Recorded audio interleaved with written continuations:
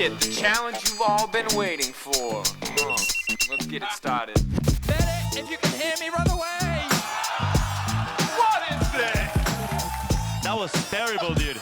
That was terrible. It was no pretty. I was rooting for NA the whole time.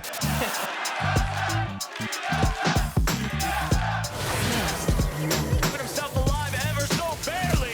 Amari, he'll dig him an early grave. Patrick shows up to grab the kill. Origen keeps the EU win streak alive. Was this the return that you were hoping for?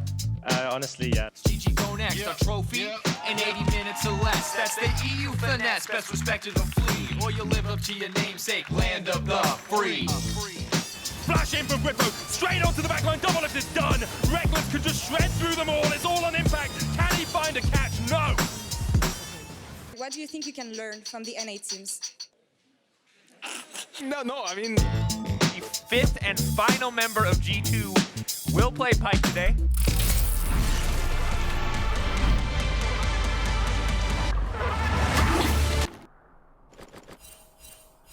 So how do you think you did? Well,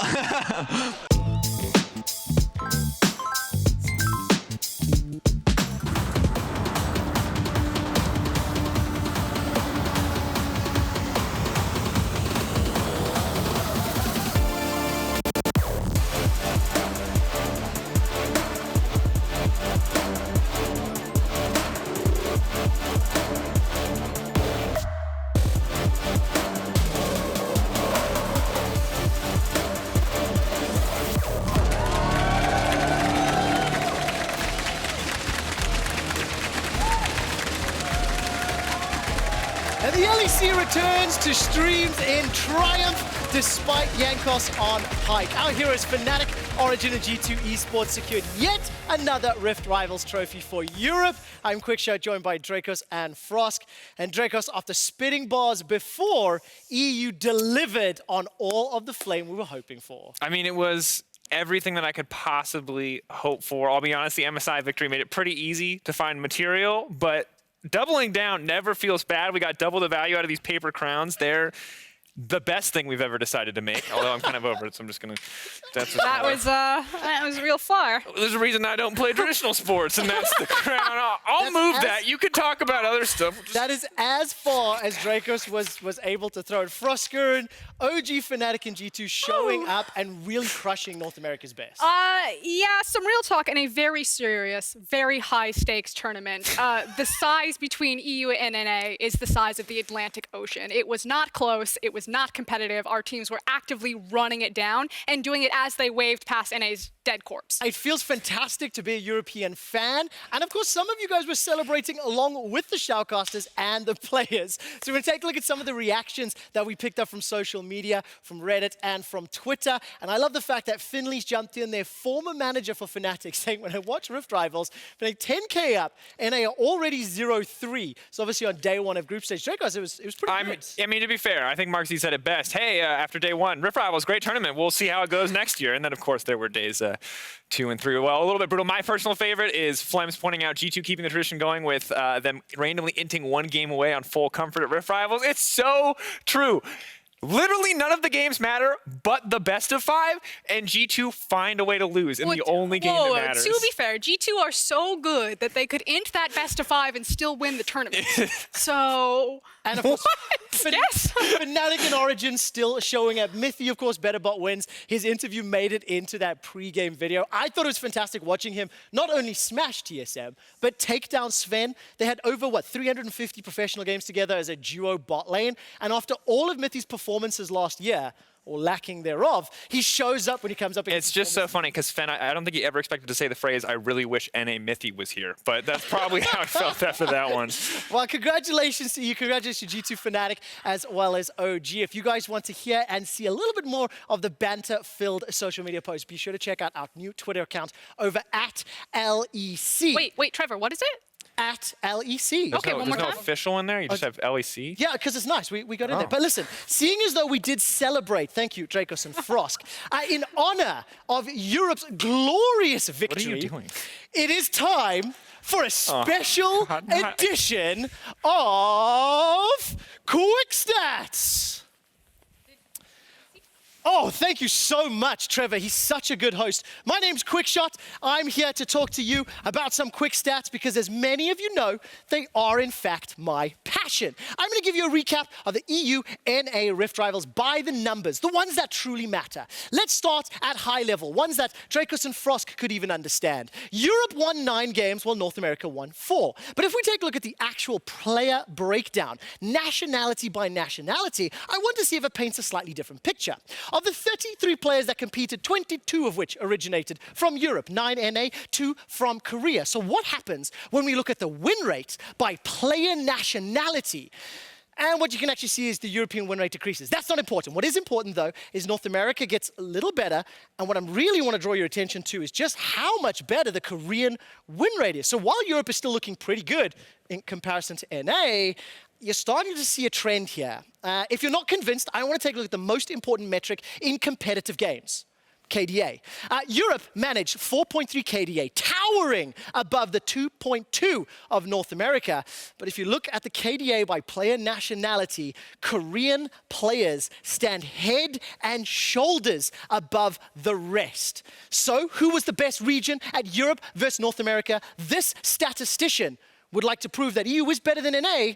But as was the case from 2013 until Worlds 2017, we both suck in comparison to Korea. So as much as it does pain me to say this, it is very evident and crystal clear to a statistician such as myself that the true winner of the Europe versus North America Rift Rivals is Korea. Now, it was also bittersweet because there was a cause that was close to my heart that some of you may remember from previous episodes of Quickstats, and it's about the needless murder of dragons. I'm happy to report that the dragon activism scene has picked up steam and momentum, and at Rift Rivals, 0 elder dragons were killed. Thank you, dragon activists. But it cannot be held true for the lesser dragons. The infernal, the cloud, the mountain, the ocean, they needlessly died. They were not so lucky. They are still being hunted for their buffs. And so viewers, pro players, teams, shoutcasters, I call to you, stand up in the dragon's time of need to save these majestic beasts. They do not deserve to be murdered. Now, Quickshot is done here. Back to you, Trevor. Fascinating. I hate you so much. Man, Quickshot and stats, like it's undeniable. Korea won the EU NA Rift Rivals. They were also carried by TL, weren't they? That doesn't matter. Don't indulge him. You're ruining esports. Froskurin is on board. She has been enlightened by my statistic point of view. And if, in case you were a North American fan that is now shifting sides to Mighty EU based on the stats, here's a standings update for you. G2 and Fnatic are still the top dogs here in Europe. You can see where everyone is standing. But I want to ask my 2 analysts today about 2 specific teams, 2 teams that are in the fight for playoffs. And I want to ask you to give them a report card. You can see Schalke and Vitality are highlighted. I want to start with Vitality. And Dracos, I want you to talk to me a little bit about what are the key factors for Vitality and if you're going to give them a pass or a fail in terms of lane phase, mentality, and finally, Cabochard. I don't know how Cabochard made it on the list, but in 2019, it does make a lot of sense. All right, so overall, we'll start with Cabochard. He remains a shining light. He's a fantastic top laner. Of course, they pass in the Cabochard category. Now, lane phase is a little bit of a different story because while, you know, Jizuke looks pretty good most of the time recently, Cabochard always looks really good. Bot lane. Yep. It's rough. Now, the good news is week 3, they popped off. They absolutely popped off. They showed up, they smashed, they were exactly where they needed to be.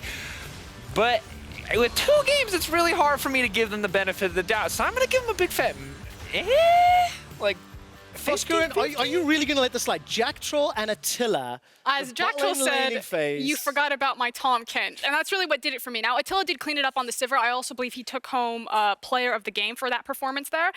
But it's, you know, what, 2 games out of the 6 that they've played. And so the consistency is the issue. I think when we look at lane phase, mental fortitude, and Cabochard, the reason why we pick these categories is that if Vitality can get passes in every single one of these categories, that's when Vitality fans feel like their team is finally ready for playoffs. And the fact that they're not passing in all those categories is why they are in the standings where they are. We're going to have to see what they do against Fnatic a little later today. And Froskurin, I'm going to throw Schalke your way. In the categories, I want you to give me a pass or fail on is mid lane, team fighting, and macro. You sure Cabochard doesn't have a spot on this one? No, he probably just that unfortunately, Cabo isn't on this one.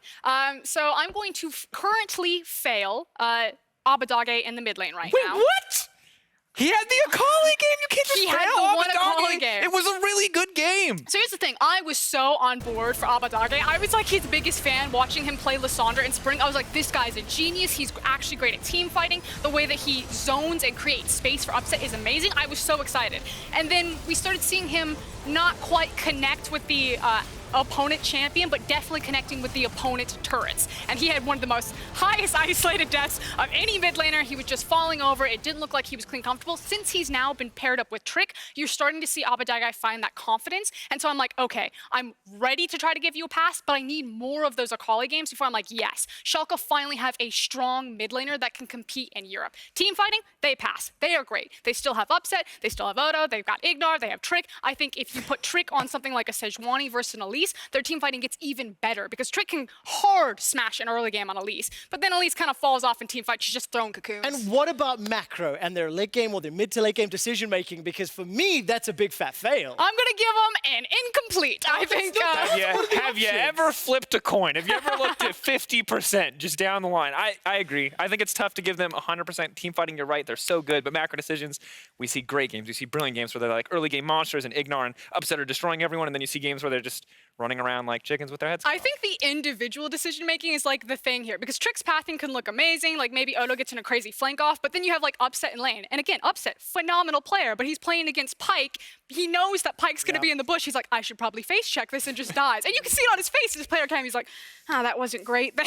So what I really like is the fact that these are the three categories for each of the respective teams that we're looking for passes if these teams are going to consistently win and make it into playoffs. Another team that has to step up over the next weeks is going to be Misfits. Leader is still going to be in the mid lane today, and Maxlaw will be playing in place of Kirei. Dracos, what do you make of this? Because I thought the matchup of Maxlaw and Leader was going to be anti-synergy, personally. I mean, I'm really confused as to what Misfits are doing. I'm not entirely sure that they know what they're doing. The only thing I am sure of from this is that they clearly don't know exactly how they want to utilize this team, and Leader has very pretty eyes. I have a couple of theories. So Leader clearly has, I'm not going to say champion pool issues, but I'm going to say he has... He's played one Yasuo. He's got limited champion pool. Specific champions that he wants. I think he's a resource-heavy mid laner because of that. You know, if someone's a Yasuo Zed player, you probably should gank their lane. And if you're playing him with someone like Kirei, you could say, okay, play the two aggressive laners, which I do agree with, but you can maybe make an argument that, okay, resources need to go into Leader, so let's put him with a jungler that will just camp his lane. Like, Maxor's not taking those resources, whereas Kirei's like, I'm not ganking for you, you're ganking for me. Follow me, buddy. Well, let's see what they can do. This Misfit squad will be taking on G2 Esports a little later today. And tonight, we might get the first look at the reworked Mordekaiser here in Europe, as well as a new addition to Summer's Rift, Kiana, the Empress of Elements. Thank you very much, Quickshot. Now, to you, Kiana might just seem like one of 144 champions inside the League of Legends universe. But what you might not know is that she hails from deep inside the lush Kamungu jungle from the region of Ishtal. Ishtal was recently rediscovered by the Piltovers Fighters Guild. Explorers Guild, rather. Fighters Guild is probably from a different game. Now, do with that information as you will. Anyways, let's throw up her strengths and weaknesses and talk about why we actually are going to be seeing her in the LEC today. First up, she provides very strong gank assist. When you're close to the river, you can go ahead and pick up that water blade, which gives you very reliable crowd control to team up with your jungler and set up for early game kills. But the biggest benefit that she actually has, that she's a team fight assassin, the only one inside League of Legends. Because of her giant AoE ultimate, when it's used alongside a wall, not only can she solo kill you, but she can also find those big 5v5s and utilize that to great success. Because of that same ultimate, it means her river control is also fantastic. You don't ever want to start a Baron or a Dragon when Kiana is on the other side of the rift, because that ult is going to destroy you inside the pit. But as for her weaknesses, she struggles when it comes to extended trades. This means against bruiser matchups that like to fight her for a long period of time, she won't succeed because she likes to hit you with very quick burst combos, utilizing the Q and the W to reset that cooldown to give you very quick short trade windows. Now, she also lacks sustain, which means against some lane bullies like a Lissandra in the mid lane perhaps, or rather a Syndra, you can tend to struggle if you are chunked down. Now, she also is very weak in the side lane against bruiser-type champions or anyone that wants to fight you over a long period of time. She also doesn't have a lot of wave clear unless she itemizes into the Tiamat, which we don't see all that often on her. Now, I expect to see her later on today. Let's find out as we go see those games. Back to you, Trevor. Thank you very much. And of course, Kuro did play Kiana over in the LPL and won with her. Let's see if any of our European talents can show off her elementary abilities later today. Let's take a look at the games that we do have on the docket. Just before that, let's take a look at where some of the matchups are. Origen, XL, Fnatic, Vitality. Dracos, where's your eyes today? See, look, there's a lot of games you can point at. You can point at the Fnatic versus Vitality, Fnatic Fanfare. You can point at G2 versus Misfits. Pretty much every game is interesting. But the one that people are going to count out and the one that I want to advocate for is XL versus OG.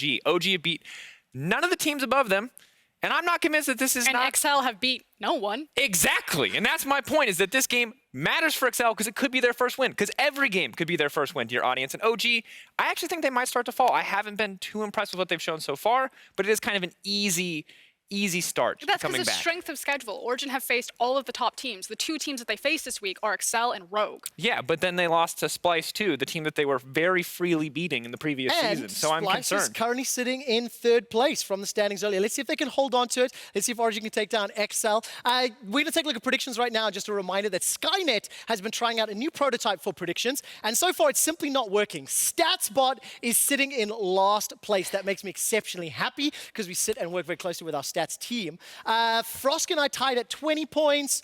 Dracos is pure inting. 15 is pure inting. This is called soft inting, and it's only kind of a reportable The only offense. guy who's actually pure inting is you right now. What is that Misfits pick? I just have a feeling that G2 are not going to be as practiced, and I think Maxwell's going to surprise today. I know on paper, G2 are the favorites, but I have to trust my guts. That's where you pick your upset? That's it. That's why I pick you're my like, upset. Vitality versus Fnatic? No, that's not going to be the upset. Origen versus Excel? Nah, that's not the upset. Best team in the world versus Misfits. Yes, best team in the world that's losing. G2 are done. I did a lot of stats research for my Quickstats segment. I think they're done. I think their reign might be They lost the best of 5 Rift Rivals, which as we know is the most prestigious tournament in the world. Fnatic and OG are stepping up. That's what's going to happen. Well, listen, Splyce, they are on a roll so far here in Summoner. They are currently sitting in third place tonight. They will be taking on SK Gaming in our match of the week.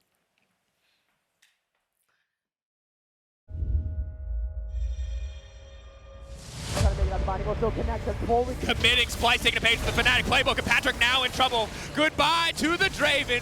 Vizicachi with a big off the shutdown onto the Draven. Splyce will take down Origen and raise the question, who really is the third best team in Europe? For the past 2 years, we've made playoffs every single time, but somehow at the beginning of each split, we are not even in playoffs in some tier list, and it's just mind-blowing to me. They were always the team that made every single playoffs, but they were always the team that weren't able yet to compete with the top of the table. I think the matchup versus Splyce will be even, I would say. I don't think there's like any huge player difference. Obviously, we were like much more motivated since they beat us many times last split, so we want the revenge for sure. Onto the devoured croucher. Here comes Judge as well. The slicing mouse straight onto the backline already. He's taken down one. It's the shutdown. Void Rush used by Humanoid's going to push well and back into the team. And Splyce have found the fight they needed. SK are a stronger team than they were in spring. I think if Crownshot can match and surpass Cobby, it can be the key to victory for SK Gaming. I feel like our ceiling is high since most of us are rookies, in LEC. Upset on Vayne, you have to feel more confident in, versus Crownshot on Ezreal. He's thrown it! He's hit Abadage! Upset's down! He's caught out! Crownshot remains untouched. I have to eat humble pie after watching the last 20 minutes of that game. I believe in great things for this team. As far as Cobby is concerned, SK should be a guaranteed victory. But if they can't get through crown shots, this could be a victory that could determine World Championship seeding. Worlds is a really big stake for me. I went there in my first year where I felt like I wasn't that good of a player. I haven't been able to go back there since, so it's 2 years. If you struggle with SK, then what are you going to do against teams like Fnatic and G2? It's like a team we have to beat. I'm not really afraid of Xerxes. I don't think he's the main win condition for Splyce. I figured him out and he showed in our series against him. I knew where he was every single time. Organic destruction from Kobe as they take down one, and they're just going to clean them all up. Splyce rout SK. SK are hungrier, and I'm seeing more growth from this team and their players, which is why I think SK is going to take down Splyce. No.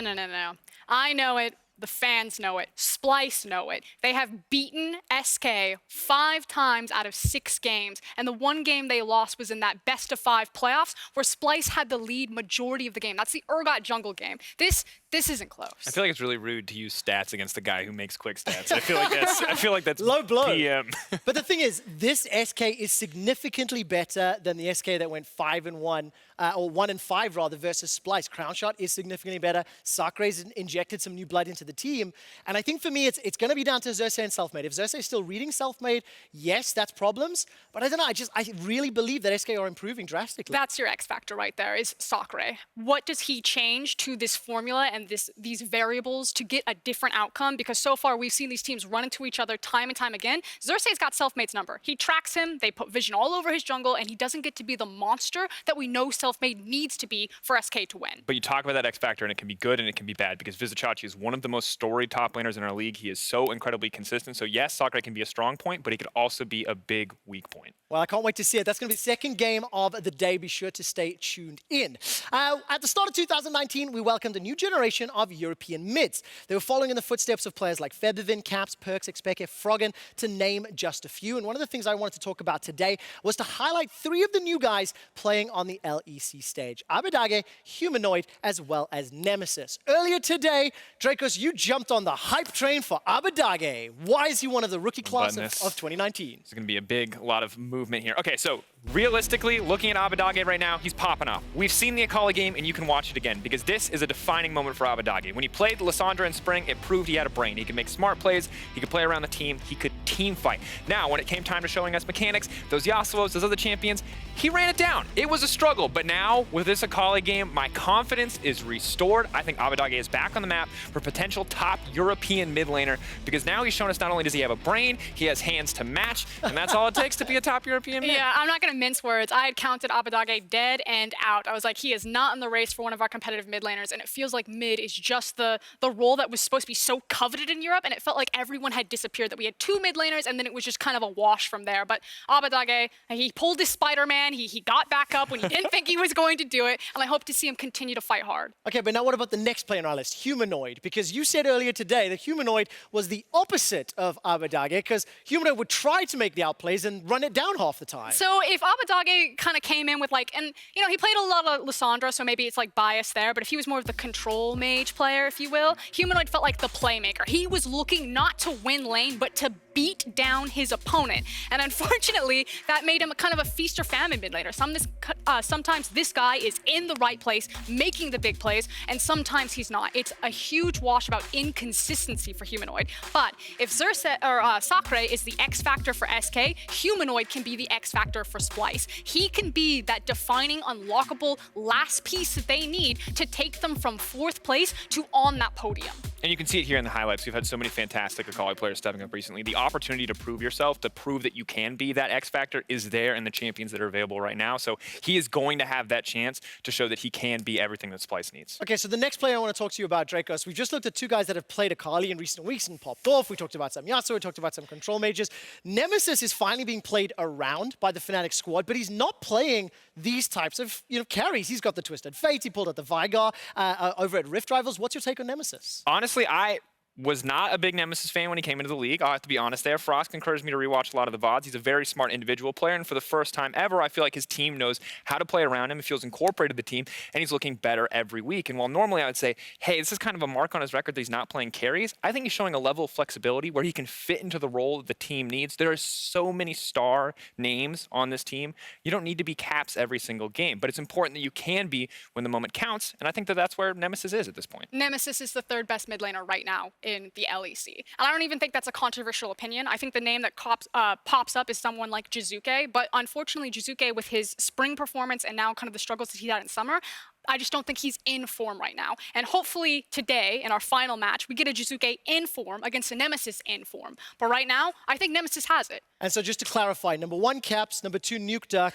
number 1, Caps, number 2, Perks, number 3, Nuke Duck. Just for interest's sake, what is the gap between number 3 and number 4? Is it a staggering jump in your mind right now? Yeah. Yeah, it's like NAEU Rift Rivals. Wow, that's a huge jump. Okay, so look, these are the 3 guys that we're the most excited about that are stepping up right now. There's 2 names that didn't make the list. It's Larson and Leader. They do have some talent, but they need to show a whole lot more over on the LEC stage. And I'm going to put you guys on the spot. So we have a little bit of time. I want to know which of our new EU mids is the most likely to become the next superstar. New as in Leader and Larson, or do I get them all? You can get Leader and Larson. Let's just take the 5 that we have right now.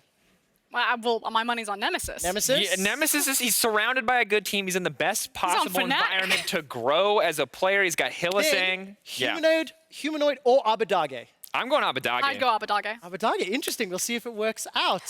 Very excited to see how his game plays out. But we need to turn our attention to game number 1 of the day. And the revamped Rogue is a dark horse of the LEC. They're looking to surprise everyone here in the summer split.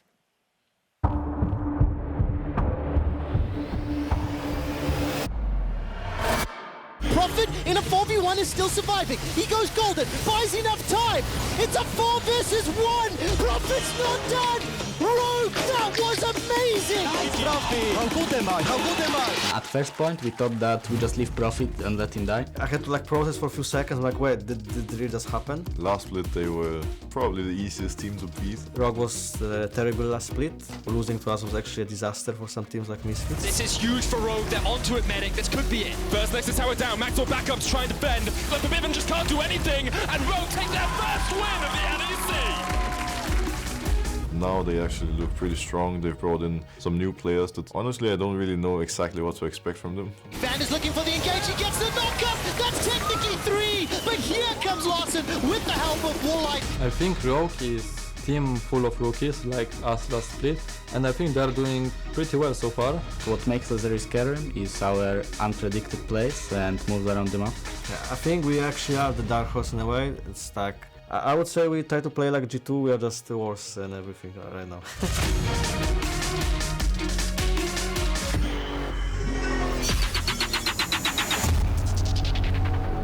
While you can laugh a little bit at some of the lines that Vander is saying, there is a self-awareness that I do have to respect and call out. You can see the Rogue roster on your screen right now. HeQ is back on the roster. They are still looking to make playoffs. They're still looking to pick up more wins and even be competitive in that light. Dracos, what's your take on HeQ coming back in and Rogue as they've developed over the year? Trevor, realistically, I don't get to see scrims, so there's always going to be some piece of information that's missing. I will not have a complete picture. But from an outside perspective, this is a bad decision. HeQ has not been a top performer at any point in his career. There were glimmers of hope early on. There was the Ashe games, the Ziggs game. He had a few moments where he shined. But to me, this just feels like, what is this actually going to solve? Realistically, last split, you were losing significantly more. And now you're going to bring in a player from that team back on a stage when this team has been more successful.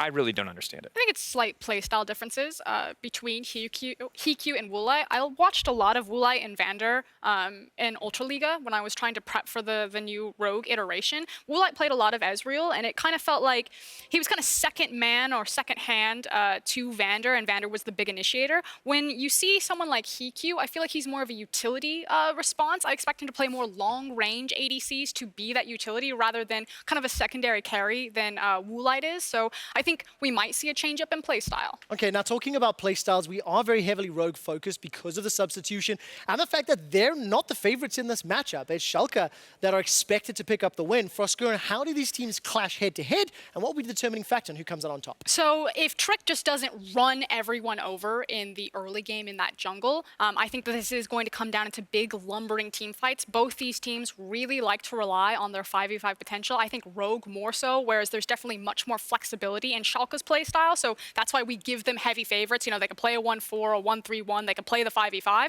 But if it is a close game, everyone gets to that mid-game status, everyone's got 2 items, and then you just have these big team fights clashing into each other over and over again. And Rogue are looking for those 50-50s into a Baron, into an Elder Dragon, and possibly into a win. Quick hits for me, it's absolutely about comfort. Get Hiku on the Ashe, set him up. Varus is also a fine option. Do not put him on anything else. Set him up to provide the team extra source of engage and a strong early lane. Follow that up with a strong mid game. Maybe you can get a win, but this is Schalke favored. Man, it sounds so easy when you put it that way, but you heard Rogue themselves talking about the challenges they have to overcome. The wait is over as the LEC is back for a new week. Let's hit the Rift. Thank you very much, Quickshot. I am very excited to announce that I'm Medic and this is Endo, and we are here for League of Legends! Yes, we are. It's been way too long. We had Rift Rival, sure, that was great fun, but the LEC, after 3 weeks, is back. The best league in the world, and back taking the stage once more, and what a great game we have to kick us off as well, because Schalke versus Rogue, although some people would have looked at this at the start of the split and said Schalke should quite easily dominate Rogue, it's actually a lot closer than people think. Yeah, you know, Rogue came in and made a lot of roster moves during the break between spring and summer with Larson and Inspired in the jungle. I was about to say Woolite, but we got Hiku in for this game. We'll see what that change brings to this Rogue team. That we are going to jump straight on into picks and bans. Of course, we're on 9-13. Kiana, Mordekaiser are both enabled. Karthus is disabled in the LEC this week, so we won't be seeing any of the undead sorcerer. Yeah, there were some key nerfs on this patch too. Pyke for laning has been severely hit, as well as some Karma nerfs too. We have seen Karma still popping up in other regions, so hasn't been too severe, and looks like Schalke still stick with that ban. So far, it looks like the same League of Legends we've been playing for the last 3 weeks. And this was the question we were going to ask coming into the draft. How much has actually changed on this patch? We've had a couple of weeks, Rift Rivals into a break week, of course. Both these teams had 2 weeks to prep for this game, and we'll see how much they've actually adapted coming into 9-13. Yeah, we will. Interesting ban here on the Rogue side of things, taking the Azir off the board. Yes, that champion has been picking back up, but it's a champion I would associate more with Larson than I would Abadage. Still, they think it is necessary to be taken off the table. And I'm so ready, baby. Wait. Mordekaiser.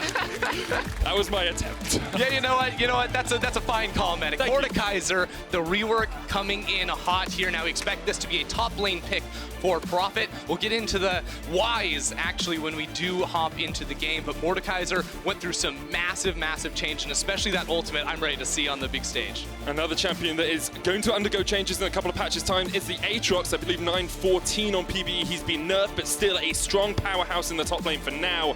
Schalke, having banned out 3 supports, are looking for a support of their own with the second pick. Yeah, Aatrox still has the revive for these games. Now the Tahm Kench coming in alongside it is something I like to see from Ignar. Now, usually he's on more of these, playmaking supports. I love champions like his Thresh, but the Tahm Kench works when you want to have a split push style, when you want to control the rest of the map. Something we did see from Abadage back in week 3 was his impressive Akali performance, and this could be signaling another spicier champ for him in the mid lane. Well, we'll wait and see what Abadage is going to get locked in for him, because at the moment Rogue have the choice and they will lock the Olaf. Expect that to be in the jungle. That's where we most commonly see him. And now the Syndra as well. Blind pick mid very early on here from Rogue. Yeah, interesting. Syndra has been a champion Larson has gone towards. We know he loves these mages in the mid lane, so it makes sense and gives them a pretty strong 2 versus 2 in terms of early game damage here with the Olaf and the Syndra. But we'll see what Schalke want to run into that, because there are a lot of options in the jungle. The Sejuani with that little nerf is no longer being banned here, so it could be an option here for Schalke. Instead, they are going to lock in the Akali. Strong split pusher for Abadage. Already their comp rounding itself out incredibly well. They will ban the Lux coming into the second phase, and neither team has picked an AD carry as of yet, Ender, so maybe we'll see some target bans towards that role. Yeah, you know, it's really interesting too, and when we look at HeQ's champion pool in particular, because he's the new player in this match, we look back to past seasons, and yes, he was all about those utility AD carries, but over in the Ultra Liga, he's actually been playing a lot more lane bully types. You know, he's been playing the Lucian, the Xayah, even has a couple games on that Pyke, so he has been showing different styles on that regional level. And although the Ultra League is a very high tier league, it's not like playing up against an upset, for example, Certainly on the LEC stage. HeQ will find a much tougher task in bullying out the Schalke bottom lane, especially when they already have a Tahm Kench who's so good at absorbing some of that pressure. Exactly, definitely is. Now, already, there you have it. That's the Xayah ban, taking that option away here from HeQ, while Rogue probably going to be banning the Sejuani here. You know, with the Jarvan off the table, the Olaf, the Skarner are sort of the two other options that we see a whole lot of recently. But the Jungle Sylas has actually been popping up in other regions around the world, so Rogue spot that out and take it away. That they do. Now Schalke may be looking towards that Sejuani pick that you alluded to already, Ender. A very powerful jungler, good with melee solo lanes as well, sets you up so well for that stun, and it's a very safe pick as well. Yeah, I'd really like to see it here, especially because it would likely force a cleanse on towards Larson, who doesn't really want to be taking that when he's up against the Akali in the middle lane, but instead, they're going to be going for the Lee Sin, so they value more damage in these skirmishes around things like the Olaf and whatnot, and maybe looking for those big insect kicks onto an immobile target like the Syndra. It will be the first time we've seen Trick play the Lee Sin this split. Of course, he's played it many times in the past. And would look at that as it goes into the game. Rogue, on the other hand, decide to lock in their bot lane as they have to. Lucian, Braum, one of the most oppressive bottom lanes in the game, and it harks back to HeQ playing those strong, dominant laners in the Super League. Exactly, it's what has been working for HeQ regionally, so it makes a whole lot of sense when the Xayah is most played is taken off the board to return to that pick here. Alongside the Braum, certainly good up against the Tahm Kench as well. Play a lot of CC. Now, Upset will be piloting the Ezreal himself. So this is a matchup we saw a lot of, you know, back in spring when this Lucian plus Ezreal were very popular. Ezreal is seen as a good option into Lucian, not because it will beat him in the lane, but because he can absorb the pressure very easily. Surviving the lane is Schalke's bottom lane's objective here. Ezreal and Tahm Kench very good at doing that. The rest of the map very open, though, you have to feel. We will talk a lot about that Mordekaiser pick when we get into the game, I'm sure. But talk to me about how you expect these lanes are going to go, Ender. Yeah, these lanes are pretty interesting because looking at it right now, it looks like Rogue have a lot of control over the bottom half of the map, the mid lane jungle as well. They have a lot of strong early game pressure to throw Schalke's way. If Schalke's going to be making a move, it's probably going to be up towards that top lane. The Aatrox bringing some CC should make it relatively easy to catch out this Mordekaiser. But you can't catch out Mordekaiser at level 6 because he's going to use that ultimate, turn a 2v1 into a 1v1. Put you in the realm of death and see if you can stand up to the 1v1 pressure. That's the question here. Schalke looking for their 4th win of the split. Rogue trying to pick up their 3rd. Both teams really only beaten teams beneath them. Schalke did pick up a win against Splyce, but neither team, it really feels, has found their footing yet in the LEC summer split. No, they haven't. Both these teams going to be trying to prove that here today. As we return after Rift Rivals, they've had so much time to practice. Let's see what they can do. Schalke facing up against Rogue for our first game here of week 4. Almost halfway through the split, of course. Ender is already shaping up to be a pretty spicy one. Schalke obviously vying to get into that top 4, challenge the teams like Fnatic, like G2 up at the top, but we'll see if they can do it.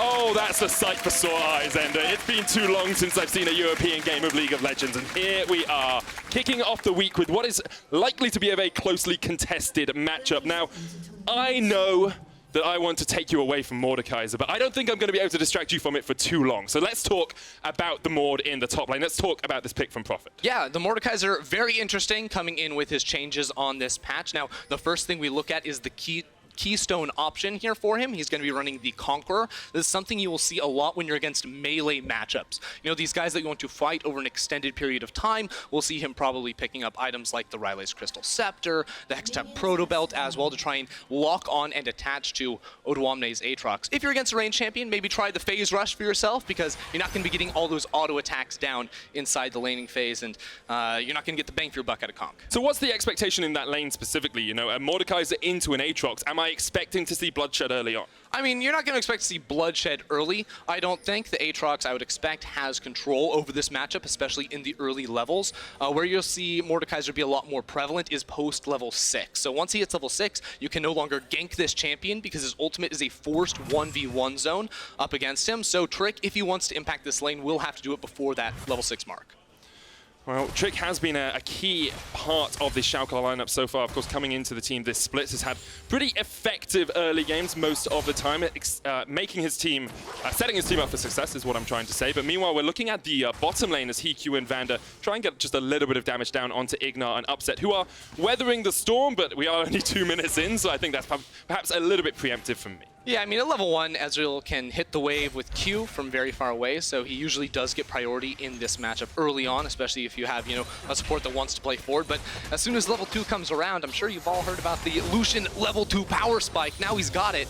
Oh, but they Upset and Ignar hit level 2 as well. So yeah, that level 2 is okay. Yeah, but the thing with this is Upset can now just jump away. Oh, yeah. Whenever you hit a Winter's Bite, he can just leap away. You can see concussive blows not quite proc there on the Ezreal. But my eyes go to the 2 junglers as we see them go through their rotations here. Trick on the blue buff has been incredibly impactful for Schalke so far this tournament. Inspired as well, one of the new players on Rogue, trying to set them up for success, but it's really hard against a player like Trick. Yeah, I mean, I think Inspired has been very impressive coming into the league. You know, his early games, especially if you look at his impact in terms of kills and assists at 15 minutes, he ranked 2nd in the league. He's been very good on champions like the Rek'Sai, so this Olaf fits into that wheelhouse of having early game pressure. So I'm very excited to see him evolve as a player, because it feels a little bit maybe like when Selfmade came into the league last split, where he came in, was very strong early on a team that was struggling or was trying to, you know, prove themselves. Inspired seems to be in a very similar situation already. Of course, we were looking at Trick's stats there. Inspired has had a good tournament as well, but Trick has been doing a very good job as well. It's a story of the junglers, Ender. I kind of baited you and outsmarted you by switching it around. Inspired unable to steal away the Scuttle Crab there from Trick, who gets it, but Inspired is actually already a level up. Abadage forced underneath its tower here in the matchup against Syndra, which is to be expected. Yeah, everything going as we would plan here. Now, Inspired is moving up towards that top side of the map, so he will control the Scuttle Crab, and because he is Olaf, you just power clear through that jungle. So he will be able to control that side of the map, then probably look for a reset. Now, it's not going to be a Predator on this Olaf, which is something we see a lot. Instead, it is the Conqueror, so it's much stronger for dueling, and he should win just about any trade he takes up against Trick. But right now, he is going to be spotted out on a ward, which will be dying. So in a moment, Odoamne will not have any idea if Inspired is still around. You can see Abadage chunked out quite a bit in the mid lane as well. 15 CS down or thereabouts right now. Upset jumps forward down towards the bottom side, but that's just a little bit of poke back and forth. Abadage expected to lose this matchup. Did pick into the Syndra though, which is an interesting one because it really showed that Schalke wanted to go for this split push 1-3-1 playstyle and were willing to give up some mid lane pressure. Yeah, I don't think Abadage wants to be 13 CS down at the moment. If you look at this, Larson playing the lane very well. He's freezing the wave at the moment. I don't think Abadage should have shown there because Larson was about to get that reset off, but instead now Abadage will be forced to try and farm very far forward in his lane, where he is vulnerable. Inspired looking to see perhaps if Trick decided to gank this top side. We said Schalke would be more likely to play around the top side of the map, whereas Rogue have the advantage in mid and bot, and that seems to be how it's playing out as of yet. Although Prophet's done a pretty good job of just farming up in this lane and managing to survive early on. And I think the question now for me becomes, where are your key points of attack for both these two teams? You look at the top lane, you look at the level 6s coming out, maybe that's where we expect some action to happen. Yeah, I think that has to be the area because right now mid lane, both of these players are going to be going for a reset unless Trick could cancel. That could be really big for them. The cancel does come out. Yeah, I mean, he does have teleport, but what this buys is Abadage time. Right now he's farming on very low HP, and you can check how much gold he actually has at the moment too, because sitting on 960, so he's 300 down. He might be trying to go back to base, pick up a Vampiric Scepter is probably the best bet for him to have that survivability to last in lane. And something we have seen early on in this game is very good tracking with those wards. Both junglers having just superficial wards into their own jungle around the Razor Beaks, around the sort of the start of these entrances to the river, means that it's very hard for them to find good gank paths. You can see Inspired here, caught on one. He's teaming up with Vanda to try and clear out some vision, but they actually just walked over a ward coming up here as well that's expired just where Vanda is. So it makes it quite hard for these junglers to find those avenues of attack. Yeah, I really like how Rogue was playing right there, because we saw both Vander and Inspired coming up towards mid lane as Larssen TP'd back in. Larssen continues to freeze that lane, so Abbedagge couldn't even teleport himself. He's down 20 CS at the moment and has control wards all throughout that river, so he's very concerned whenever he walks forward, and especially with how Inspired has been controlling this lane, it makes it very tough for him to play without the knowledge of where Inspired is. Meanwhile, in the bottom lane, still a slight CS lead for Upset, playing very safe in that matchup. PQ and Vanda haven't really been able to pressure onto the Ezreal or Tahm Kench yet, because Schalke have the vision control. You can't really jump forward if a Lee Sin could be waiting just around the corner. And maybe they're waiting for those, first completed items before they can really put the hammer down onto this Schalke bottom lane. Yeah, I would say it's also very hard for Inspired to actually find a gank anywhere. Yes, you have some follow-up CC with a Braum or perhaps the Syndra as well, but ultimately all these lanes from Schalke are super safe. Bot lane, impossible to gank. Mid lane, very difficult as well, but Trick has options now that he's level 6. We talked about the vision control. Trick standing on a control ward, knows that Rogue aren't around. Vanda trying to trade in here. PQ looking for the concussive blows. Maybe Ignar just trying to see if PQ will overstep, but instead, Trick will just back away. I do want to come back to that Olaf point though, because as far as I hear in it when I talk to Frosk about LPL, Olaf is an early game jungler. You get early leads and you gank bot all of the time. If you can't have lanes where ganking is easy, what's the point of picking the Olaf? Well, the point of picking the Olaf is to secure very strong dueling power. If both junglers show up, you're almost always going to win those fights. That's why he's allowed to invade here up against Trick. Even though Trick is level 6, there's no way he actually can go toe-to-toe with Inspired in that 1v1. So usually you'll see either Olafs go for a little bit more invading or control the river. He's done very well in terms of having all the scuttle crabs so far that have spawned after that first set. But as far as actually ganking lanes, it's very hard when your lanes are pushing, because Olaf doesn't have that hard CC. He has to run you down over a pretty long area of the map. Yeah. So, I mean, you can't really do that when your mid lane and bottom lane are both pushing pretty consistently. That makes a lot of sense. Larssen here coming to get his blue buff, one of the key components, of course, of Rogue, brought in this split alongside Inspired. He's been a guy that's sort of sat at the edges of the LEC for quite a long time, and now has started to make his foray into it. I think a lot of people expected him to be a bit more like a new Caps in the form of he will make plays, he will 1v1, but he's more of a utility mid. He always does his job.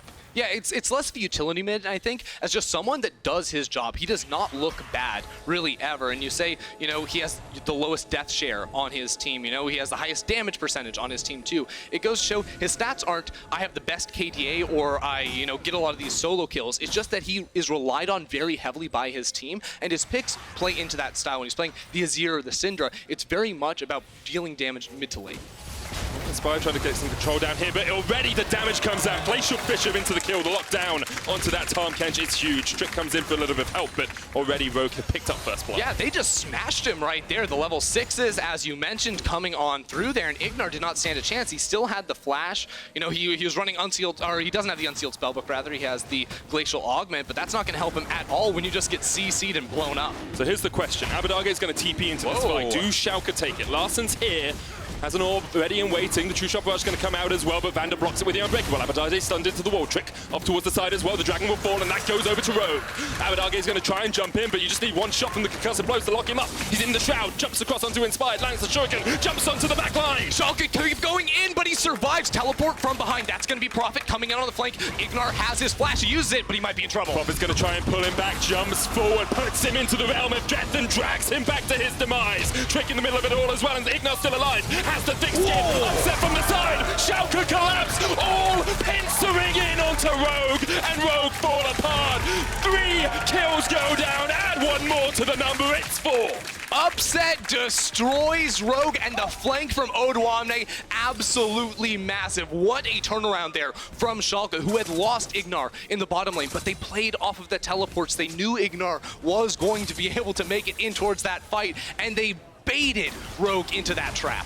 This Alienware replay shows us exactly what happens as Rogue are focused on the Dragon. Yeah, see this one more time. Both top laners are skirmishing, so they can't TP in right away. Abbedagge knows he can buy time with this round. Time for Ignar to enter the fight, and then they just about get on towards that jungler inspired living with just a sliver. This is when Mordekaiser comes in, and don't be confused, the Shadow Realm, you can still sort of see it. They just have these spooky little ghost icons over them, but you see Trick goes in towards that fight right there, but this is the big one. Odoamne with the 3-man Q, the 3-man Q, the 2-man Q. That's a lot of damage. Yeah, that's a lot of damage coming out from the Darking Blade. Upset as well, his positioning across the wall, just pushing out the Mystic shots.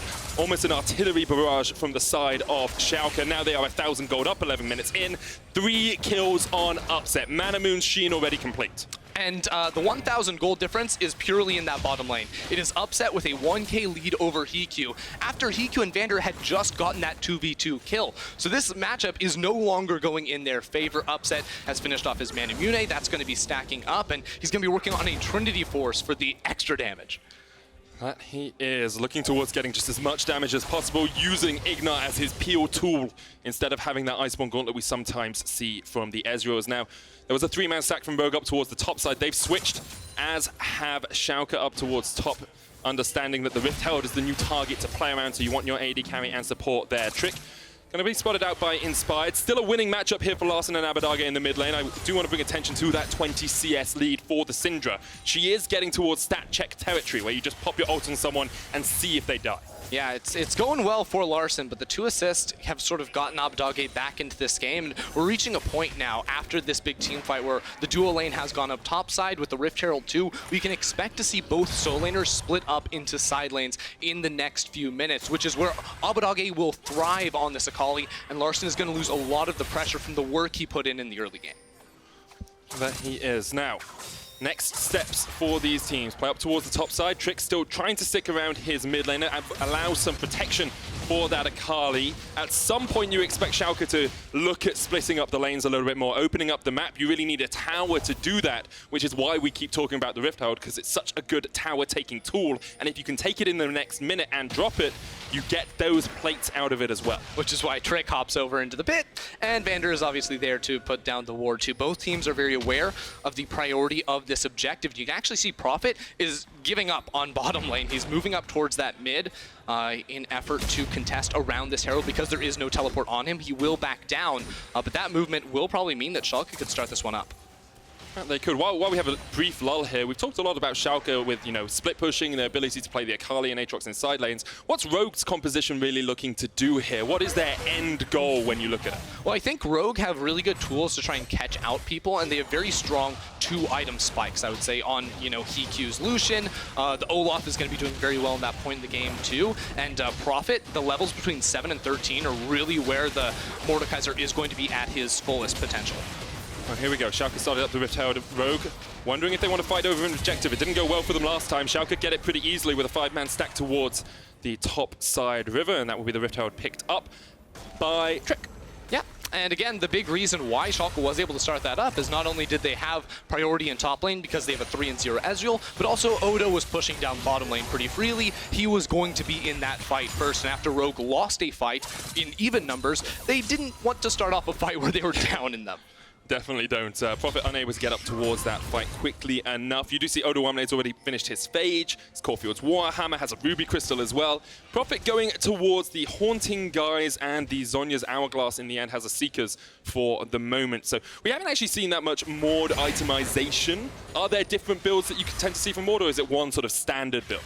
Generally, we see pretty much the same. I would say it's a lot of just health and AP items, and that's what we're seeing a bit of here. But the Hextech Protobelt, I think, is very good, especially because he is a Juggernaut. That means he doesn't really have any ability to run you down. That's why we'll also see the Rylays be an important item for him, and stuff like, the Leandri's Torment, which you can see he's itemizing into here, is all going to be very good. And one of the big reasons why this is so powerful is because he just gets magic penetration from his kit. That's very, very powerful. So if you just build AP, you don't have to worry about getting a Void Staff or anything like that. You are just going to be able to chunk people down and cut through those resistances.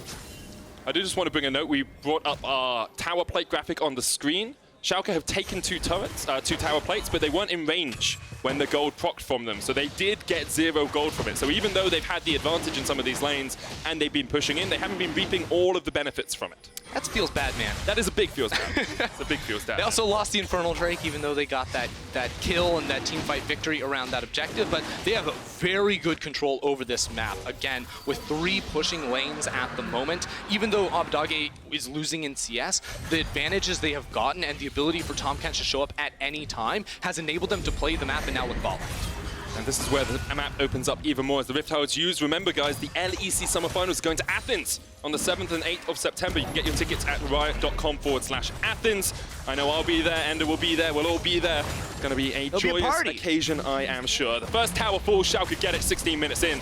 And they are about 2,000 gold ahead. Ignite comes in with the Abyssal Void towards the top side, but here's the TP. Teleport behind Odwame. His last flank was menacing. He goes in again. But Odo's already so low, he's not going to revive from the world. End of the current comes out, and Hiku takes him down. TP in by Prophet just to join the party. But already Abadage caught out with the wind despite Upset jumping forward. Prophet on the front line. Abadage jumping in, and now Rogue have to retreat back behind the tower. Deathcraft doesn't land, but Abadage so low. Prophet looking for the damage here as he can pop the Realm of Death. Oh, Hiku wants it. Ignar is slowed down. Without a flash, he should go down.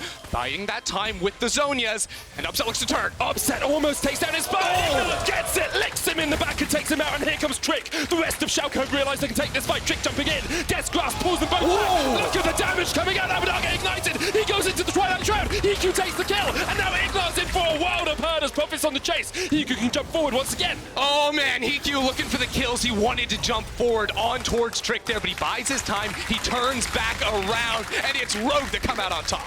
What a fight in the top lane. 3 kills to 1 in favor of Rogue. They get the tower in the mid as Larson didn't even join the party. And now Rogue have equalized that gold score as well. They have fought back from behind, and the TP from Odawamne was not in the right place. No, it was not. You know, maybe if he had to revive without getting that first kill, it would have been a little bit better for him. He was getting very hypey after that first play, and I was too. I thought it was all Schalke, but no, Rogue were able to kite him back, burst him down, and even without Larson showing up, Larson just pieced out. He's like, I'm going to push mid lane, I'm going to get the tower, you guys, you can handle it, and Rogue certainly did.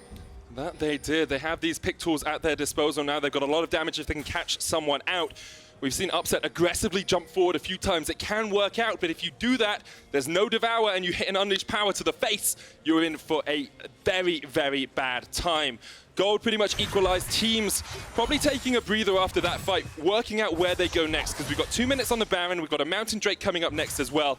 There's a few opportunities for these guys, but the question is, what part of the map do you want to set up around? Well, looks like Rogue very keen on focusing down this bottom side. You know, there is a tower still available, and Abadage was pushing down there, but I think Rogue, their best bet now is they want to knock down some towers, and they want to use this Olaf to run people down. Now that there's, you know, no flash on Ignar or Odwamne, it makes it much easier for Rogue to find the picks that they're looking for, and they can try to use their pressure now after winning that fight to have their way around the map. The major difficulty, though, for Rogue is Schalke have more tools to get around the map. Yes, their teleports are down, but you've still got the Abyssal Voyage. Abadage still has the TP, so that's where they're attacking. They're saying, you can't run away if we catch you underneath your tower. Abadage in the Twilight Shroud takes the culling, manages to jump away.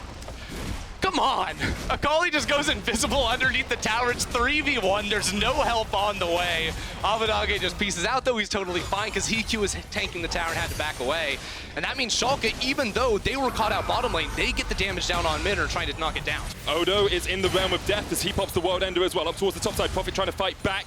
Odo's just going to use that movement speed to get away, but remember that Abyssal Voyage. We talked about it a moment ago. Upset's coming in, looking for the chase behind the tower. Yeah, this is going to be a 3-man dive, 4-man if Trick gets into the area. Prophet, no flash, he's going down. He's got nowhere to go. He pulls Upset back, but Ignar's tanking up the tower. Now Rogue trying to answer in the mid lane. Yeah, there's no one here to clear away the waves. Trick and Abadage are on their way, but they have absolutely zero wave clear. There should be a tower here for Rogue. That's honestly a pretty good trade. True shot barrage coming out to try and clear the minions, but Vander blocks it. That's the mid lane tower gone. Abadage stunned up. Could have popped the Unleashed Power. Tower falls in the top lane as well.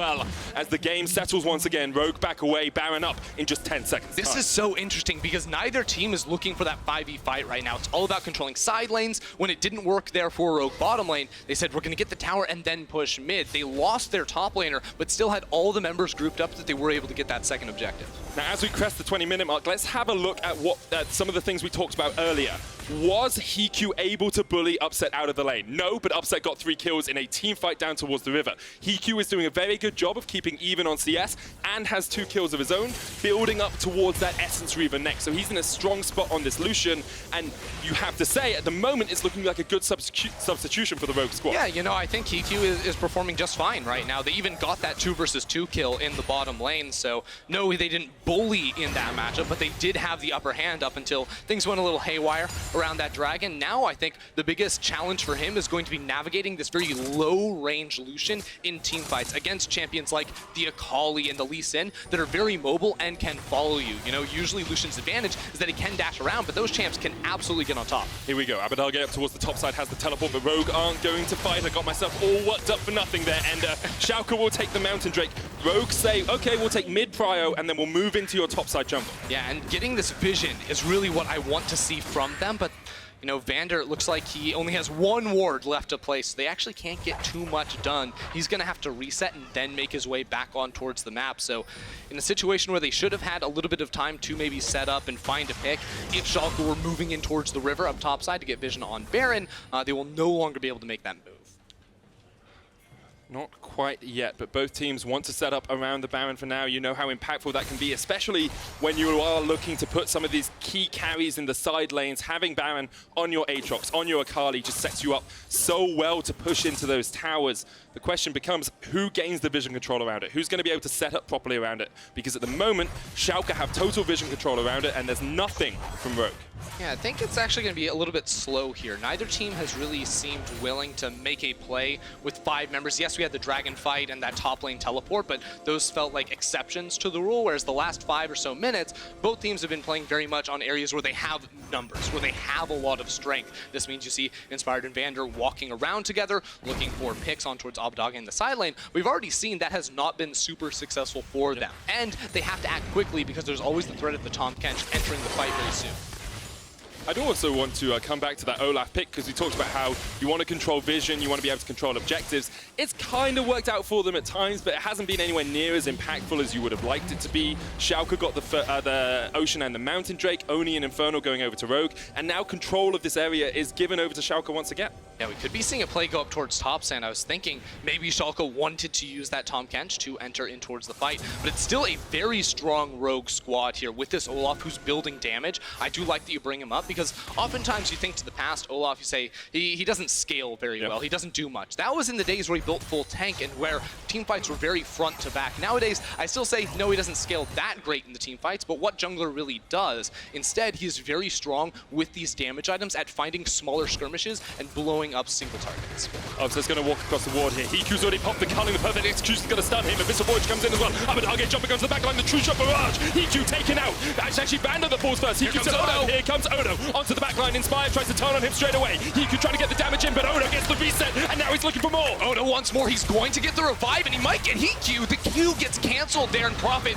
very, very low. Trick going to knock him down, and Abadage is on the chase. Yeah, Larson caught out with a shuriken, gets the knockback, but unable to get a kill. Schalke walk out towards the Baron straight away. And look at this. Upset went back to base. He then teleported into mid lane to clear away that wave and make his way on towards the Baron. Hiku is way too low to contest around this objective and should be free for Schalke.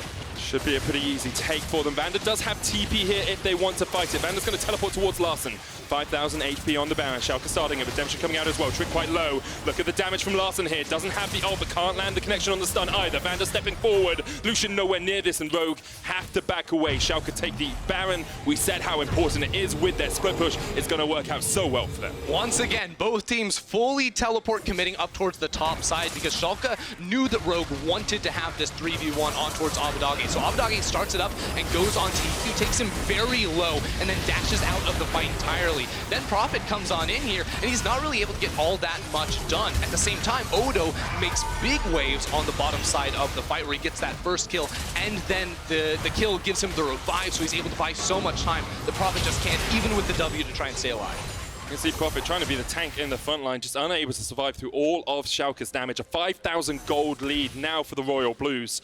25 minutes in, they've accelerated this game away from Rogue, and this is kind of to be expected from the team's positions at the end of last split, from how they've been playing this split as well. Schalke look like a playoff contender, and although Rogue look better than they did in spring, they're still looking like a 6th, to 7th position. Yeah, Rogue have been struggling in a lot of these fights here, but it's still not too far gone for them. The Baron, if they can try to weather it out, they do have some options to try and play later, but I do not like the scaling game from their side if it goes too long here with the Lucian and the Syndra not doing quite as much as their counterparts, as we get on towards 4, 5, 6 items.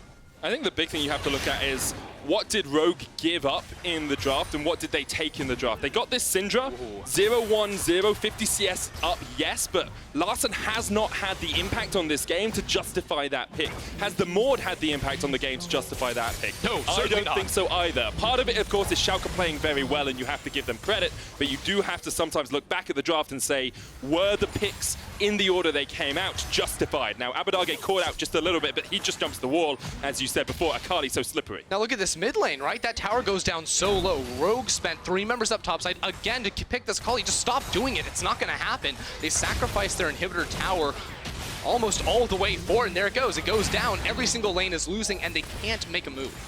Realm of Death was used in the bottom lane as Prophet tries to catch onto Odoamne. Hiku here as well, Vanda on the way. Abyssal Voyage used, and immediately Ignar can just spit out Odoamne if he needs. Can't quite get the Devour off, but already the reset come out. Hiku on the backline, very low. Trick trying to come in as well. Abadage coming in with the TP. Odoamne on the front line. Inspired goes golden. Abadage takes down Hiku, and now Schalke pushing forward. Abadage going deeper, goes on forward. Ignar underneath the tower. They're going to get it. It's a double kill for Abadage. Just clean him off the face of the rift. Schalke take down 5, lose none, and they are going to take this game pretty darn easily. Yeah, 26 minutes on the clock. They still have 45 seconds of Baron, and Rogue do not have the timers themselves. This one is Schalke all the way. The death timers are ticking for Rogue, but Schalke waited for their moment to strike, and they take down Rogue to go 4-3.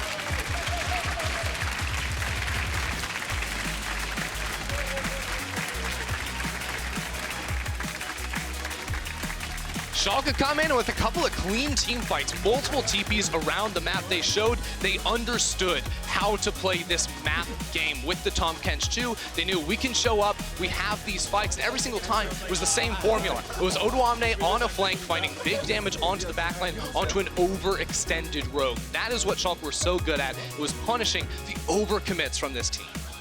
Just kept finding the picks that they needed to, and as you say, like it was Rogue investing into the Infernal Drake, being overextended. It was Rogue making those plays towards the towards Abadage, being overextended. Every time it felt like Rogue were going for a 3v1 play, a 3v2 play, and immediately Schalke said, well, we have Abyssal Voyage and double TP, we're just going to collapse. Yeah, it's funny too, because the first time that Rogue made that play into Abadage bot lane, Schalke, they responded by ganking topside. The second time, they're like, wait a second. They're just going to keep going for you. You're never going to die. Let's just bring the whole crew up here and find this easy team fight. And, apart from that one awry teleport from Odoamne, his Aatrox looked really, really clean. Have to give credit to Upset as well. Once again, a stellar Ezreal performance, 6-0-5. Obviously, getting 3 kills early on is incredibly helpful, but when he gets Ezreal, he tends to win games. That's kind of what Upset does at the moment, alongside Ignar in that bottom lane, looking like one of the bottom lanes to be feared in the LEC this split. Rogue, on the other hand, their comp never really did what it was meant to do. It had one good fight top, but that was more Schalke overextending into them. Yeah, I think that Rogue, they needed to control the game a little bit more. Bottom lane had just started going well, and then you have this fight that blows up the game. They had a lot of winning lanes early on, mid lane and bottom lane both. The second that fight happens, not only do they throw away their entire lead, it seemed, but also the lane state just deteriorated. No longer was it 2 people in bot lane versus 2 people in bot lane. They didn't have these matchups, and then the game got a little bit out of their control, where they couldn't really use any of their picks to press an advantage. Yeah, and I think looking back at it, part of it was whenever Abadage was in a side lane, it was Hiku and Vanda going to answer him, and Larssen was the one with the lead. Larssen had a 50 CS lead, and I know Syndra into Akali is a very hard 1v1 matchup, especially in a longer lane, but you have to find a way to utilize the big member on your team. You have to find a way to unleash Larssen on the map, because otherwise, all you're doing is saying, okay, Larssen, you wave clear in a 3v1, we won't get a kill on the other side of the map, and eventually you'll die. Yeah, you push mid lane, you take that tower while we 4v5 topside. Yeah. That was about what we saw. That was pretty much it. Of course, commiserations to Rogue. They fall to 2-5, but still same amount of wins as Spring Split. So all they need is pick one more. You're doing great, and they guys. go above it. We're going to have another look at some of the Schalke highlights from that game. This Infernal Drake was the start of it all. I mean, Rogue just love Abadage. They want to get this guy, you know? And they ended up escaping here just barely, but then they see this turnaround with the teleport flank coming in from Prophet's Mordekaiser. He, of course, then used the Death Realm on towards Ignar, who now no longer has the ability to gobble up any of his allies, but it doesn't really matter because sacrificing your top laner for the enemy support just is not worth it. And the big thing about that is, as soon as Ignar's in the Realm of Death, no one else can do damage to him. Yeah. So it's him versus more than a 1v1, and it just allows a huge amount of time for the TP to come behind them. Now, this is Trick's point of view on that final fight. Yeah, it was a really nice play from Trick on this one, but I have to say, my favorite Mordekaiser ult of the game was when Prophet uses it down bottom lane to lead off this fight when his team is trying to gank the Aatrox, so he forced a 1v1 while his team actually had more people there at the start. It's always the issue with Mordekaiser ults. We talk about it, like if your jungler is ganking top lane, you don't ult the enemy because you just lock yourself into that 1v1. We saw taking an enemy out of the game doesn't always win you the fight. Yeah, sometimes it can actually lose you fights if you pick the wrong person. It goes to show that this champion, while it's very oppressive in a lot of cases in 1v1 fights, and if you can select the right members to pull out and trade yourself for in a fight, it can be good, but it's not a one-size-fits-all champion. Not at all. Of course, lots of credit to Schalke snowballing that lead. You could see 20 minutes, it was pretty much even. 25 minutes, it was pretty much done for them. I do believe we have a key player of the game for this matchup as well. You can vote at LOL Esports on Twitter. Abadage, Upset, and Ignar are your choices, and I think any one of those guys could get it. Yeah, you know, just flip a coin, a three-sided coin, as one does. You can get three-sided die, like the triangular ones for D&D games. Yeah, but no, it has to be a coin. It has to be a coin, apparently. Very important it is a coin. It's very important it's a coin, guys. Splyce are off to a great start in the summer split, and tonight they face off against SK in our match of the week. Don't you guys miss it.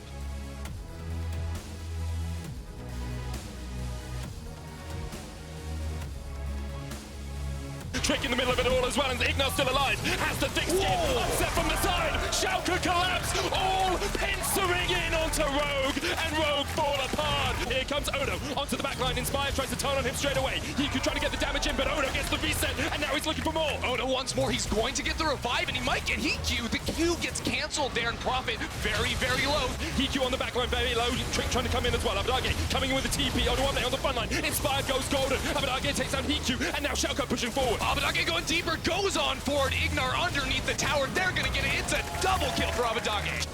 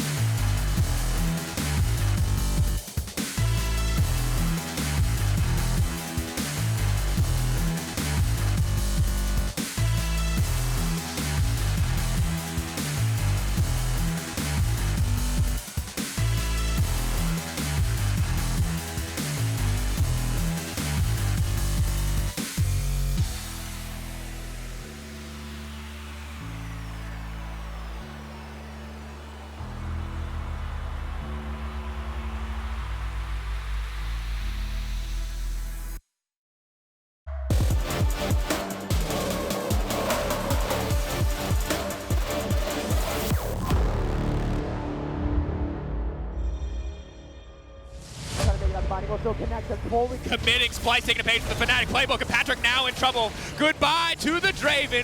Vizichachi with a big up the shutdown onto the Draven. Splyce will take down Origen and raise the question, who really is the third best team in Europe? For the past 2 years, we've made playoffs every single time, but somehow at the beginning of each split, we are not even in playoffs in some tier list, and it's just mind-blowing to me. They were always the team that made every single playoffs, but they were always the team that weren't able yet to compete with the top of the table. I think the matchup versus Splyce will be even, I would say. I don't think there's like any huge player difference. Obviously, we were like much more motivated since they beat us many times last split, so we want the revenge for sure. Onto the devoured crown shot. Here comes Judge as well. The slicing mouse straight onto the back line already. He's taken down one. It's the shutdown. Void Rush used by Humanoid's going to push well and back into the team. And Splyce have found the fight they needed. SK are a stronger team than they were in spring. I think if Crown Shot can match and surpass Kobe, it can be the key to victory for SK Gaming. I feel like our ceiling is high since most of us are rookies, in LEC. Upset on Vayne, you have to feel more confident in, versus Crown Shot on Ezreal. He's thrown it! He's hit Abadage! Upset's down! He's caught out! Crown Shot remains untouched. I have to eat humble pie after watching the last 20 minutes of that game. I believe in great things for this team. As far as Kobe is concerned, SK should be a guaranteed victory. But if they can't get through Crown Shots, this could be a victory that could determine World Championship seeding. Worlds is a really big stake for me. I went there in my first year where I felt like I wasn't that good of a player. I haven't been able to go back there since, so it's 2 years. If you struggle with SK, then what are you going to do against teams like Fnatic and G2? It's like a team we have to beat. I'm not really afraid of Xerxes. I don't think he's the main win condition for Splyce. I figured him out, and he showed in our series against him. I knew where he was every single time. Organic destruction from Kobe as they take down one, and they're just going to clean them all up. Splyce rout SK. SK are hungrier, and I'm seeing more growth from this team and their players, which is why I think SK is going to take down Splyce. Welcome back to the LEC studio for our match of the week. It is Splyce taking on SK Gaming.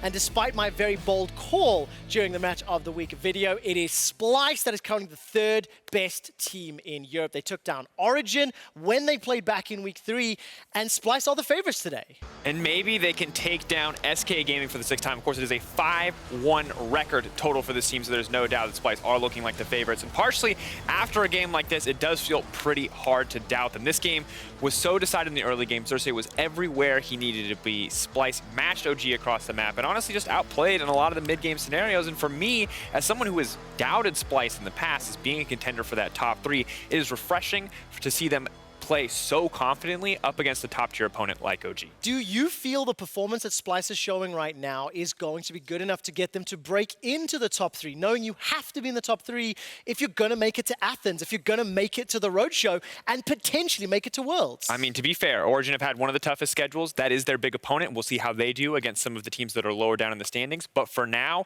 when it comes to teams that are lower down, I don't expect Splyce to drop games really anywhere up against SK. Definitely don't think it's going to be the case. So let's talk a little bit about SK Gaming because, of course, as you mentioned, Splyce are 5-1 versus SK. We talked a little bit about some of the key players to look at, and Selfmade is a guy you cannot get away from when you look at this SK Gaming roster. He is the tip of the spear, the Zinzao that goes in first, and it's either make or break more often than not. I feel like he absolutely has to be. When you look at this team, of course, as a whole, they're often defined by what Selfmade can do in the early game. Now, they've shown us more this year. They have grown. Selfmade doesn't need to have insane early game pop-off performances for them to win, but up against a team that is at the top of the table, that is exactly what you want to see from SK. When it comes to individual contributors to their teams, I think Xerxes, he can have those moments. Selfmade can have them too.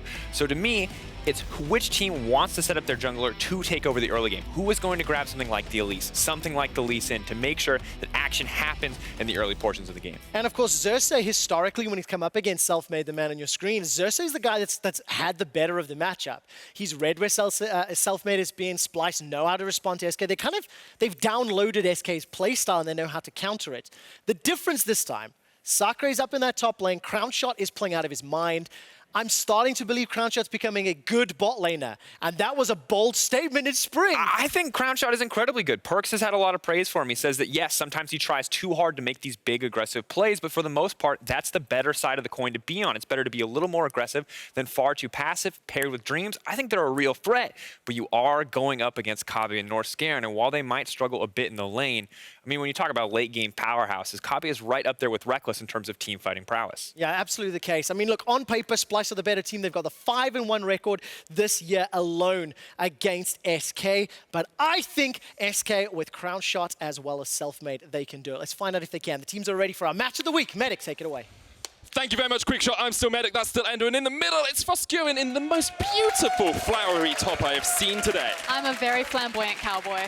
A very flamboyant flamingo? Yeah, it's like a cactus. Dude, we got a Western vibe. It's fine. Okay, I mean, you're the only one who has a Western vibe here, but we'll go with it. We are the three cowboys, or the three stooges, as you might say, and we're here for SK versus Splyce, a game that probably should decide some playoff seeding at the end of the split. It's always scary to be like, you know, playoffs, worlds, playoffs, like drive those stakes there, especially for how early we are into the split. But I do feel like we need to set the table that Splyce versus SK, yes, it's a best of one. Yes, this won't definitively say who is going to be better, but this is probably the best case that we're going to look at a possible playoff matchup these guys faced last time around. And I think that there is a lot of conclusions to draw as they match up here today. Exactly, because SK was a 6th place team in spring. Splyce was a 4th place team. So these are the ones that were on the cusp for SK to make it into playoffs, for Splyce rather, to make it into that famed top 3. And I do want to point our attention now towards draft. Now we are on 9.13, and the thing that I really want to point out is the Neeko ban. Now Neeko has been banned because she has very good matchups in that top lane. She's one of the range champions that can abuse a lot of those matchups. But for SK Gaming specifically, they don't play Ryze, they like to flex that Neeko, and they have been a team that have differentiated themselves in the LEC because they will prioritize their top laner into priority picks more so than anywhere else, and they'll also pick up jungle picks quite early on in their draft rotation. Exactly, it's very pointed bans here already with the Neeko, as you mentioned. The first ban of Elise from SK2, of course, that is Xerxes' most played champion so far this split, and he has looked absolutely terrifying on that champ in a matchup between two junglers that we think is going to be very, very important. Ooh, already we see a bit of a change up to the books here. First pick, Azir. Not very commonly that we see him locked in so soon. Yeah, no, we did see Azir banned first rotation in the last game, and there have been 3 weeks of scrims going on before, since we have last seen these teams. And Humanoid, we know, loves to have this Azir. He played it very well back in week 3, so it's a little early, I think, but still a good choice for him. The thing that I like about an Azir priority is that it does give you so much power in that mid lane in terms of priority over the wave. It's a great answer that when you have the Corki there, so they're saying, no,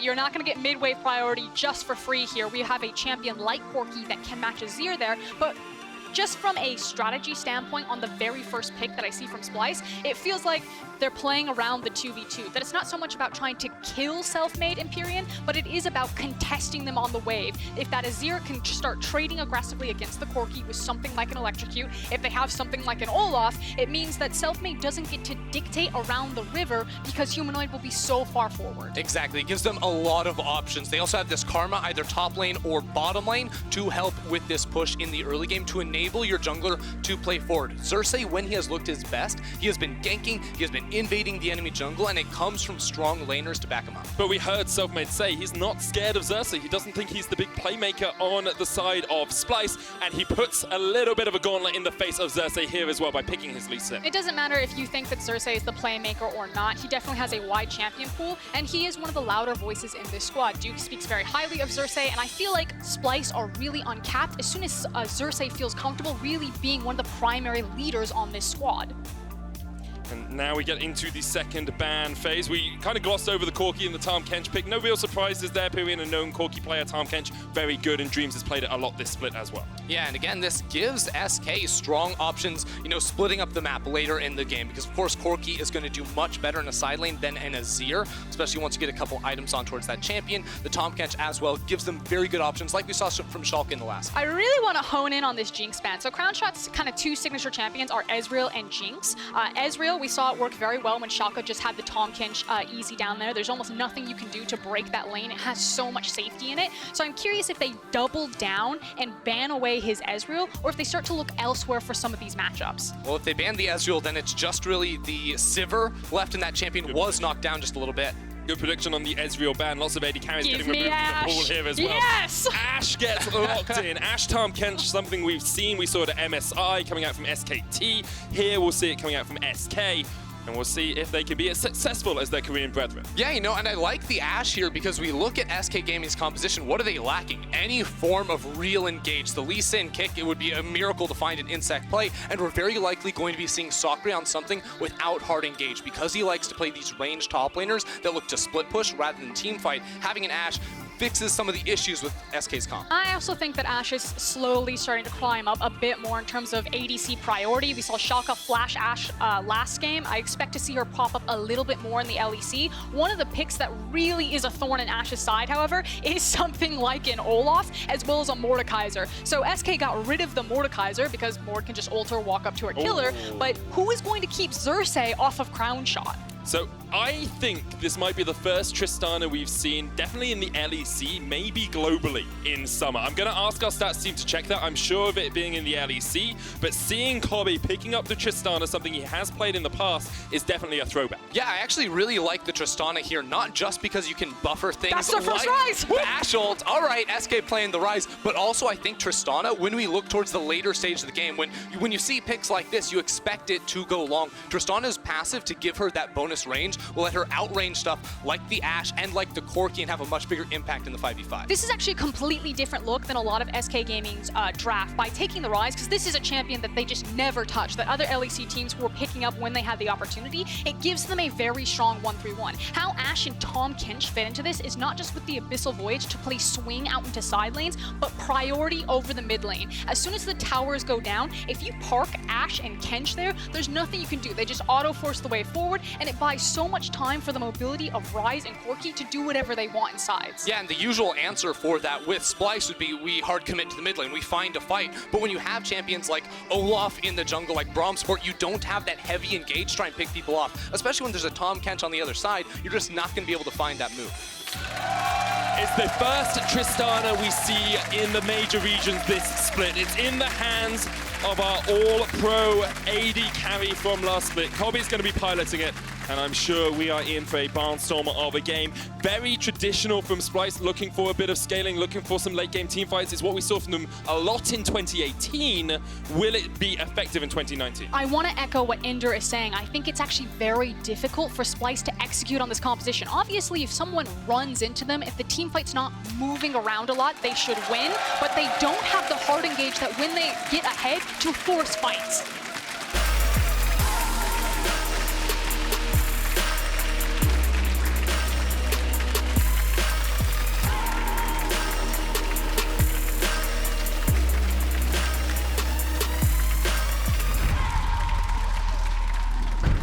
On to Summoner's Rift we go once again. Two playoff teams from last split battling for the head-to-head record, and Splyce are doing something sneaky up towards top. I know a cute little level 1 is coming in. Now that said, SK Gaming should expect it, which is why they got out early, they placed the wards, they understand that there's a Braum on the enemy team. So and an Olaf. Yeah, probably stay away from that one. I want to focus in very quickly on some of the keystone changes, so specifically on Humanoid's Azir. Humanoid is running the Electrocute. Now we've seen this in Korea, and it works very well into Corki in specific. Corki is one of those champions that Azir can struggle to trade with quite effectively. He can also contest him in some of these wave clear, especially, you know, towards that level 4 to level 6 mark. But by taking the Electrocute, it can help Azir try to make these short burst exchanges. Exactly, because as you said, that's exactly the kind of trade that Corki wants to go for. Now, Humanoid should have control over the wave early levels because he doesn't really care about cooldowns. You know, you put down a soldier, you get multiple attacks for that AoE to clear away the waves, while Corki has to wait a little bit longer before he has the CDR to spam Q and E readily. And reminder, the purpose of having the Olaf and the Azir is so you can contest for the wave those early levels. Exactly what Ender was talking about. We also have an early sweeper picked up by Xerxes,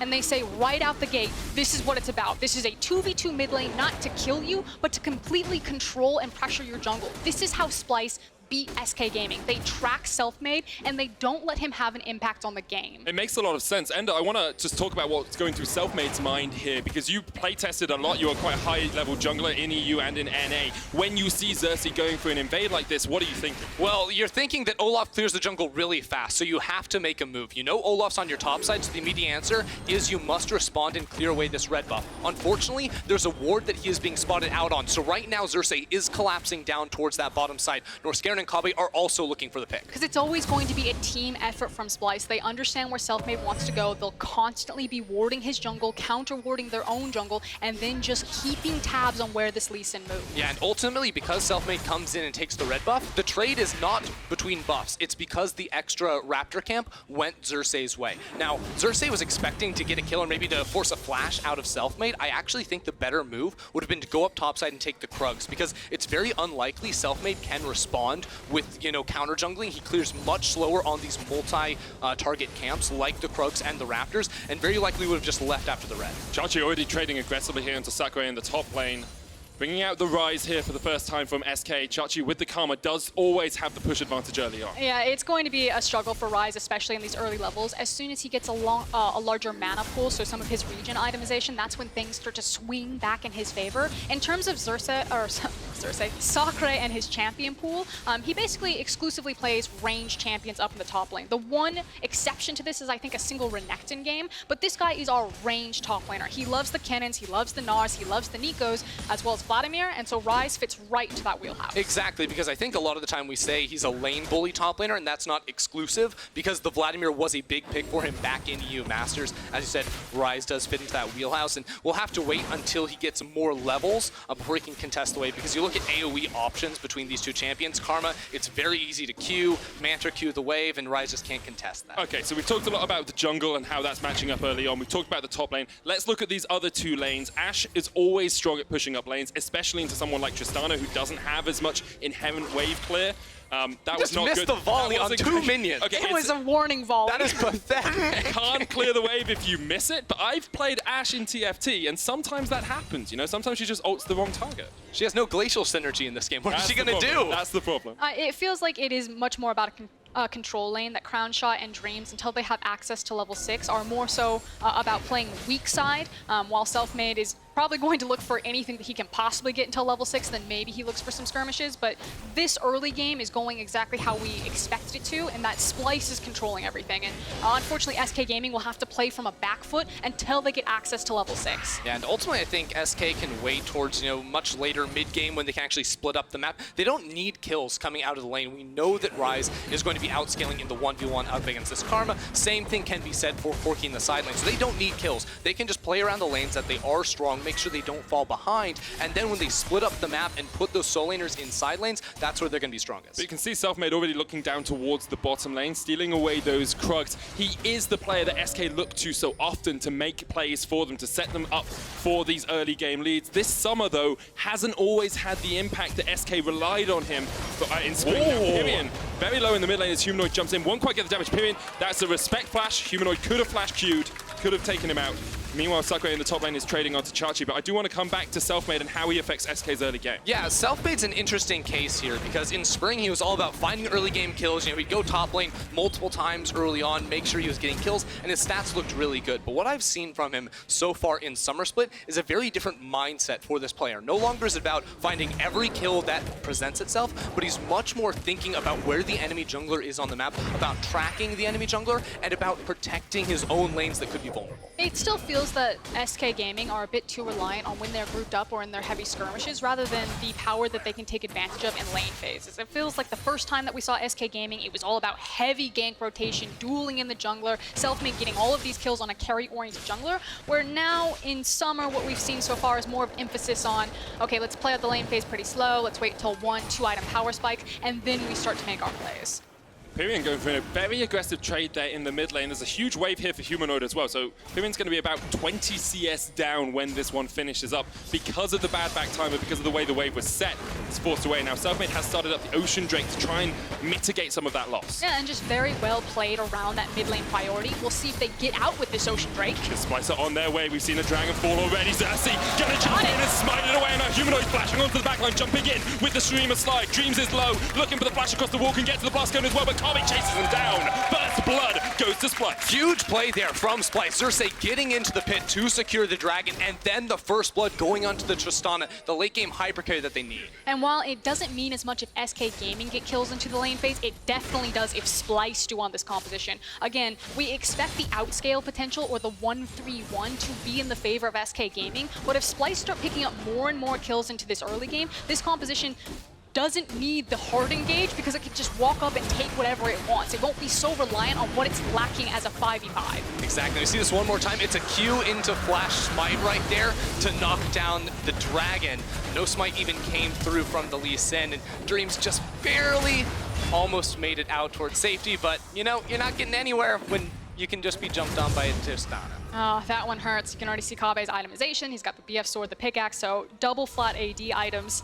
He's gonna hit like a truck, and suddenly Crown Shot and Dreams need to play much more respectfully in this lane. Yeah, and you know, we talked a bit about the 1-3-1 outscale for SK, but I think if we look at late game 5v5, Splyce have a lot of good things going for them. They dominate if it stays still. Exactly, because, and we think about it this way, right? You have Humanoid's Azir, you have Kabe's Tristana. The range advantage for Tristana is absolutely massive. You're not gonna have a Ryze able to touch the backline. You're not gonna have, you know, anyone else on this team able to access it. Even if they can, there's gonna be a Braum Unbreakable up there to actually peel your ADC. So Kabe's going to have a very good time if they can push into the late game and also get the 5v5s, because the 1-3-1 will not be favorable for them. Both these teams were in playoffs last split, of course, and if you want to watch the epic conclusion of those playoffs on the 7th and 8th of September, you can find us in Athens, Greece. Tickets are available at riot.com/Athens on the interwebs. Good plug right there. Speaking of this dragon, however, I know that wasn't what you were talking about, but we're going to hard advance anyway. No, you should. Ocean Drake. It actually matters quite significantly because we're still in the lane phase, but also because of how these matchups work, particularly in the Azir Corki matchup. Again, we talked about the itemization of taking the Electrocute into the Corki. Now that you also have an Ocean Drake into your back pocket, it makes competing for wave priority over mid lane that much easier for Humanoid, because he can be a bit more selfish in taking some of these exchanges. And we always talk about the ability of a Corki to roam around the map when he gets that first package. We just saw it used to get away from a gank from Xerxes, so less ability for SK to make these plays in side lanes, to try and collapse, to try and make picks with the Ash Arrow, actually makes it very hard for them to get any advantages in this game. Yeah, it's difficult for them at the moment, but as we've said before, you know, it's all right for SK as long as they can stop the bleeding and not fall too far behind. I think the biggest concern for them actually top lane. Oh, Chachi caught. Oh, Chachi goes down. The Realm Warp gets SK out as well. Xerxes not there in time, and SK find a pick in top. And you can see why he thought he was safe right there. Chachi knowing that Xerxes and Humanoid were just on the top side of the map since it was exchanging blue buffs, so he's like, I could probably walk into this river, it'd be aight. It wasn't. He was not aight.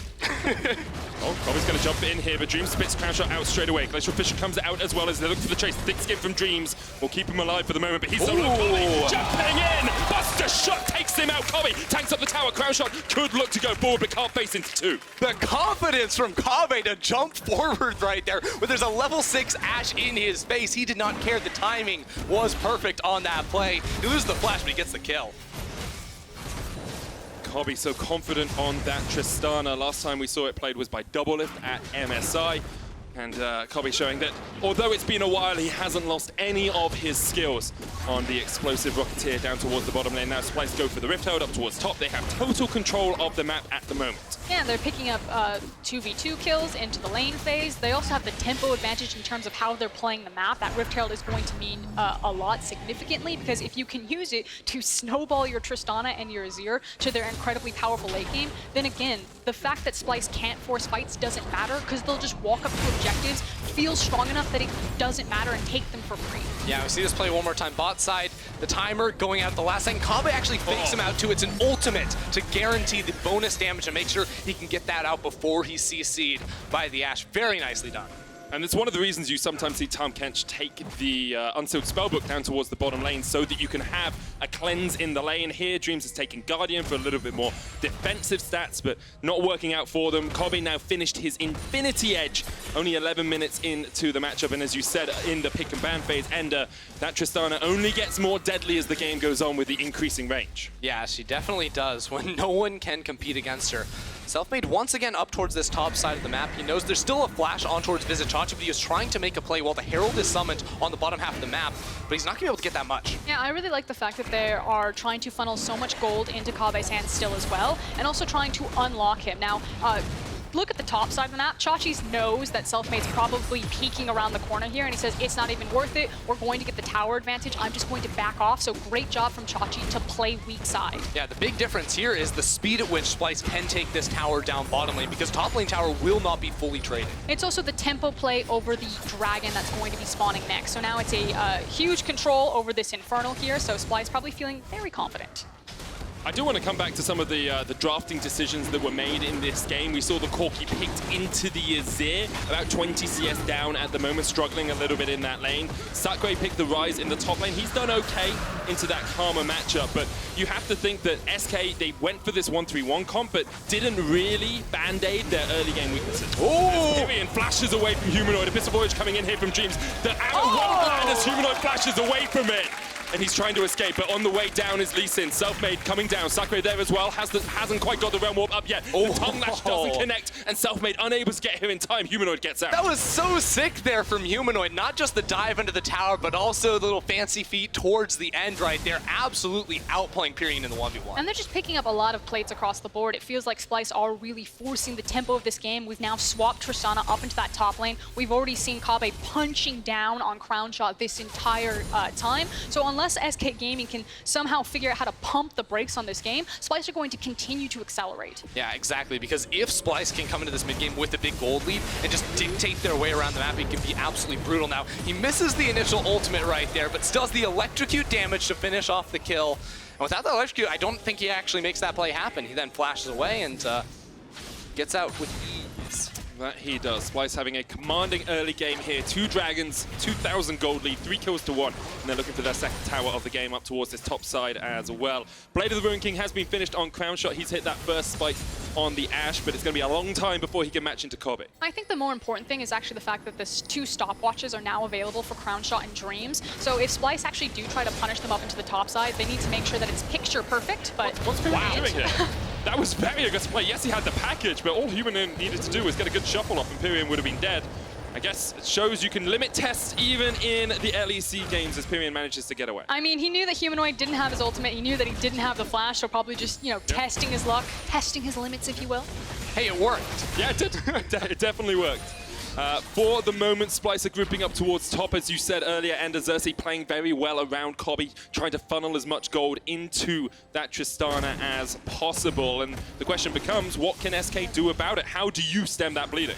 Well, right now, SK need to get out of this 2v2 topside, I think. As soon as Ashe and Tahm Kench get into the mid lane, Splyce just go to a standstill. No longer can they make a tempo play on a side lane. No longer can they try to force down towards this mid lane tower. That has to be the next look for SK. And you can tell that Splyce recognizes as well. The reason why SK Gaming weren't immediately pulling the trigger on that is because they didn't have access to Crown Shot's ultimate. Now that the ultimate is back up, you suddenly see Kabe and Norscaron being far more respectful. They push the wave up, they then immediately disappear into Fog of War, and they're basically waiting for reinforcements or information. And here comes the reinforcements, and there goes SK's information. Yeah, clear out as much vision as possible. Xerxes and Humanoid are on their way up. Pyrion still mid, doesn't have the TP. Sakre has one, but Crown Shot and Dreams just have to back away. This tower's going to fall. Sakre trying to pressure pot. Selfmade's on the bottom side of the map as well. And you can see the difference in just speed of willingness to make these plays. Splyce immediately make this happen up topside. SK have 3 members that could easily collapse down towards bottom lane, but it is delayed. That delay in tempo means that Vizicachi can back away from that bottom lane, and it gives Splyce much more room to control and push their vision inside the enemy jungle. And this is going to sound a bit weird and a bit kind of like an abstract point. I'm ready. But it's kind of why I hope to see more Tristana from Splyce, because I think that champion means more from them. Splyce are a team that when they're given the lead, because of how intelligent they are about the playbook League of Legends or the formula League of Legends they play, Trist is so good at moving around from tower to tower to tower, placing her push on it and forcing them down, that I think that when Splyce get leads, when they have Tristana, it just amplifies everything that's already good about this team, as well as being on a guy like Kabe, who's obviously comfortable on the champion, and who is excelling at team fighting with range. I think that's a really good point for us, because we always worry, and Vedius always talks about how Splyce have a good early game, but then their mid-game kind of falls apart. Tristana band-aids that, right? Your mid-game is so easy because you know what you want to do is walk to a tower, put the E on it, and then auto-attack it a few times. So really insightful stuff there. As SK try and find a pick around this mid lane. They do have the arrow. Crown Shot is in mid. Those straight line arrows very easy to hit, but Kobe still has flash, still has jump to get away. Yeah, so what SK need to do is now they have the players in the right lanes. Ash, Tom, Kench in mid lane, and I really want to see them control one side of the river. Right now it seems to be that bottom side, which works because Sakura is pushing down bot. So if you can always have push in mid lane and have the vision denial with control wards going down towards that bottom lane, it makes it very easy to move with this Tom Kench and always be threatening a dive. But the key is that they still really need to hit that arrow. So there's so much pressure on Crown Shot that when he does pull the trigger, that it has to connect to a good target, and that SK Gaming need to be in a position that they can act on it. Because right now it still feels that SK are playing from a very far back foot, about to get worse possibly. Yeah, and it feels bad, especially too, because Splyce came off of their reset and sent 4 members toward that mid lane. So even though SK were there first, they were outnumbered 4-3. This is what we'll see Splyce do a lot, is off of resets, group up to get pressure. That's so disappointing that Selfmade couldn't get the kick there. So what SK are fishing for is they know that they need to break something here. They need to force a pick or some sort of fight, and because Splyce are just overwhelming them on the map. They tried to go into their 1-3-1, they tried to divide the map, but Splyce just hard ran it into the mid lane, and because mid lane is so low, Splyce are eventually just going to get it. This is like a wave that's slowly going to overtake and drown SK Gaming if they don't find something quickly. Yeah, and it probably happens right now too, because notice Pyrian is stuck top lane, Humanoid comes mid, Kabe can walk up, hit this tower a couple of times, and it goes down. And now the map is broken. Now Splyce move into the enemy jungle, put down vision to set up her objectives. Yeah, that's the next 4 or 5 minutes of this game. It's all going to be about vision control. Keep your eyes on this top and bottom side jungle for SK, because it should be littered by Splyce wards. The nice thing for SK Gaming fans is that they have completed the Trinity Force. You can now see that players are making their back. We're going to see how close they are to second items, but kind of that 2-item power spike for SK Gaming's composition can be when they get some of their teeth back here. So again, you can see that SK are trying to go into their 1-3-1. They're trying to pick up the free farm available, but we're still a couple of significant items away before they can start overtaking and controlling this map.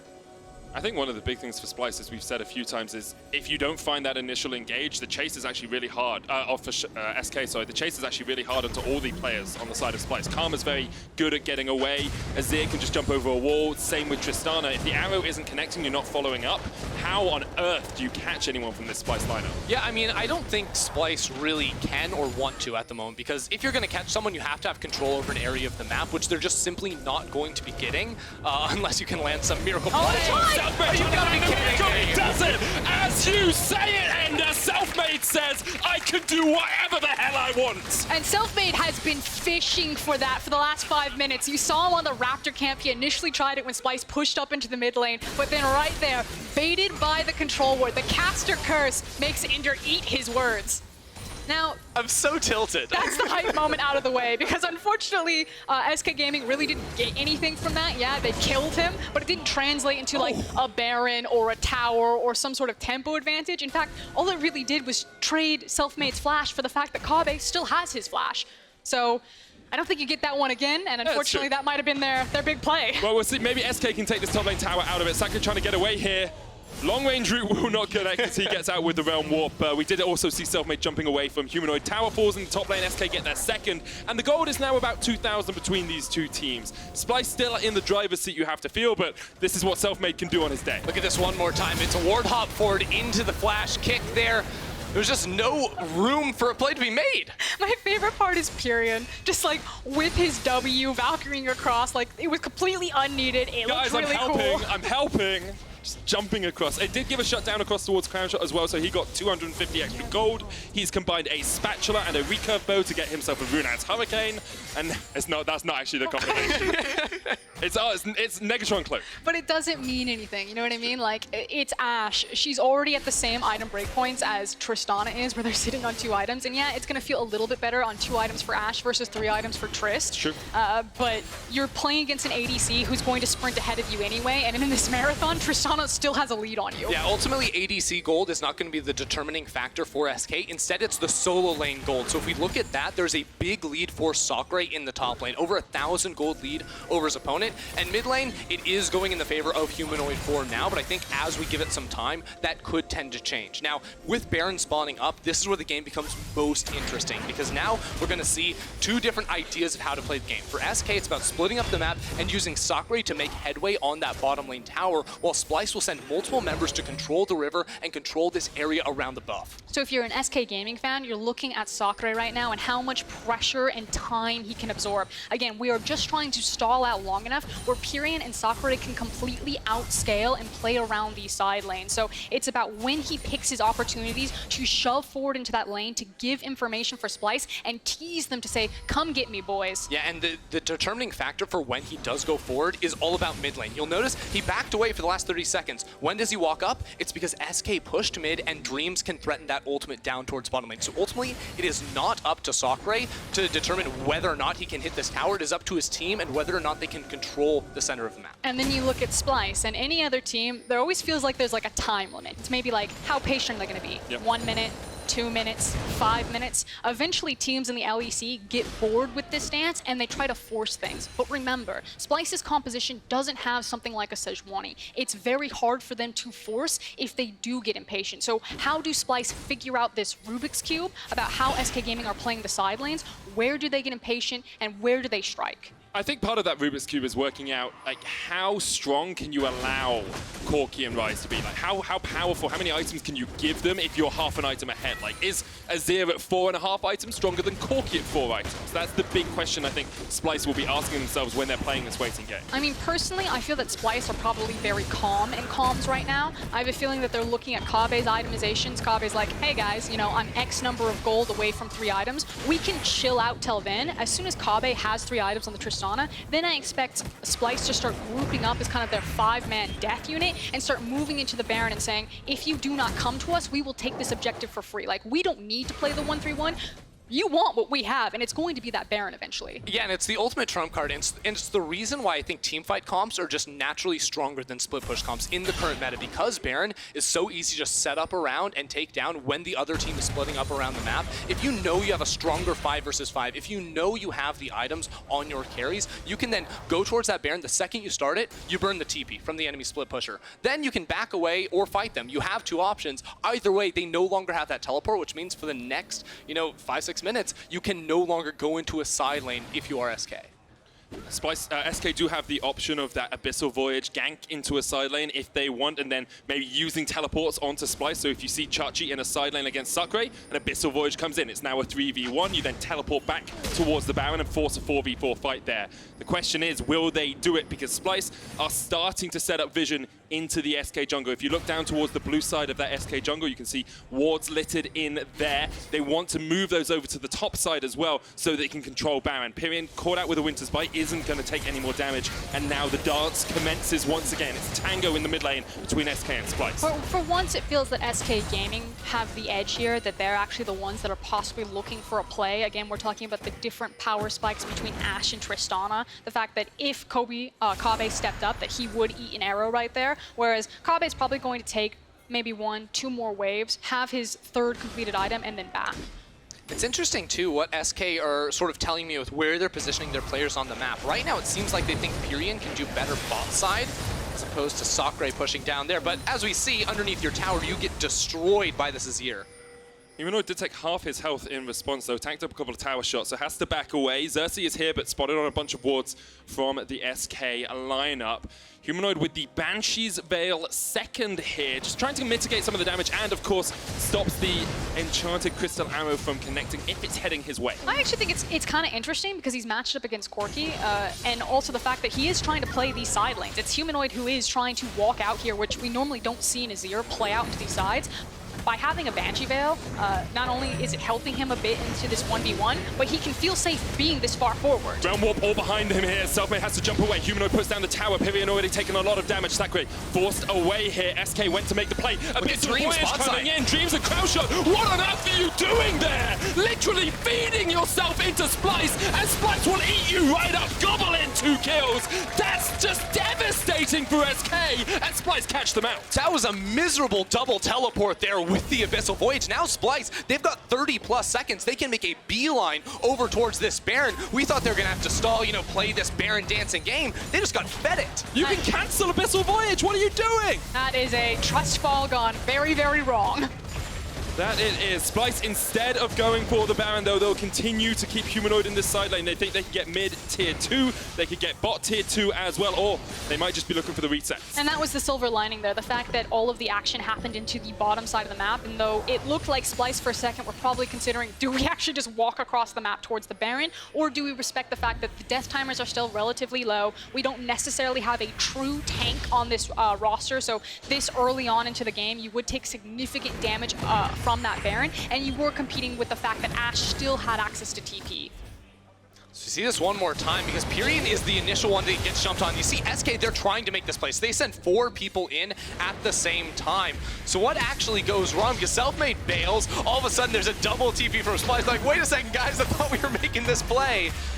It was a team call there, so it wasn't Dreams making a mistake or anything. It was literally the team saying, we can find this play, we have the numbers, then realizing every single player on Splyce has a TP, what are we doing? They went for it, and then everyone else was able to bail out. And Crownshot and Dreams just like, guys? Like, we don't have any dashes. I thought we agreed to meet at 7 o'clock down towards the bottom lane. No one else told them. They got stood up on their date.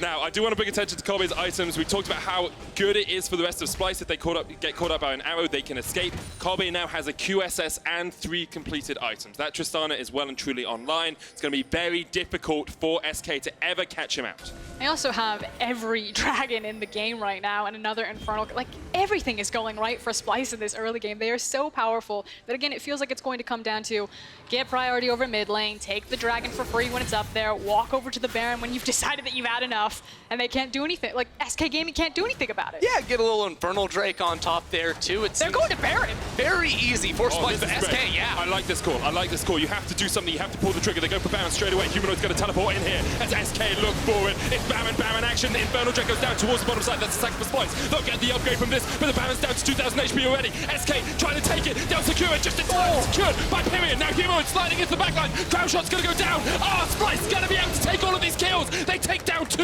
and they're looking for the chase. The rest of Splyce is on the way. Watch this flank from Kaba. He uses his Benny. He's getting ready to hop. This is every man for himself. Get out alive, SK. Can they do it, though? Selfmade trying to jump onto Chachi. Pyrion there as well. Dreams chasing down towards the bottom side. Chachi's going to root up.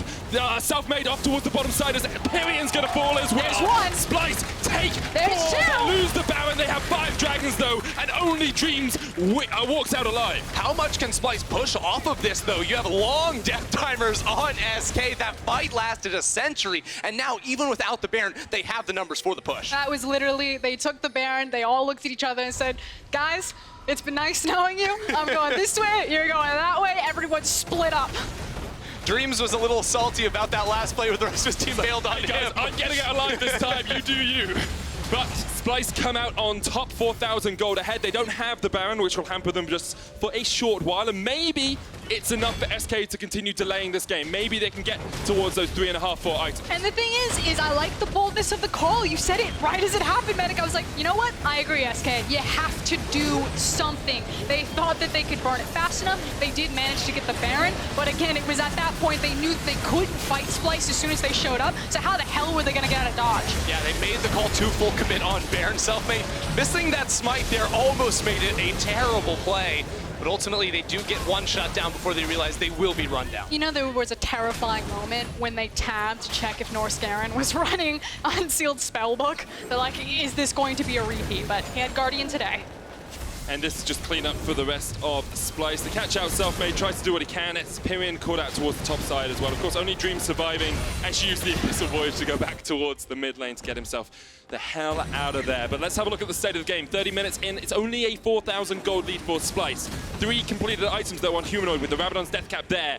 Sakre has a Rabadon's of his own. We can see if this SK first time Rise pick is going to work out for them, because now is when it has to come up trumps. Yeah, all these items are coming through for for SK, but the narrative of the game does not change. It is still team fight for Splyce, split push for SK. You can do fancy tricks like send self-made to shadow Sakura in the bottom side to find picks, but that is all they can do at the moment. Because the Baron is off the map, they have a lot of time to then regroup, get those items, and win those side lane matchups, but it is still a very difficult game for SK. A small benefit for SK though is because Dreams was alive, the wave push from Splyce is a lot weaker. You can keep a Baron up wave, which means you can send self-made and Sacre down towards the side lane without giving up too much on the rest of the map. It certainly slows down how Splyce were eating up a lot of this map. And again, credit to the fact that self-made with his virtually full AD and lethality, Lee Sin is on the hunt. Self-made jumping in, Sacre there with the flash as well. The root, the catch, it's so good for SK. They take out Chachi Humanoid here onto self-made, gonna slide in. Self-made trying to survive, but he can't. Now it's Sacre versus Humanoid in the 1v1. The arrow's coming down. Humanoid buying time here as Sacre jukes away from the arrow, but the rest of SK is not going to be there. There goes the Realm Warp for Sacre to escape, and Splyce will not able to find the collapse. Still stalling out Splyce. They're not able to get anything else on the map right there. It's the fact that they are trying to play towards those side lanes. So finally, SK Gaming are able to play their 1-3-1 style. We'll see if they can do it, because at the moment Splyce do not want to give them an inch. Kobe, Norscarin, and Xerxes pushing in. This tower will fall. Kobe at 4-item Trist. Level 15 as well, almost the longest range in the game. Level 16 Tristana pips Caitlyn, I believe. And Splyce can quickly collapse down on towards this bottom lane turret as well, get some more gold for themselves, but crucially for SK, not going to be breaking the inhibitor towers just yet. Splyce will use this control, use this gold to once again reset and wait for the Baron. That is the timer they are going to be playing off of now. It's very hard to do much of anything unless you're punishing an SK overextension without that objective to try and pull SK like a magnet towards you. The big thing as well is Splyce have a 6-Dragon Elder as a win condition here as well. There's the Cloud Drake coming up pretty soon in the next minute or so, but we'll see once again, Chachi getting called out, SK have to burn 2 flashes. I mean, I guess the nice thing can be said that with how much damage Selfmade is doing and the fact that he is a Lee Sin, yeah, it's like a 6-Dragon Elder possibility for Splyce, but the potential for Selfmade to steal it is pretty high. Sacre just about gets away. The Enchanted Crystal Arrow actually missing Humanoid as he was rooted up by Sacre, trying to trade onto Splyce here. You can see the Cloud about to spawn in the next 30 seconds or so, and Splyce just controlling River once again.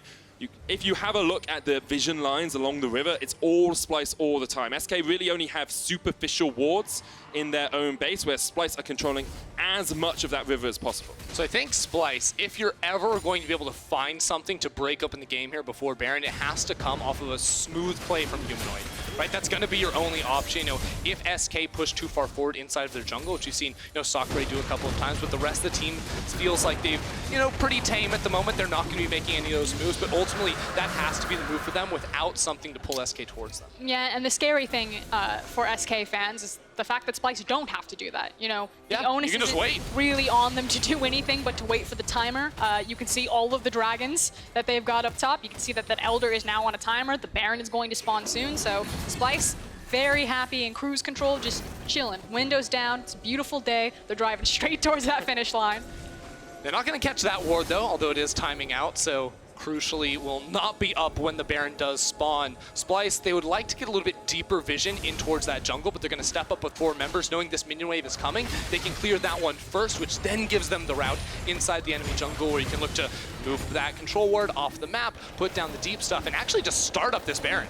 Humanoid and Chachi going to go through it very quickly. Xerxes there as well. SK just giving it up. They say, okay, Sakure's going to push in bot. We're going to try and get Cryo mid, but you don't have to give it. Looking for the steal. Can't quite get there. He's got the GA, but he goes down, and Xerxes will secure the Baron. Abyssal Voyage shoots towards the bottom lane, and the TP comes in as well. SK looking for an inhib, at least if they can get it. Yeah, but it's 4-second recalls off of the Baron there for Splyce, so SK commit everything down bottom side, 2 teleports with the Abyssal Voyage, which means that you can't get much of anything. They give up the Baron for absolutely nothing. Splyce are just too clean right there, from the vision setup to denying the blast cone to making sure that they took down the Lee Sin before the smite and the Baron fell so they could secure it. And then once they had the recall timer, like, it doesn't matter how bold SK are trying to be with these calls, looking for that cheeky Baron, looking to teleport and to try to force down a bot inhib and trade for the Baron. Splyce are just too clean. You can't compete. And Splyce did a really good job as well of chasing SK out of that bottom side. It would have been easy for SK just to back and try and defend that inhibitor. Humanoid gets it because Crown Shot cannot step up in that 1v1. We're well and truly in the late game. Last time these teams met in playoff, it was late game victories for Splyce all of the time. It seems to be another one on the cards here. Yeah, I mean, they're set up for it once again. With the Baron for another 2.5 minutes, with the top lane inhibitor down, they can push freely in towards the SK base. Remember, SK have no good ways to start off a team fight. They would have to be running face first into an Azir and a Braum, which is not an easy thing to do. Face first may be all they have left, though. A miraculous play will need to come out of SK as Pyrian looking to go forward. Xerxes so tanky, though, already. The arrow connects, but it's only onto the Olaf, and that's not the target you want. Norscaven steps forward, and Splyce are looking for their second inhibitor. Since Kabe's death in that mid lane, there's been great body blocking by Splyce, always making sure that Norscaven and Xerxes are standing in front of him. And even if that arrow does connect with him, you still have the QSS available for Kabe, so there's just not good targets anymore for Crown Shot. This might just be a game that ends without a fight, because right now SK are giving up absolutely everything. There goes Selfmade! Selfmade jumps in, the Valkyrie comes out as well. Do they have the damage? They've got one, but one in return comes out from Splyce and Kabe. It's going on a rampage, jumping all over SK. There's nothing they can do against him. Xerxes secures another kill, and Splyce are looking for the ace as they chase Sacre onto his base. Splyce absolutely smash SK Gaming. In 37 minutes, they have 6 dragons. They got the Baron, and they've got the Nexus. A dominant performance by Splyce. They well and truly deserve their 3rd spot in the LEC.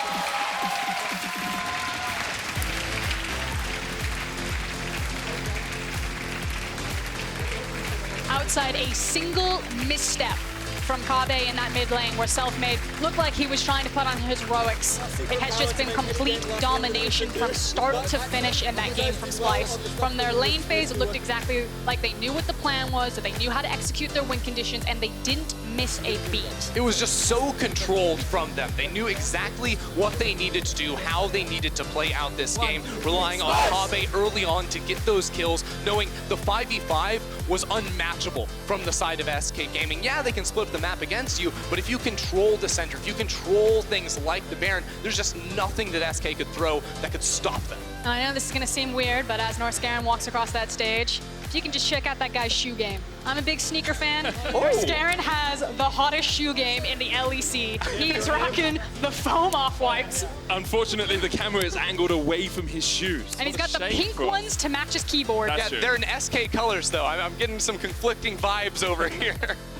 Well, we'll make sure to tweet at Norscaven, tell him how good his shoe game is for Skuren recommended. But if you do look on the other side of SK, talking about those pink shoes, a little bit disappointing for them. You know, Selfmade said Xerxes not going to read me like a book. That seemed to be exactly what happened. He didn't have an early game impact. He wasn't really able to set his team up for any sort of mid to late game pressure. But it was a team effort. You know, it wasn't just about Xerxes versus Selfmade, and that's why Splyce are such an interesting team, especially when they do face SK Gaming. It feels like Splyce just have SK's number, that they know how to read this team. They have a very well-crafted plan from it. It started with the Azir in terms of such high priority to make sure that they didn't lose mid-priority early on, and warding buffs, trading objectives, it just start to finish clean. Yeah, they just split the mini-map right from the get-go, isolating Sock right now. We'll see this replay of the end one more time. Very clean from Selfmade. Again, no one's doubting his Lee Sin mechanics to find the kicks, but unfortunately it was just way too little, way too late. And Kabe has free reign to jump forward, to flash forward,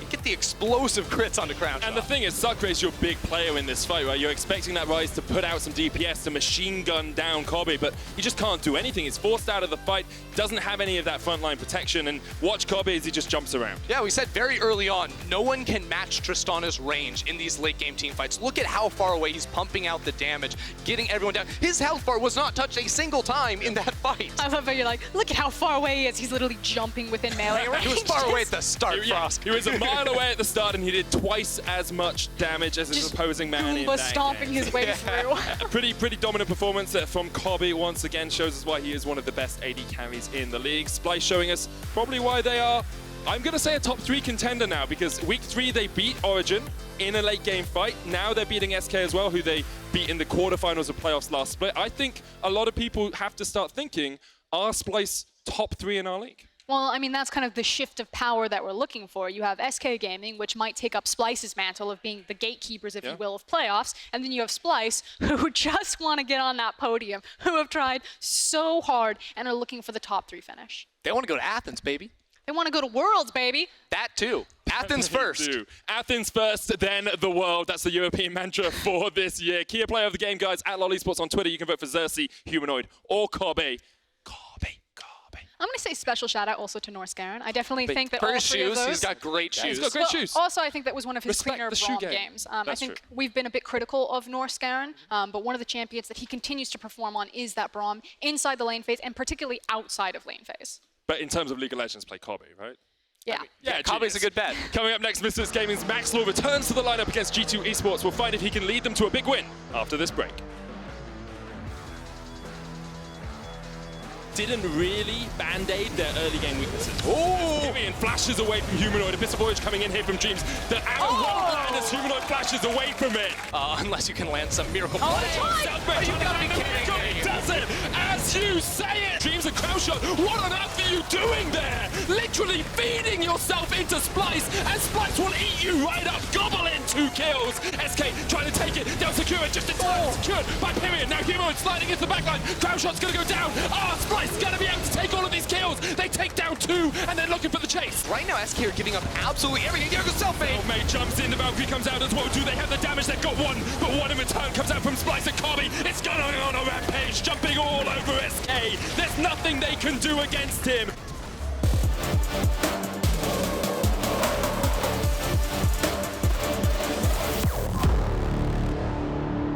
Welcome to ProView. Exclusive POV streams for every player in every game let you get closer to the action and get inside their minds. With Multiview, you can create your very own stream, unique to you, with up to 4 feeds. And with our advanced timeline, you can hone in on all the big plays that matter most to you. Watch LEC in a whole new way for €14.99, or get the All Access Pass for $19.99.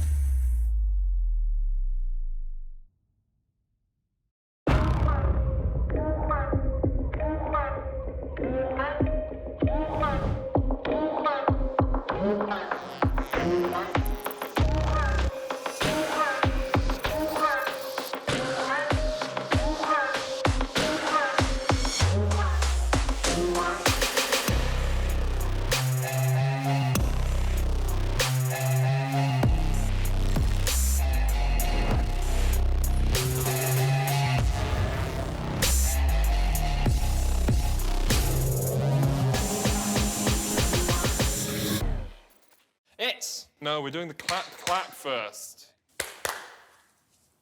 Answering questions in Sneak. Low Pedro. Oh, well, thank you very much. How are the children? It's time for our question of the day. What would be your dream Medivetti intro? What about fireworks? But what about a choir? Zipline. Or a choir? What about parachutes? But a choir!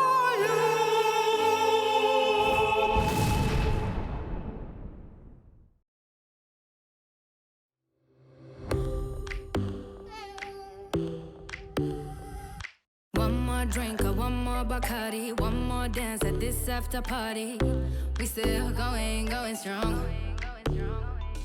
Speed so faster like a Ferrari. We get wilder like on safari. We still going strong. And all of these good things, good things, good things. All we need, good things, good things, good things. Tonight we go all night long. We party like Post Malone. Don't tell me to go. Yeah, we are never ever going home tonight. Ain't nobody kill my vibe. Don't tell me to go. Yeah, we are never ever going home.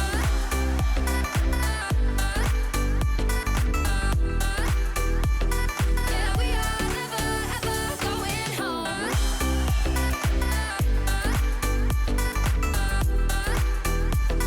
Yeah, we are never ever going home. See the ocean there in your eyes in slow motion. We see the sunrise. We are in a zone. 5 a.m. and we still are rolling in the deepest of my emotions. We are in a zone. And all of these good things, good things, good things. All we need, good things, good things, good things. Tonight we go all night long. We party like Post Malone. Don't tell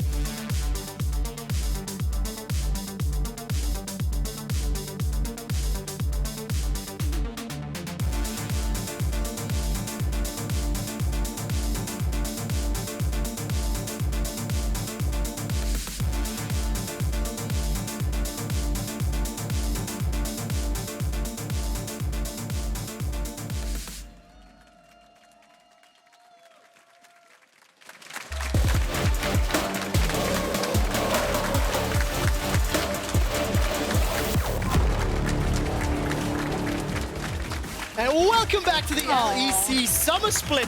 Just before we jump into G2 versus Misfits, we need to award the key player of the game, and of course it was Kobbe. He picked up 43% of the votes. His Tristana was fantastic, and you in particular wanted to see not only that champion, but Kobbe pop off as well. Yeah, again, I feel like it really solves a lot of, not Splyce's problems, but it like amplifies everything that they're good at. When they're ahead, they know exactly how to move around, the formula, if you will, about what tower to take. And not only is Kobbe a phenomenal Tristana player, but she also amplifies that speed. You just pop her into top lane, you pop her into mid lane, she's taking all these towers, she's bouncing around everywhere. And especially on the player that is the most consistent, high-performing member of the Splyce squad. The franchise player, if you will. We're going to move on to our next matchup. It is Misfits Gaming taking on G2 Esports. Now, Misfits Gaming, they're off to a slow start in summer.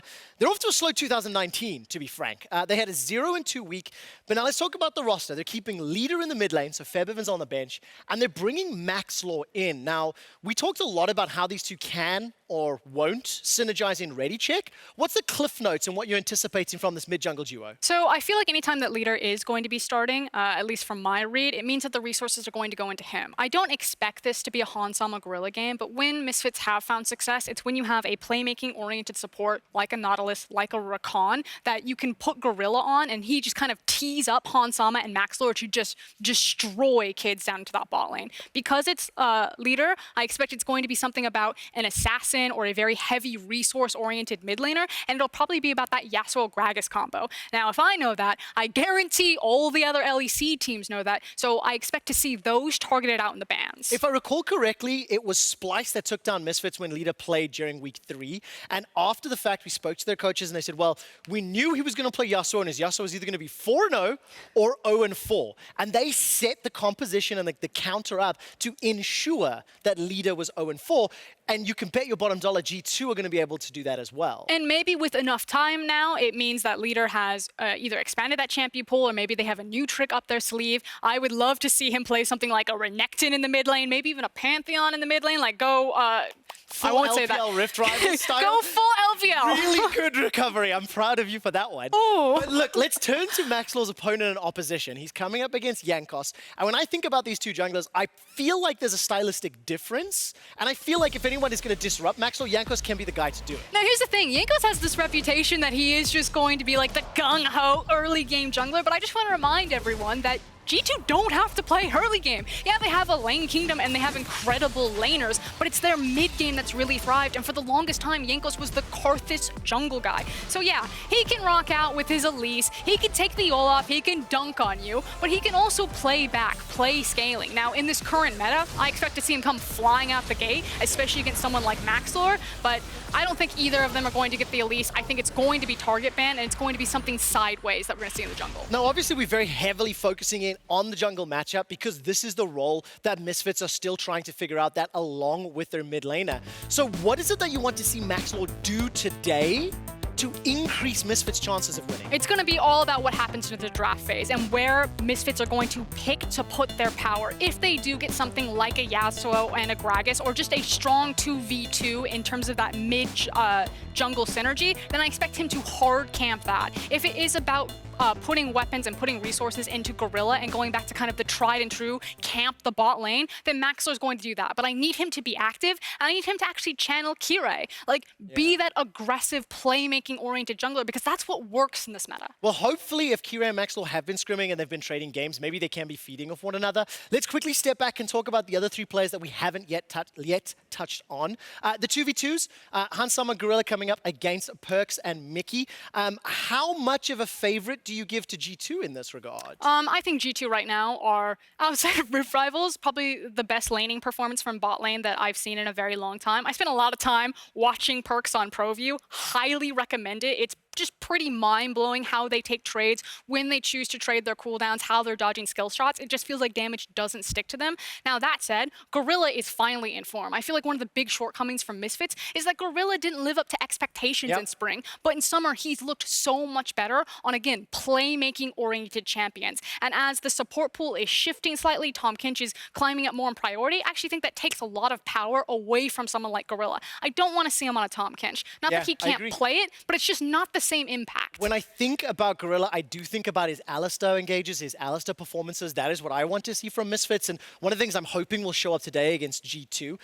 Just before we head over the top lane matchup, Wonder, I feel, is really going to be able to outclass Soaz. I feel like Soaz has been inconsistent at best this year. So what does Soaz have to change, or how do you want to see him play so that the rest of Misfits can carry? I feel like Soaz is going to be a bit more reliant on Aatrox than someone like Wonder is. It feels like Wonder just has a larger effective champion pool, whereas Soaz, has a couple of not necessarily a jack of all trades, but kind of a master of a couple of weapons. And Aatrox is one of those big champions in the meta that I feel like Soaz really wants to obtain this draft. Well, let's see whether or not Misfits can get their hands on it, whether or not G2 will be banning it out. It's G2 Esports taking on Misfits. Let's see if they can pull it off.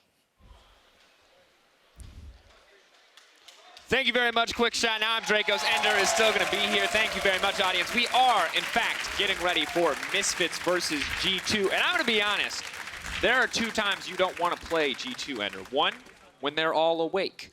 2, on a new patch. Because if anyone's going to bust out some crazy stuff, it's probably going to be G2. And the thing that I'm terrified for and excited for is, how is Caps going to get Kiana nerfed? How is Caps? I'm wondering, how is Wonder going to get nerfed? How's Yanko's going to get nerfed? How is anyone on G2 going to get that champion nerfed? I loved that the desk actually brought up the champion pools between these 2 top laners, because Wonder has played a unique champion in every single game so far in the LEC. 6 different champions in 6 different games, and maybe the Kiana is number 7. And Yanko's, of course, just giving the camera the straight, just looking right down the barrel of the lens. Caps won't do the same. But while it is exciting always to see G2 on a new patch, we do have to give some credit over to their opponents. Misfits Gaming, they have been struggling this season. We're kind of waiting to see what the final form of Misfits looks like, and we've been waiting a long time.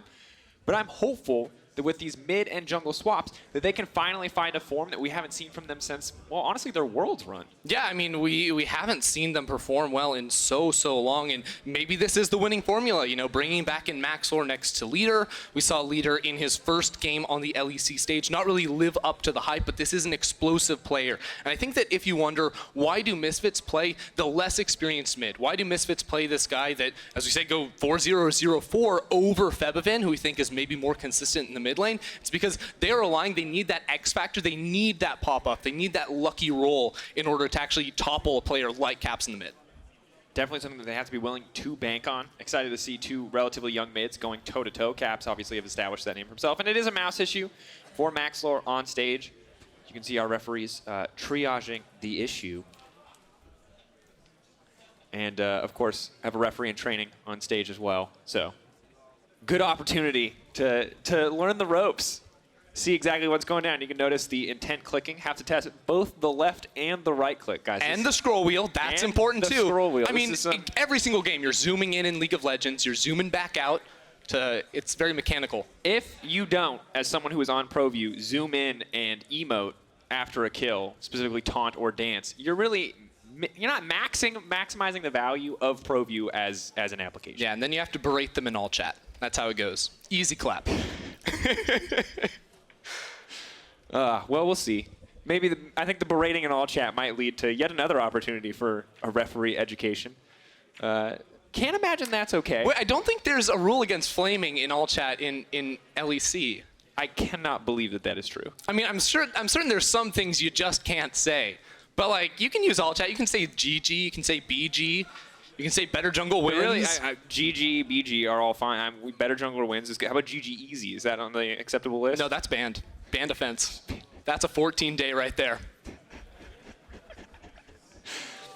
For the record, Ender does not know that for sure. And I don't want anyone to think that that's actually true, because it may surprise you to know that we haven't read the rule book. There is one.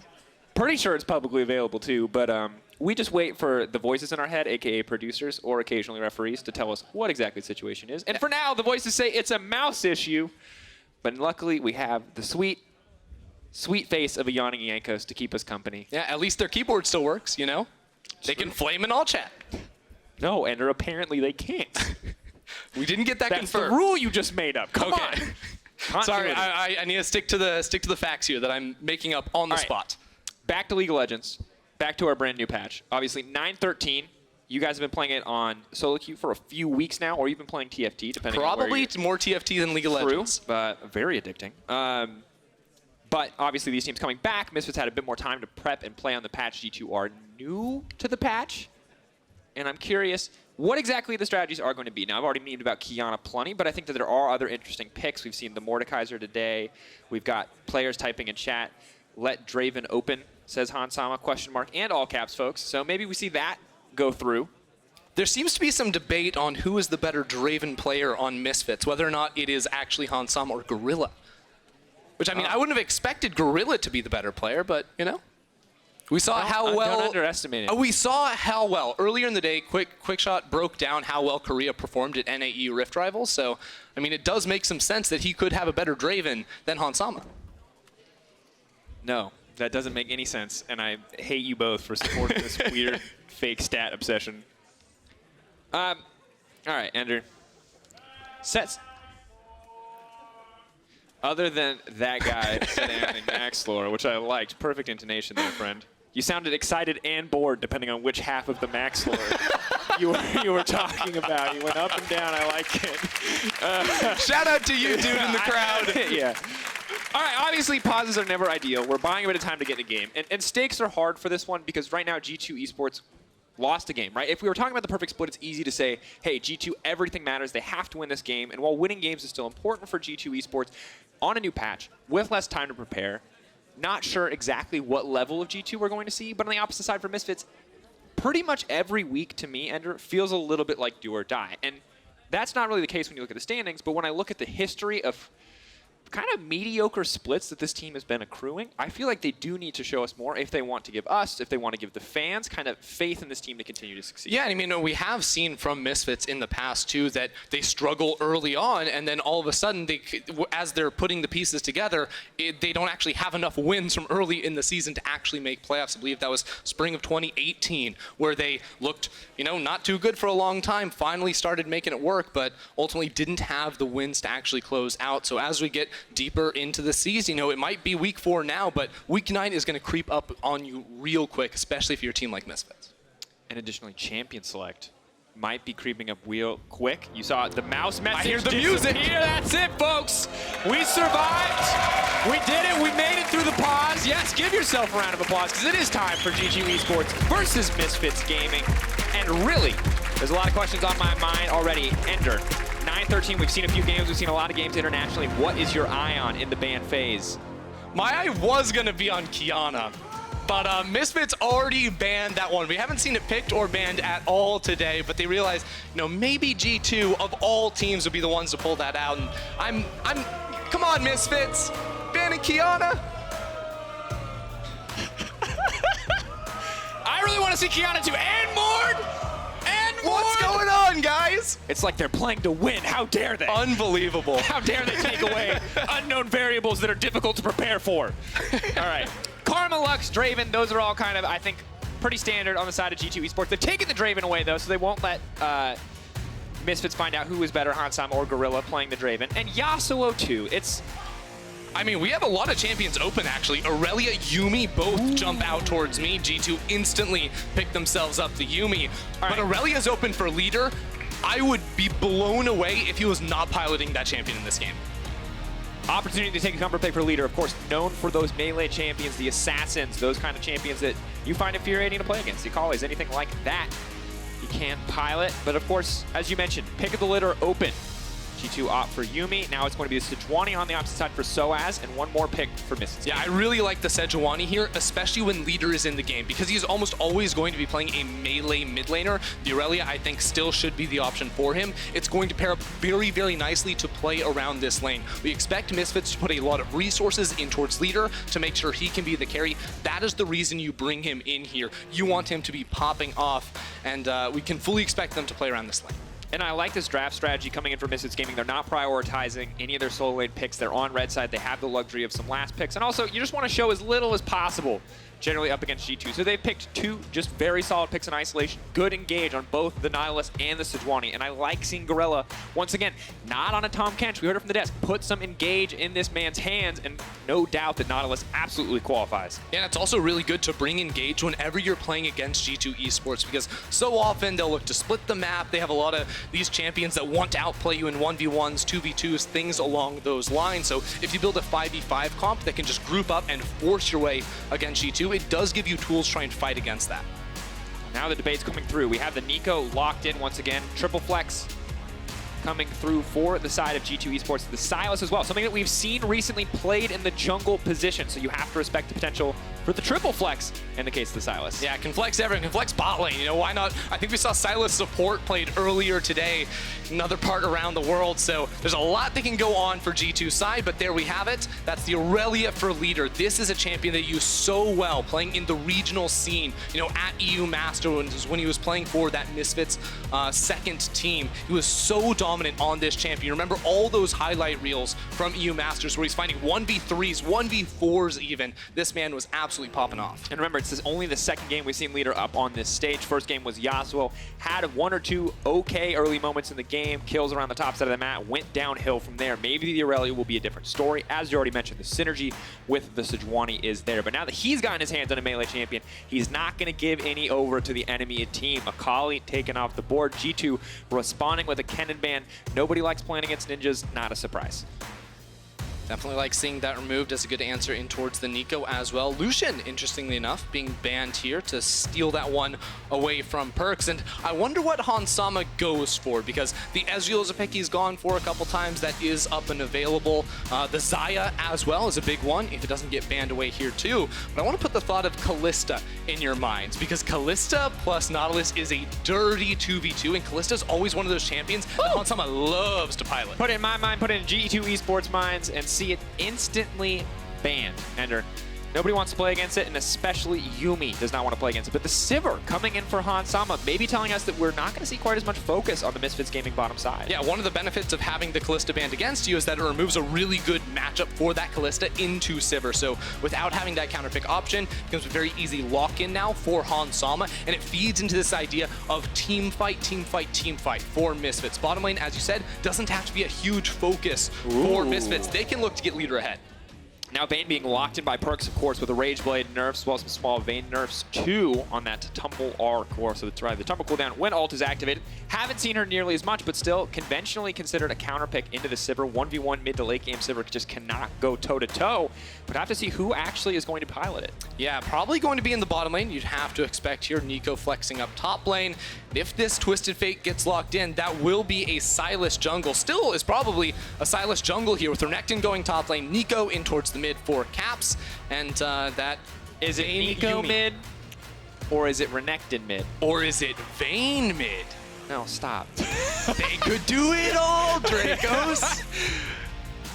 Wait, okay, final pick coming through. I thought that was the final countdown. Of course, we're going to see till 20 seconds. Hold your breath until that point, because that is the moment where we will know where all these picks are going. The Vladimir now locked in, believe set to go to the top side in the hands of Soaz, and a lot of team fighting power in the hands of Misfits. Yeah, I like the idea here from Misfits. You know, we said it very early on in the draft. Misfits, just group up as 5. Find that team fight. They have some magic damage for Soaz with the Vladimir in the top lane. And I think you're right about that Renekton. It's going to want to follow this Aurelia. It smashes her in that 1v1. You just can't take trades against this guy in the early laning phase. And we heard this from Whippo on Euphoria this week, talking about how strong Renekton is in the current meta, given that he functions as kind of a lane counter to both the Akali as well as the Aurelia. Now we're going to see what Caps can do, and potentially a favorable matchup for him early on. You see the TP in the hands of Caps, Leader instead opting for the Ignite. So clear, visible focus from Leader on finding those kills with the aggressive summoner. Yeah, and looking to have Max Lure play around him too. Having that double melee with the Sejuani means you can find early ganks on towards this Renekton, who traditionally, you know, if he wants to take trades, has to overextend a little bit in that middle lane. There are tools here for Misfits to fight against G2, but it's a G2 with crazy picks once again. Maybe not as much with the Sylas in the jungle, but Renekton mid to smash Leader. I remember Leader's worst game of EU Masters ever was playing Yasuo into a mid lane Renekton. He got absolutely dumpstered, and Caps is set up to try and do it again. See if Caps can find a victory today, if his dad can be a happy dad cheering from the crowd. what Misfits can show us, what their final form looks like. Will they have unlocked it in the 2 weeks since we last saw them? Will there be more to show us? Will they have to go back to the drawing board? It is time to find out, folks. The G2 Army is here. The Misfits fans are here in force, and we are getting ready for our third game.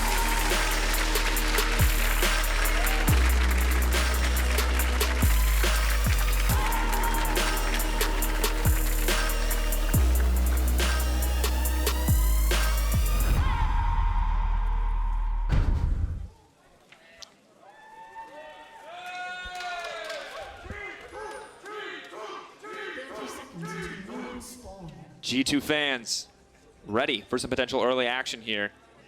And Ender, you talk about mid lane, and I'm like, look, Sivir Nautilus is hype. Yeah, wait, is it? Sivir Nautilus is like, I'm just gonna play Wave Clear Simulator. But here's the deal, is I feel like there's tons of engaged potential. And maybe I'm biased, right? Because I'm an old school League of Legends fan. I've followed Gorilla for too long, and now I just kind of expect him to do crazy stuff. But the same is definitively true for the mid lane jungle matchup on both sides. Sejuani Aurelia versus a Sylas Renekton. Of course, important to note, part of the reason why people might be a little bit skeptical about Misfits right now is that when you look at the 4 teams they've lost to, a lot of teams contending towards the top. And on the opposite side, Ender, when you look at how they've won, it's just Excel and Rogue that they've beat. Yeah, which seem to be 2 of the weakest teams in the league so far. So we have yet to see them do well against the top. Now, Jankos, and this is Wonder here, looking for the start on towards Leader. But Leader starting with E can easily stun them up and walk out. Ooh, the reset though. But this doesn't benefit either side really because, you know, Jankos can't start that one up. They're going to kill the Blast Cone, but ultimately Maxlor will have the E at level 1, so that is hard CC. If Leader can find another E himself, that means they can get that double lockdown. Oh, Jankos. Gonna go for the Ipsco. Oh, the instant flash over. The stun is there. Misfits. It's gonna be the first blow. There's no way to flash. Oh, and they burned both flashes. Jankos gonna walk away on that one. Leader has E in 5 seconds. It's just not enough. He's gonna be able to walk away. And that's actually, so it's favorable now for Jankos. Yes, he's down in HP, but it's 2 flashes there from Leader and from Maxlor. But notice, it is Leader going up into the top lane, so you know he wants to avoid that brutal matchup of the Renekton, but still going to be slowing himself down quite a lot because both top laners missed out on EXP. Yeah, difficult spot for both the top laners and the junglers. Of course, Maxlor able to clear healthy, but will have to leash solo. You see Jankos trying to take some of his camps, has access to the smite, but very difficult for Sylas in some of these early clears. And I like that they're willing to swap on the side of Misfits, Ender. Yeah, no, it's a good move here, knowing how bad this matchup can be. And look, it's not like you're going to win this matchup against a Nico. It's a range versus melee discrepancy in the early game. But what it does give you is much better gank support to try and find out Wonder. You know, level 3, level 4, when Sejuani makes her way back towards the top side of the map, that's where Misfits will look to try and punish this player. Oh, Caps. No Ignite, doesn't need it. Calls the Meek in an instant. G2 find that first blood. He just destroyed Soaz. That wasn't even close. Like with a fadeaway too. He's walking away, then flashes around right on him, knowing Soaz was just in range. Huge misplay there from Soaz. And I mean, a difficult situation to be in. It's not like Renekton really loses early game to pretty much any champion. An incredible lane bowl, and he feels like Soaz not entirely respecting that. Jankos? Jankos? How you doing, buddy? Jankos versus the creeps. But now the gank at the top lane. The Renekton is back. Leader tries to buy a bit more time, but another one for Caps. Woo, double stacking the kills. And Soaz, can he get anything back? Nope. He's going to come up here and get some CS. So, oh, wait, no, maybe buddy. not. Get out, Soaz. Should be okay. He has the pool, folks. We can take a breather. Everything's going to calm down for at least 10 seconds. But still, look at this. I mean, Caps just absolutely popped off. It's a solo kill in the mid lane, then TP's top lane with a big minion wave there, so it's a pretty easy dive on towards Leader, who we knew lost Flash at level 1. Now the lane swaps have come back into full effect, and you have to think Misfits just got absolutely destroyed. It's a 12 CS on this Aurelia to the 23 of Nico or the 20 of this Renekton. Like, you're so far behind now off of this loss. You're only level 2 when this tower goes down, and all these minions are denied. Oh, and he walks right back. There's really no good choice there. You can't walk to the creep wave and give Renekton the double dash. You stay in your tower and you hope for the best, but you just got stat checked there, and Renekton has more than enough early game damage to find that kill. All right, there's 2 games happening. There's League of Legends and there's Jankos versus the creeps. He almost dies the Krug's bottom side. He finally secures the Krug's top side. Things are looking great for G2. A 1K gold lead at 5 minutes, kind of what you expect from them, but definitely not how Misfits wanted to start the game.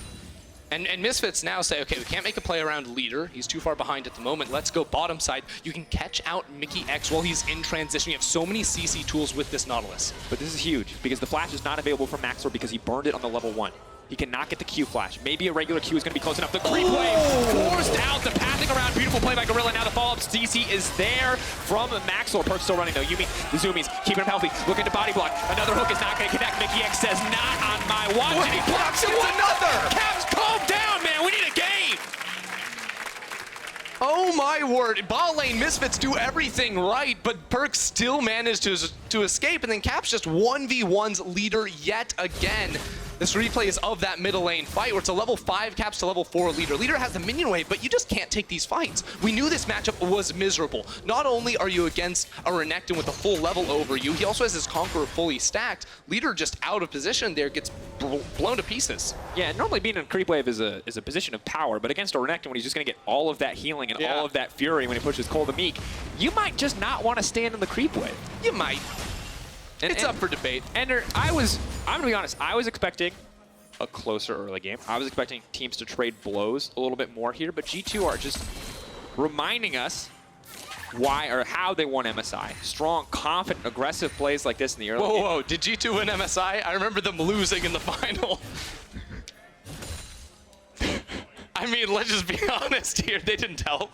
You mean Rift Rivals? Rift Rivals. Oh, no, I said MSI. Yeah, I was thinking, okay. Yeah. Okay. Let's move on. No. Everyone, for Ender's sake, just pretend he said Rift Rivals. That's all we can ask for. All right. And notice how Soaz just used his pool in the mid lane. That was interesting. Good on Soaz. Okay. Smooth transition. Damage report. Pretend you got to save this game for Misfits right now. What are you doing, Ender? Where are you putting players? Where are you ganking? Where are you running away from Perks as fast as humanly possible? Nice jump out there. Gorilla now knocked back though. Yanko's on the way in. Abscond, abduct. We'll move in. Lot of damage. Is it going to be enough though? Gorilla burning low. The creeps are there. Perks going to grab that one. Another easy kill pickup for G2. The worst part is when you ask me what do Misfits have to do, I was just about to say, go down bottom lane. There's no flash on Perks, there's no summoners on this Yumi. You're about to be, hitting level 6 in the next couple of minutes for Gorilla, but then they just get ganked by Yankos and die, and all other lanes are just death at the moment. Caps is just proxying the minion wave. Soaz has to use his pool just to get to his tower so he can clear away these minions. The soul lanes are not working for Misfits, so they have to abort and focus bot. And the good news is that he has a bit of cooldown reduction, has a bit of sustain, can look to try to survive, but it may not be enough. Has used the ulti. Caps is going to double dash his way out of there. Just walk away once again. G2 are dictating the pace of this game, and it seems like Misfits are not ready to play at that pace. Perks going in. Casual 1v2. No big deal. And another kill. Yankos kills leader. All right, Dracos. I asked for a game of League of Legends, and I'm getting a montage, Ender. For like multiple different players, like Caps is trying to do his thing, Perk's trying to do his thing. And look, like if any other team falls behind 1 or 2 kills, it's fine. But one of the G2's biggest strengths is capitalizing on their advantages, whether it's from counter picks and lane matchups or these early gold leads. They are not afraid to make the aggressive play.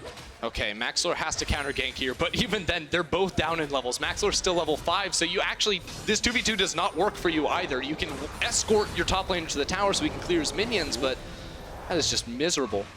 Yankos will complete the back though, so a brief moment of theoretically an advantage state, but we look back at these kills, and once again, brutal for Leader. Has not gotten to play much of anything. So does Leader go in here? Because the root is down, so he thinks he can take a good trade against Wonder. The E does not come close, and then Wonder just runs him down. Oh, the flat. Well played. That was pretty sweet. Yeah. Oh, and he gets barely caught on the edge of that too. Then the follow-up CC. All right. Yeah, that was a bit unfortunate there. Here we go, the stolen Nautilus ult, but Gorilla just barely making it out of range in time with the flash. Good flash to make it to safety, but a 2-level discrepancy in the bot lane. It's been a long time since we've seen one of those. And Leader can try to come down here. You talked about bailing out bottom lane, trying to get something done. They have the vision advantage in terms of the control ward, but they're not entirely sure what they want to do here. Yeah, but Leader's a level 7 Aurelia with 3 longswords and a dagger. 57 CS. This guy does not do anything at the moment. Yeah. This man's trying to max out his crafting, you know what I'm saying? His smithing. He's just building many daggers as humanly possible. Yeah, swords, whatever. But he's got to give up on the iron daggers. Just go looting some. You have to find good items. His level is way too low to actually build, dwarven, ebony. Like, you just can't. And that's as much as I'm going to humor you on references. It's like 9 people who understood G2 that. have Dragon Bone armor right now. It's just like, what do you do? It's still early game. And then, okay, so one guy got it. You're the only person we needed. Thank you. You've justified this entire Skyrim rant. 10 minutes into the game, Ender. 4K gold lead. I hate saying games are over, but it is very hard to come back from this. Bye-bye, Leader. It's even more hard when you have all these great ultimates to steal. Jankos gonna grab another kill. Leader dashes around, but just cannot get anything done. Maxlord does kill the Wolf Camp, though. Yeah. That was a 1v3. Good job, Maxlord. That matters. Wolves is hard. All right, G2 grab yet another plate.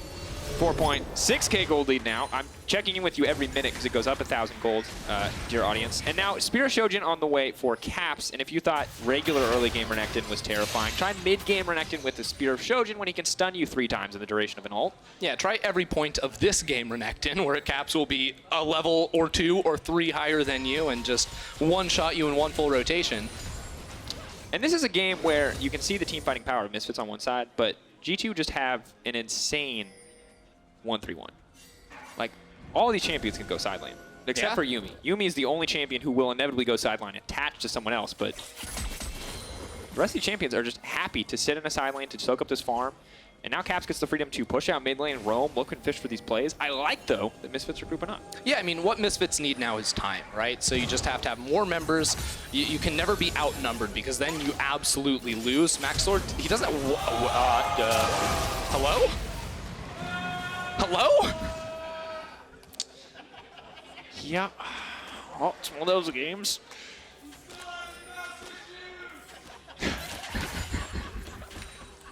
Thank you, audience, for being so fun. Okay, now we'll see if we're going to play the Sejuani all game and see who has a higher hit rating this game, Jankos or Maxlord. Maxlord 0 for 1. Or Steve's Lux ults from Rift Rivals. That's also fair. What did it mean? There's a question on our mind. So as levels. Oh, we got the replay. Nice. Oh. Man, at a certain point, it just feels like you're punching down a little bit. Misfits, this is not the way they wanted to come back onto the stage. They wanted to show us more. They wanted to show us something good here, but it's not happening. And you got to feel bad for Quickshot's predictions here. I love how they give the Rift Herald to the Yuumi, who never recalls herself. Yuumi hops into an ally, so you don't get that. Yeah, Yuumi could have also benefited from producing perks. Now in trouble. So as going in. Vladimir damage, will it be enough? Moving through the fancy footwork. Goes golden. Tries to buy a bit of time, but here comes the Sejuani. Here comes another TP. He's trying to go. He dodges behind the minion. Beautiful dodge on the Vladimir. And now the rest of the team is here. Welcome to the surprise party. But it's a surprise for Wonder. He manages to get 2-man knockup, but now Wonder's running for his life. It is Caps on the backside. He's done a ton of damage. At the end of the day, G2 get the kill, but that was so incredibly close. Yeah, I mean, perks with the outplay there, too. You called it perfectly, using the minions to block the damage coming through from Soaz's E, and barely survives to have the teleports come in for help. That was a 4v5, mind you, with Jankos not in that fight. Caps just now using his TP to come topside and get even more turret plate money before it goes away. Can we get a quick gold check, observers here? Yeah, that's kind of what I was scared of. That's 7,000 gold for the Renekton. At 13 minutes into the game. That's a Spear of Shojin complete when he goes back. Ooh. Thank you, observers. He has over 2 times as much as Gorilla. I mean, Gorilla's a support. Come on, but that's still, more than 2.5 times. Like, oh, the stun. Rift Herald will get another charge. We check in on the gold. And only Mickey X is down there with the rest of the Misfits members. Wow, Mickey sucks. You're a cruel man, Christy Ender Frierson. He's playing Yuumi. He doesn't get to play Pyke, apparently. Now that it's nerfed, no one is allowed to Put play. him promiscuous is all I'm saying. Oh, my God. Boo. Thank you, audience. Boo. All right, we can look back at this. Once again, beautiful outplay. Keep your eyes on the tumble. Yep, here comes. Bloop. 1 minion between him and Certain Death on towards Soaz, and then it's 4v4 because 3 people come in on the 2 teleports for G2. And while Wonder buys time, there was some CC. It's Caps who gets the solo kill on towards Soaz. And of course, Soaz with no cooldowns left, also against a, now that we know, 7k gold Renekton, is not going to be able to survive. Now, Ender. Spear of Shojin's completed. Yep. There's an extra candle gem there, potentially Black Cleaver on the way as well for young Caps, who's been our pseudo top laner this game. But we like to always set hope for the enemy team, and I'd like to do that now. It's 15 minutes into the game. Misfits are down 8k gold, which is pretty big at 15 minutes. I don't know if you know. Solid analysis. How long do they have to go to win the game? Are we straight up like, is this game so G2 sided that we are straight up going Sivir 500 CS? I was just about to say it. I'm glad we're on the same wavelength. Like, you know, Sivir 500 CS, maybe 3v1 Caps, but even then, I'm not sure. Caps, Spear of Trojan, dashes out to safety. I don't think they throw the ult. He's still alive. He's still alive. Caps goes down. Misfits find the shutdown. Caps caught overextending. Massive shutdown going into the back pocket of Gorilla. Yes! Now he will have so much gold. That's and they only trade it for mid lane tier 2 tower. All right. But that's important. I mean, you have to trade for something. No, right? definitely, At this point in the game. You do not get to dictate the pace of the game. You just have to find and take what you can get. This is definitely one of those games. Perks continuing to push forward. Of course, Blade of the Ruin King's coming through. First items across the board for this team. Bits and pieces on the side of Misfits. Maybe they can get something here. Soaz fishing for the team fight. Of course, Maxwell has no ultimate, and Soaz is just going to be forced to back away. Yanko's with the hijack up and available. Could look to steal one of the 2 potential engage ults on the opposite side. I would like to say it's important to notice the CS between mid laners. Leader is tied, actually, with Cap. So, yes, he's like miles behind, but this is showing some signs of recovery for Misfits with that play down bottom side, which I really didn't think was going to work out. Caps is a very tanky man at the moment, but without the flash and popping the dominance early there, it was a play they could make. Ooh, Gorilla flashing away. You may continue to chase if they want to, but they are just going to back off. Forcing a flash out, though, pure advantage to G2 does not cost them anything. It's G2 just waiting for that next overstep from Misfits. Right now they're bringing all their members towards this middle lane. There's not really anything for them to take here. They can just use this pressure, transition down in towards the Dragon, and then facilitate Caps in the side lane. As long as he can't be collapsed on by, I'm going to say Misfits need 4 people to kill him right now. He can pull off the 1v3. The 1v4 is a little bit much, but as long as G2 can give him a little bit of support, should be fine. Just keep on pushing. If you can chain CC the Renekton until he dies, or stop him from auto-attacking you after he casts ult, you can kill him. Got bad news. He's got Merc Treads. A little hard to chain CC with that. Very true. All right, G2 setting up for the siege on the bottom side. Cap's just going to fish. We'll lay out a bit of damage and dash right back out. Of course, decent amount of sustain from the Yuumi, as well as the Cole, the Meek healing. And Leader, in the meantime, getting a good bit of attention. I like Maxlor going over to set him up. They, of course, see many members of G2 on the bottom side. So he's allowed to free push, get a bit more gold under his belt. Trinity Force, very important for the Aurelia.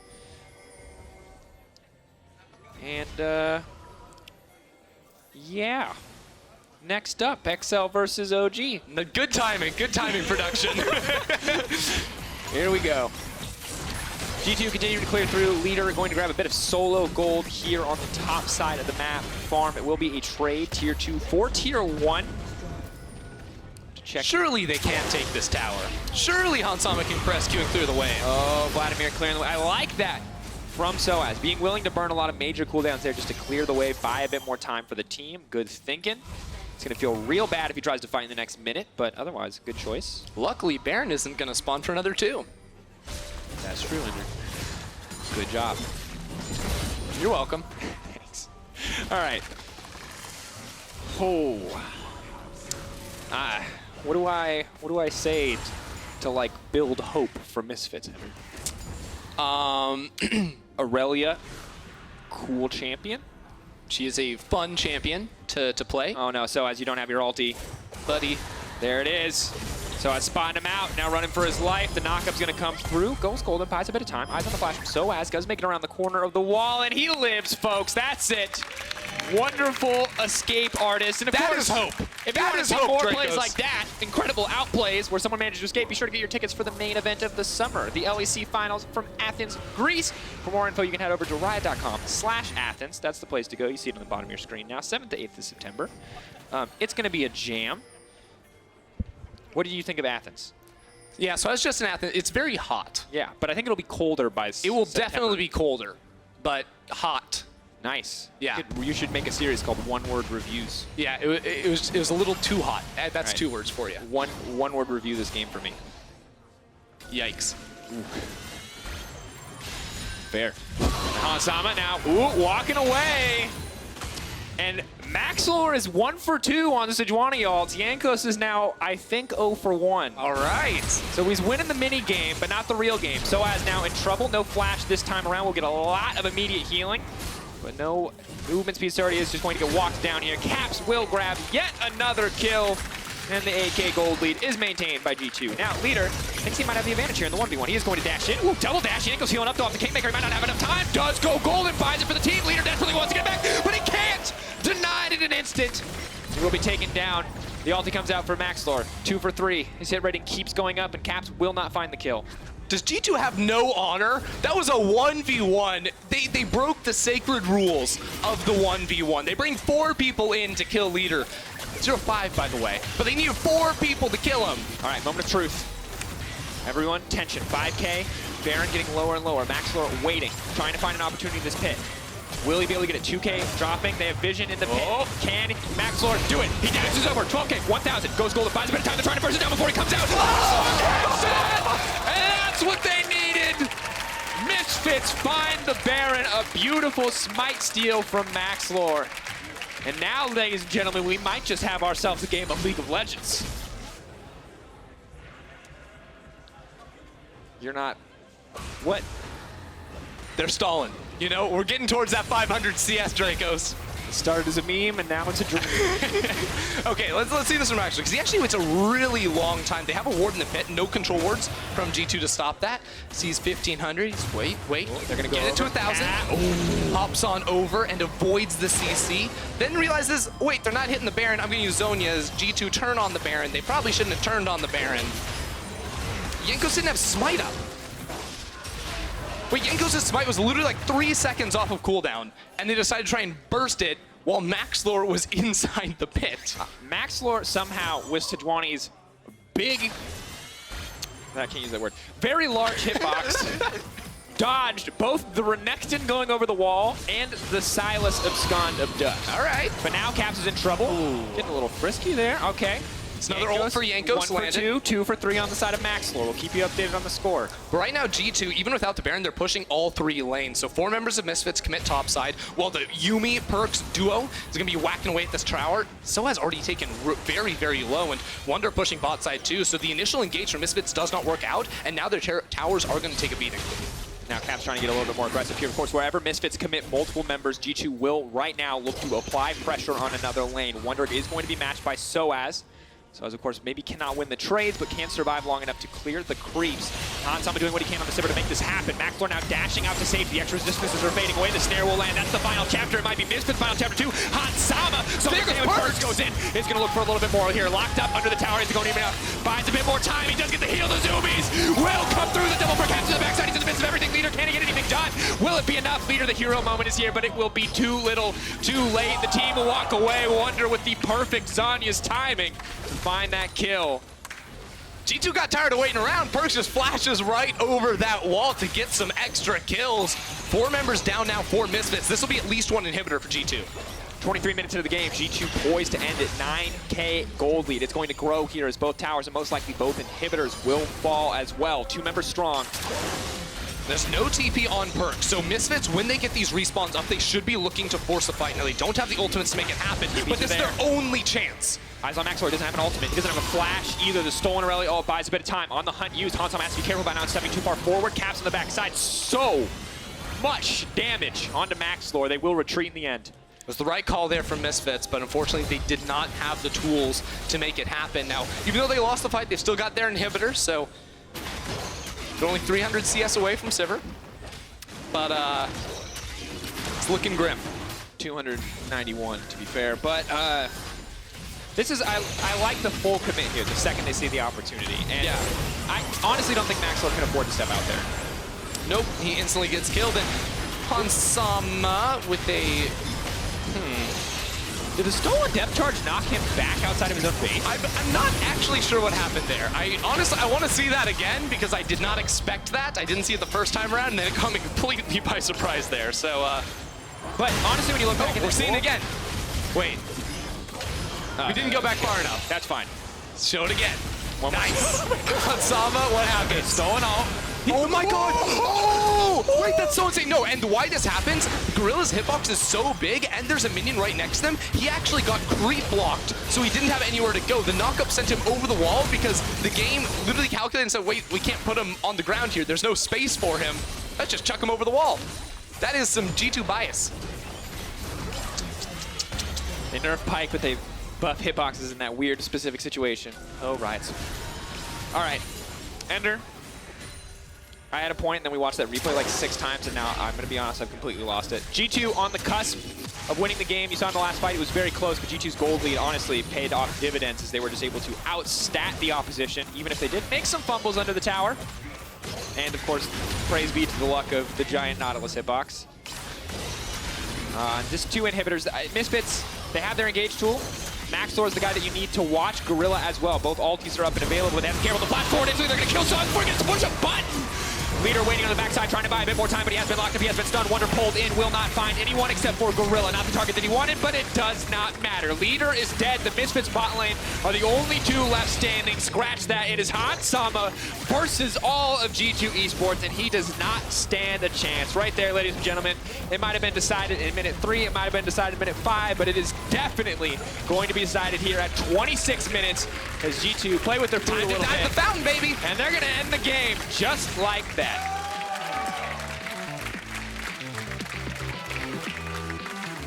I never doubted them. Not for a second. All right. No, I really didn't doubt them. Like Kobe, you calm down. Here we are, ladies and gentlemen. A commanding win for G2 Esports, and I think if you were skeptical after they ran it down in that Rift Rivals Best of 5, now you may have reason to have more faith in the G2 lineups, looking comfortable, not even looking to utilize the Keon and the board. They were banned away.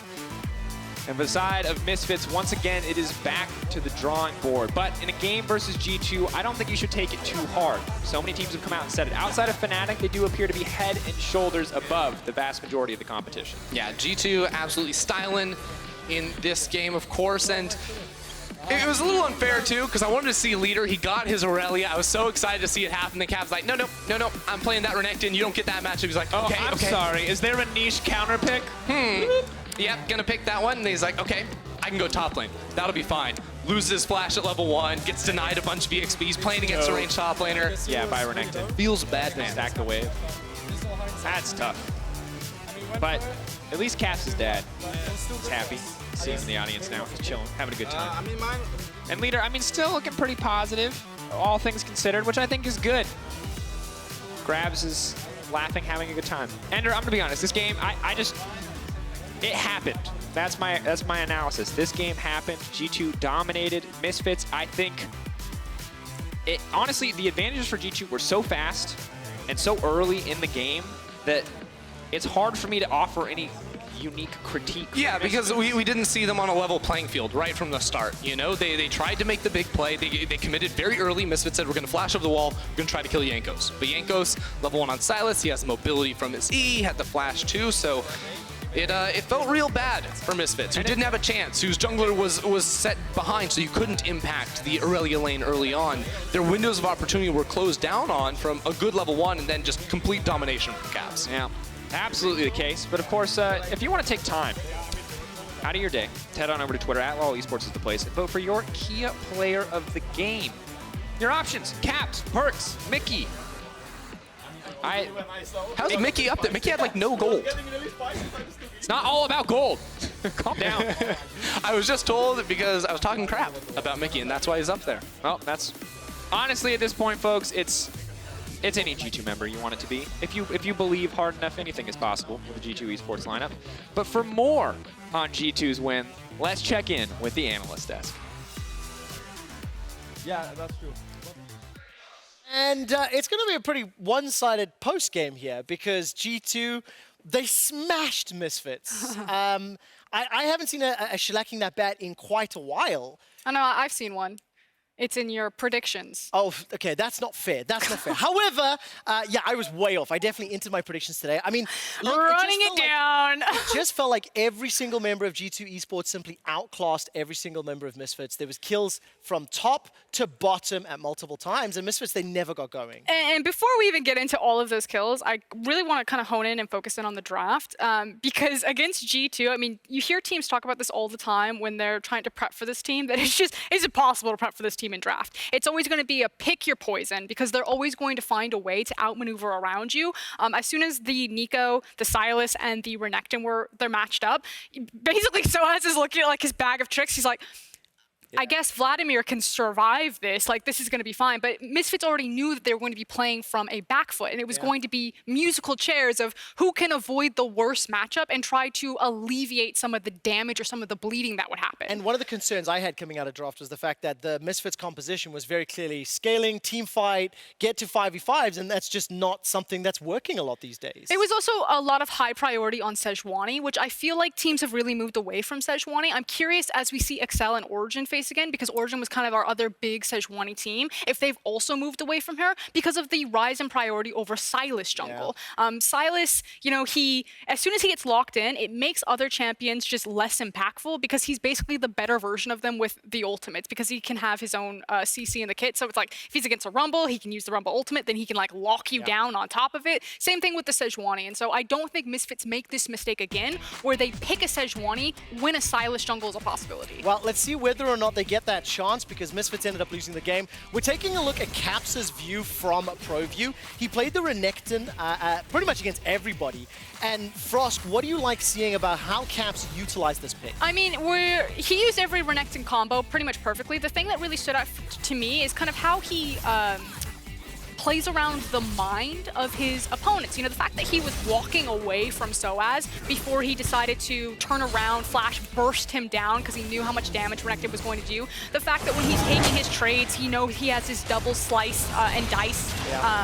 Or his two dashes stacked up, so he smashes you and then he dashes out, and it's kind of these special flares that make Caps who he is on this Renekton versus other Renekton players, because Renekton's pretty face roll. I mean, you smash your face on the keyboard, his combos are pretty disgusting. He gets Spear of Trojan, I believe he can like stun you twice during the duration of Dominus with his ultimate. It's just disgusting in terms of how it synergizes with his kit as an item, but how Caps is able to utilize the kit to create opportunities that Soaz didn't even see coming. He did not expect that, and Soaz isn't the only one. No, the entire team of Misfits did not see anything that G2 was throwing at them. Look at that gold lead. That's a 13,000 gold lead scale, and it was around 5,000 gold by about 10 minutes, 19 kills to 2. By 12 minutes into the game, I started messaging our stats team to find out when the last time we had a perfect game was, and it was in 2017 when Vitality beat UOL. I felt like this game was going to go perfect. It didn't, because Misfits threw 4.5 members down into the bottom edge to pick up a single kill, but they ended up conceding more of the map. And it's going from bad to worse. Misfits are now sitting on 2 wins, 5 losses. That's the same record as Rogue right now. And when you think of the star caliber of those players, that is a terrifying win-loss at this stage of the split. I don't want to kick a man when he's down.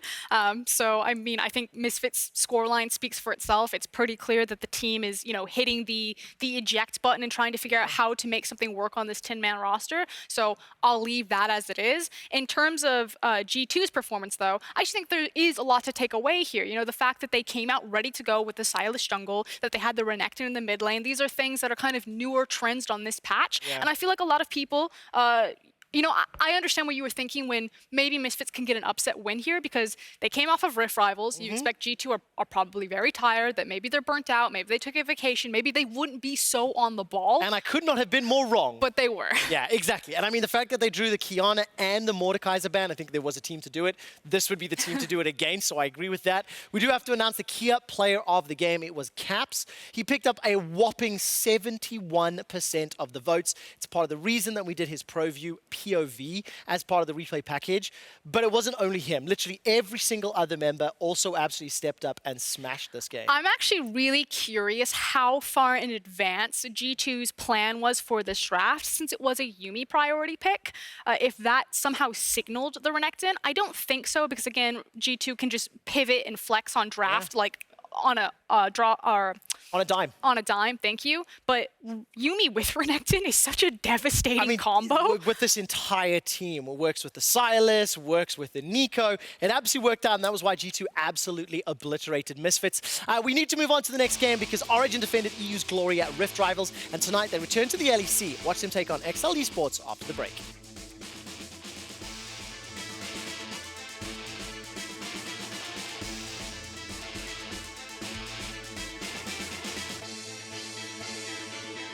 That's where Misfits will look to try and punish this player. Oh, Caps. No Ignite. I hate saying games are over, but it is very hard to come back from this. Bye, leader. It's even more hard when you have all these great ultimates to steal. Yankos gonna grab another kill. Can Max Lord do it? He dashes over. 12K, 1,000. Goes golden. Finds a bit of time to try to burst it down before he comes out.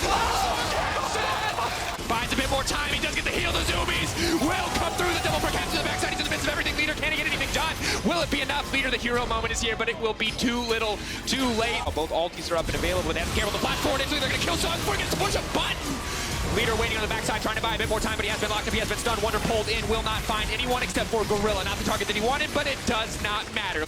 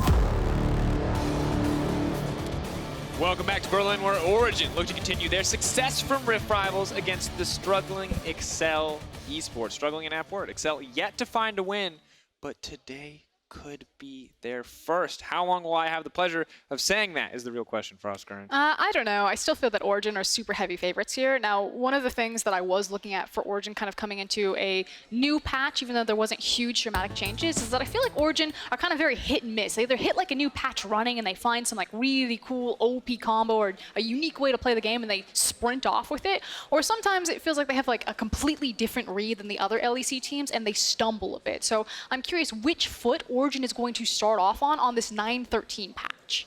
And additionally, the question that I pretty much have for any team that didn't go to Rift Rivals, in this case Excel as well, is like, what have you learned in these last few weeks? Did you take some time off? Not entirely sure for the Excel lineup. Or how hard have you been preparing? Because you have a lead, right, in terms of patch prep.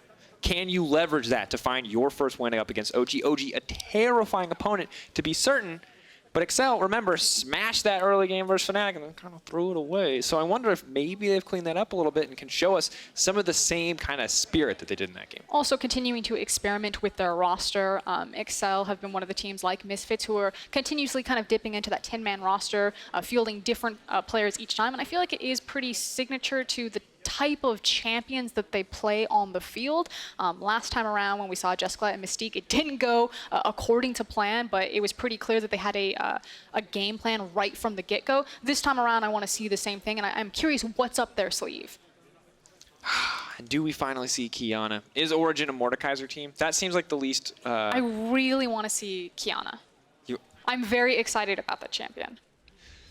She's like 9-0 globally right now, 100% win rate. I think she's super fun, and by that I mean very OP and obnoxious. Please leave it open, both of you. Akali was also super fun on release. Anyone remember release LeBlanc? Super fun. We'll see. See what pro players can do with Kiana already, as you mentioned, 9-0. 3, 2, 1, and that's it, ladies and gentlemen. It's time for Picks and Bans, your favorite part of the day, and why? Because we get to see if Mordekaiser or Kiana will get played. Who's going to take it? XL on the blue side, Origen on the red. So he's looking across his teammates. He's like, guys, do we be anti-fun today? Oh. Draven taken off the board. Yuumi banned away from OG. I like that. What are the options going to be here? How do you actually shut down OG on a new patch? I feel like it's always so hard to know exactly what needs to be taken away. I was talking about this on the analyst desk, and I'll revisit it here. Origen were one of the teams in the LEC that had higher priority on things like a Sejuani, especially in using her with tandem with melee champions, like that Camille mid that Nukeduck pulled out. Again, I'm curious with the rise in popularity of Silas jungle, particularly in solo queue, if that means that they'll still have a high priority on Sejuani, or if they're going to move away from that. Aurelia is going to be taken away. OG, of course, with one final ban. If Excel don't ban, or if OG don't ban the Sejuani, will Excel pick it? Of course, both Kiana and Mordekaiser up and available. Did not see it in our first game, despite being open, but Kiana. What's it gonna be? See it here. I say you leave them both open, and you just kind of take that gut check. Who's practiced it?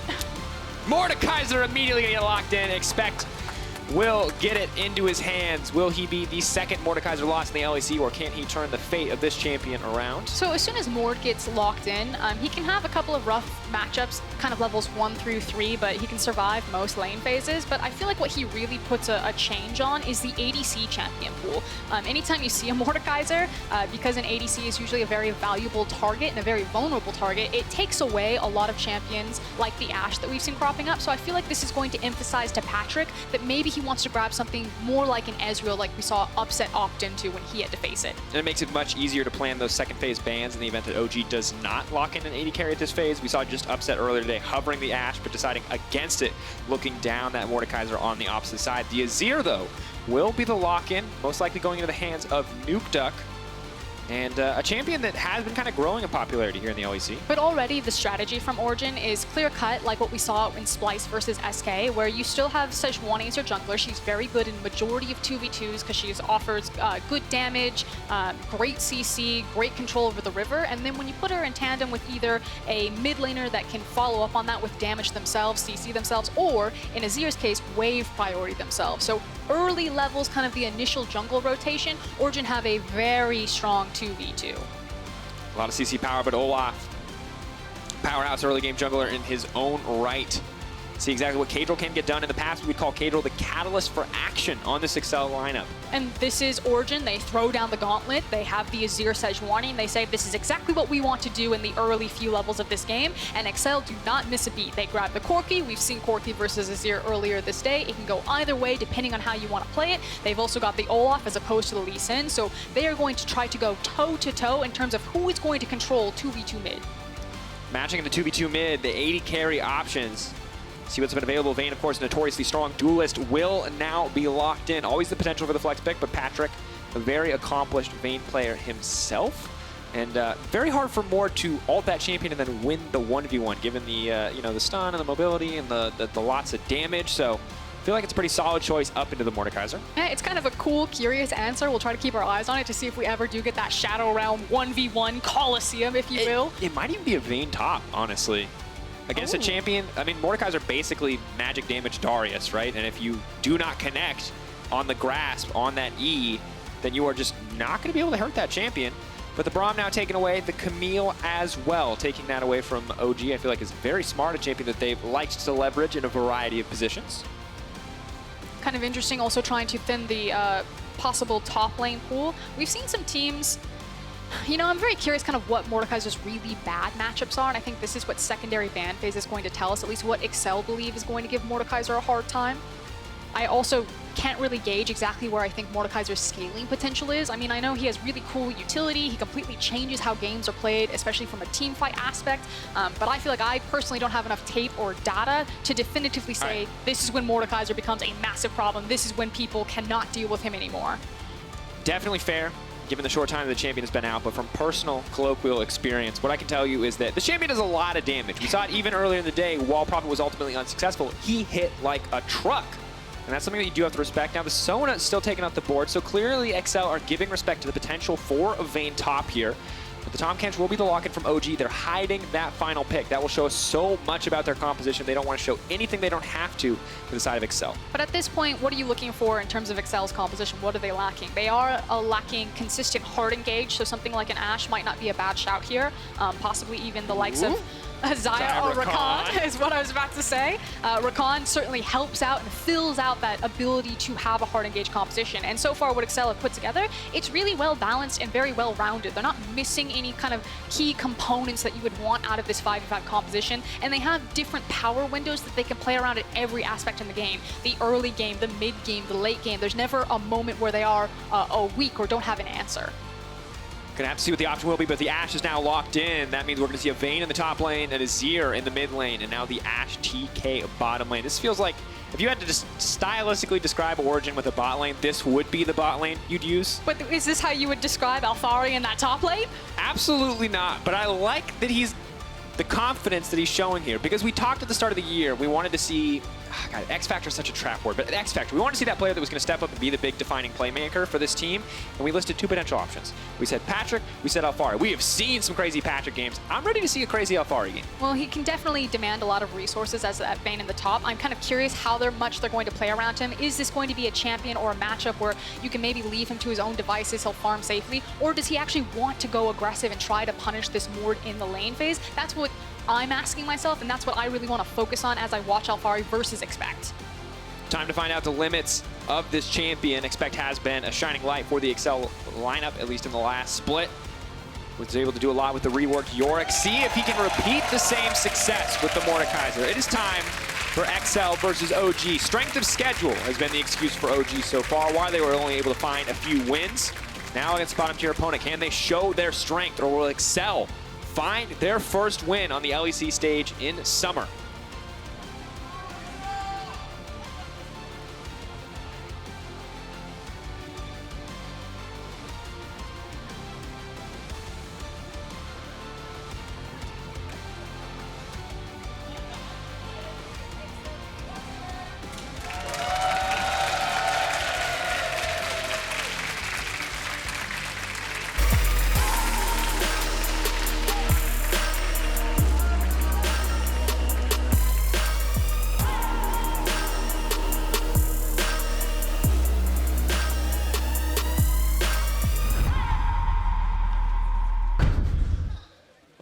Legends is now happening on your screen. And while I can't tell you the results of this game yet, I can tell you that's a great Corki skin. We'll call it the Waffle skin in honor of the newest LEC dog to join the LEC family. Our producer, Kevin, who was just talking in my ear, just got a Corgi named Waffles. It's adorable. I'll get you pictures, I promise. In the meantime, though, level 1 setups are going to be important for Oscar in early jungle pathing as well. I feel like we have a lot of matchups outside of bot lane that can be kind of set up to be explosive. Also, some cool Keystone action happening here. Again, it's another electrocute onto the Azir versus Corki matchup. We covered that in Splyce versus SK. We've seen it globally. You're going to see it again here today. Again, it's all about those short burst trades to help Azir stay competitive in terms of trading with Corki as opposed to just the wave clear. Patrick, though, going for the Airy, or no, Comet, excuse me. So wants to use the volley and then have the Comet poke and whittle at them. It's not super uncommon for Ashe, although you normally see it on Ashe support when she's just kind of standing there playing with the Comet. Did you just say you normally see it on Ashe support? You definitely see it on Ashe support whenever that's locked in. That's the Keystone she's running.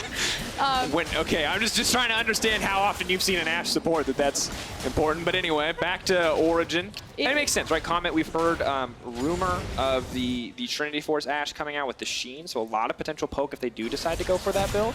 And then also the Guardian there on the Tahm Kench as opposed to something like an unsealed spellbook. So it tells me that Patrick and Mithy really want to play a whittle-based lane, that it's about chipping away at Jessica and Mystique. They didn't even worry about trying to get priority in this wave. Like, you know, it's fine. This is about poking with the volley and the tongue that you can see that they're doing right now, as opposed to just absolutely dominating this lane. Now, if this damage continues to stick, though, Jessica and Mystique are going to give away a lot of the push advantage that they can have in early levels as Xayah and Rakan with those steroids. And level 2 is actually coming in at the same time. Mystique's overstayed his welcome. OG getting that early lane control is going to matter so much. Flash has already been forced. Mithy continuing to step forward. Patrick looking to slow him down. Just walking him down on the Ashe. First blood already. It was not supposed to be the point of action, but already the action is kicking off. Patrick now backing away. And Kato's not even going to be able to get anything here. Actually, just beautiful play by OG to get, you know, somewhat even priority on the wave. I'm not just going to mince words, though. That was a massive misplay from Mystiques, and it might cost them everything in the lane phase. That type of misstep at this level of professional play, like, you sometimes don't come back from that. So we're going to see how he tries to recover, but he knew it as soon as it happened. He went for a very aggressive trade. There really wasn't any reason to look for that type of window. Didn't connect with the knock-up, and then immediately had to burn the flash, and then unfortunately, too little too late. And the big thing is that Mithy and Patrick didn't have to expend their own flashes to secure that. Just huge, and I feel like I would love to go back and rewatch that level 1. Do it yourself if you have ProView. Good opportunity to check out exactly how they got that. I think maybe just no procs on the lethal tempo from the Xayah, but ultimately now an advantage for a lane that we did not expect to be incredibly dominant early on. I mean, it's kind of like your strategy about how you're going to walk into the lane phase and play it. Unfortunately, Jessica and Mystique walked into lane phase and they just ate poke after poke after poke. Instead of hiding behind their minions and trying to play the wave clear game, they tried to play the trade game. Difficult situation now, to be sure. Luckily for them, no gold has been spent quite yet. So will not cost them too greatly at this point. But in the top side of the map, you were wondering how exactly this lane would be played out. Well, it's Kleptomancy, and it's pretty much just farming this Mordekaiser for gold. Sadly for Expect, not able to do too much here. May need to wait for the Olaf to help. Katel now on the way up. Cold's in the wings. Stepping forward.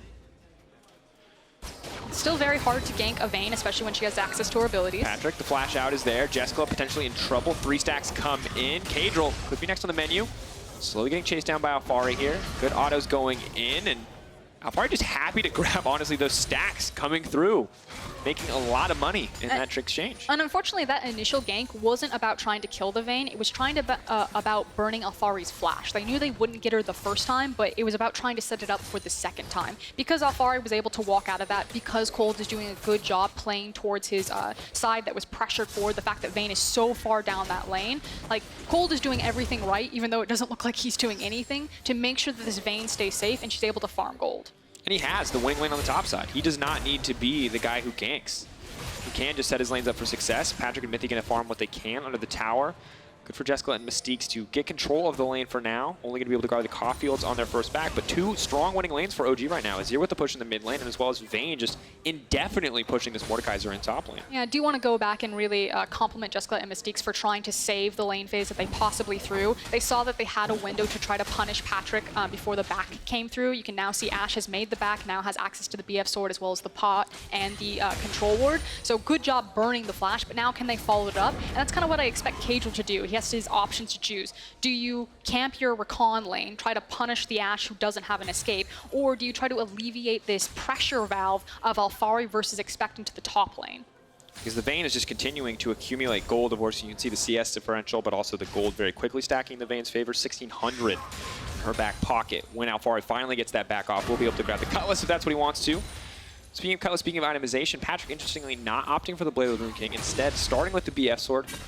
Might see the Essence Reaver coming through. More poke, more CDR. Patrick's my favorite type of Ashe player. It's all about that ultimate. For now, he's all about living. Mithy gonna quickly gobble him up, spit him right back out.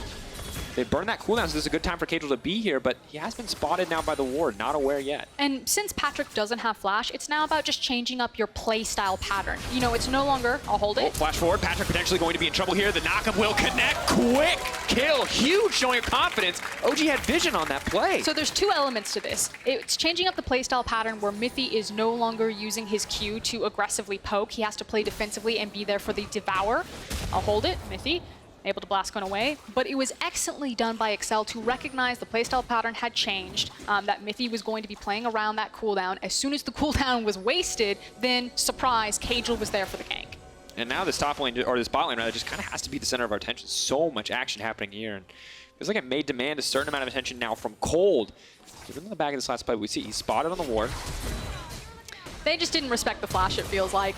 Miscommunication possibly from the OG bot lane, that Patrick couldn't be that far forward, but excellent recognition from Cadril to say, we're ending this now. And that's like a huge showing of confidence. Just flash acts for the slow, knowing that it'll guarantee the recon knockup, and good look overall from Excel. This is what I wanted to see from Cadril, making these big confident plays. Nuke Duck though, now bullying out in the mid lane. Mickey gonna trade back as best he can. And this electrocute definitely paying off for Nuke Duck, letting him fight much more powerfully in the early game with some additional stats there. Mickey doing what he can to respond. Patrick and Mithy still trying to find trades on the bottom side of the map, but you can see 63 to 48 the CS difference. Cold now rearing his head on the bottom side. May just fish for the ultimate here, of course. Does have the prison. Can look to lay it down. So I was checking on how close Patrick was to level 6. He's about 50% of the way there, so it's not like they're immediately going to get an arrow and then pull the trigger. Maybe just trying to find this opportunity to get wave control so they can force a back. Or maybe look for the early Mountain Drake. Of course, Jungler on the bottom side, Scuttle Crab up and available as well. Could look to contest red with his priority, but Jessica's level 6 coming in a little bit faster.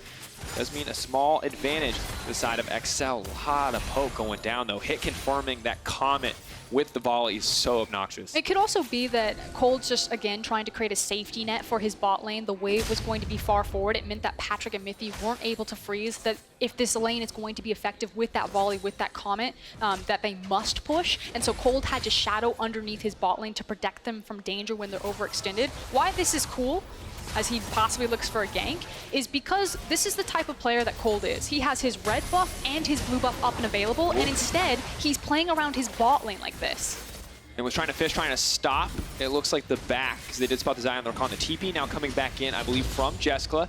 Has returned to the fight. Mystique's, how close is he to level 6? That's the number one question on my mind. Cadril about out of mana. And while Cold doesn't have the ultimate, you still have to be careful about taking this fight. Level 6 much better, however, for Mystique's than it is for Mithy on that Tahm Kench. Both sides are just going to back off, but meanwhile, we have to remember, other lanes are happening outside of bot lane, and that Vayne continues to get further and further ahead, but that's not going to matter right now. Cadril getting caught out here, using the ultimate, trying to run for his life. Mystique's can look to buy a bit of time. Ulti comes out, 3-man, connects, Jessica.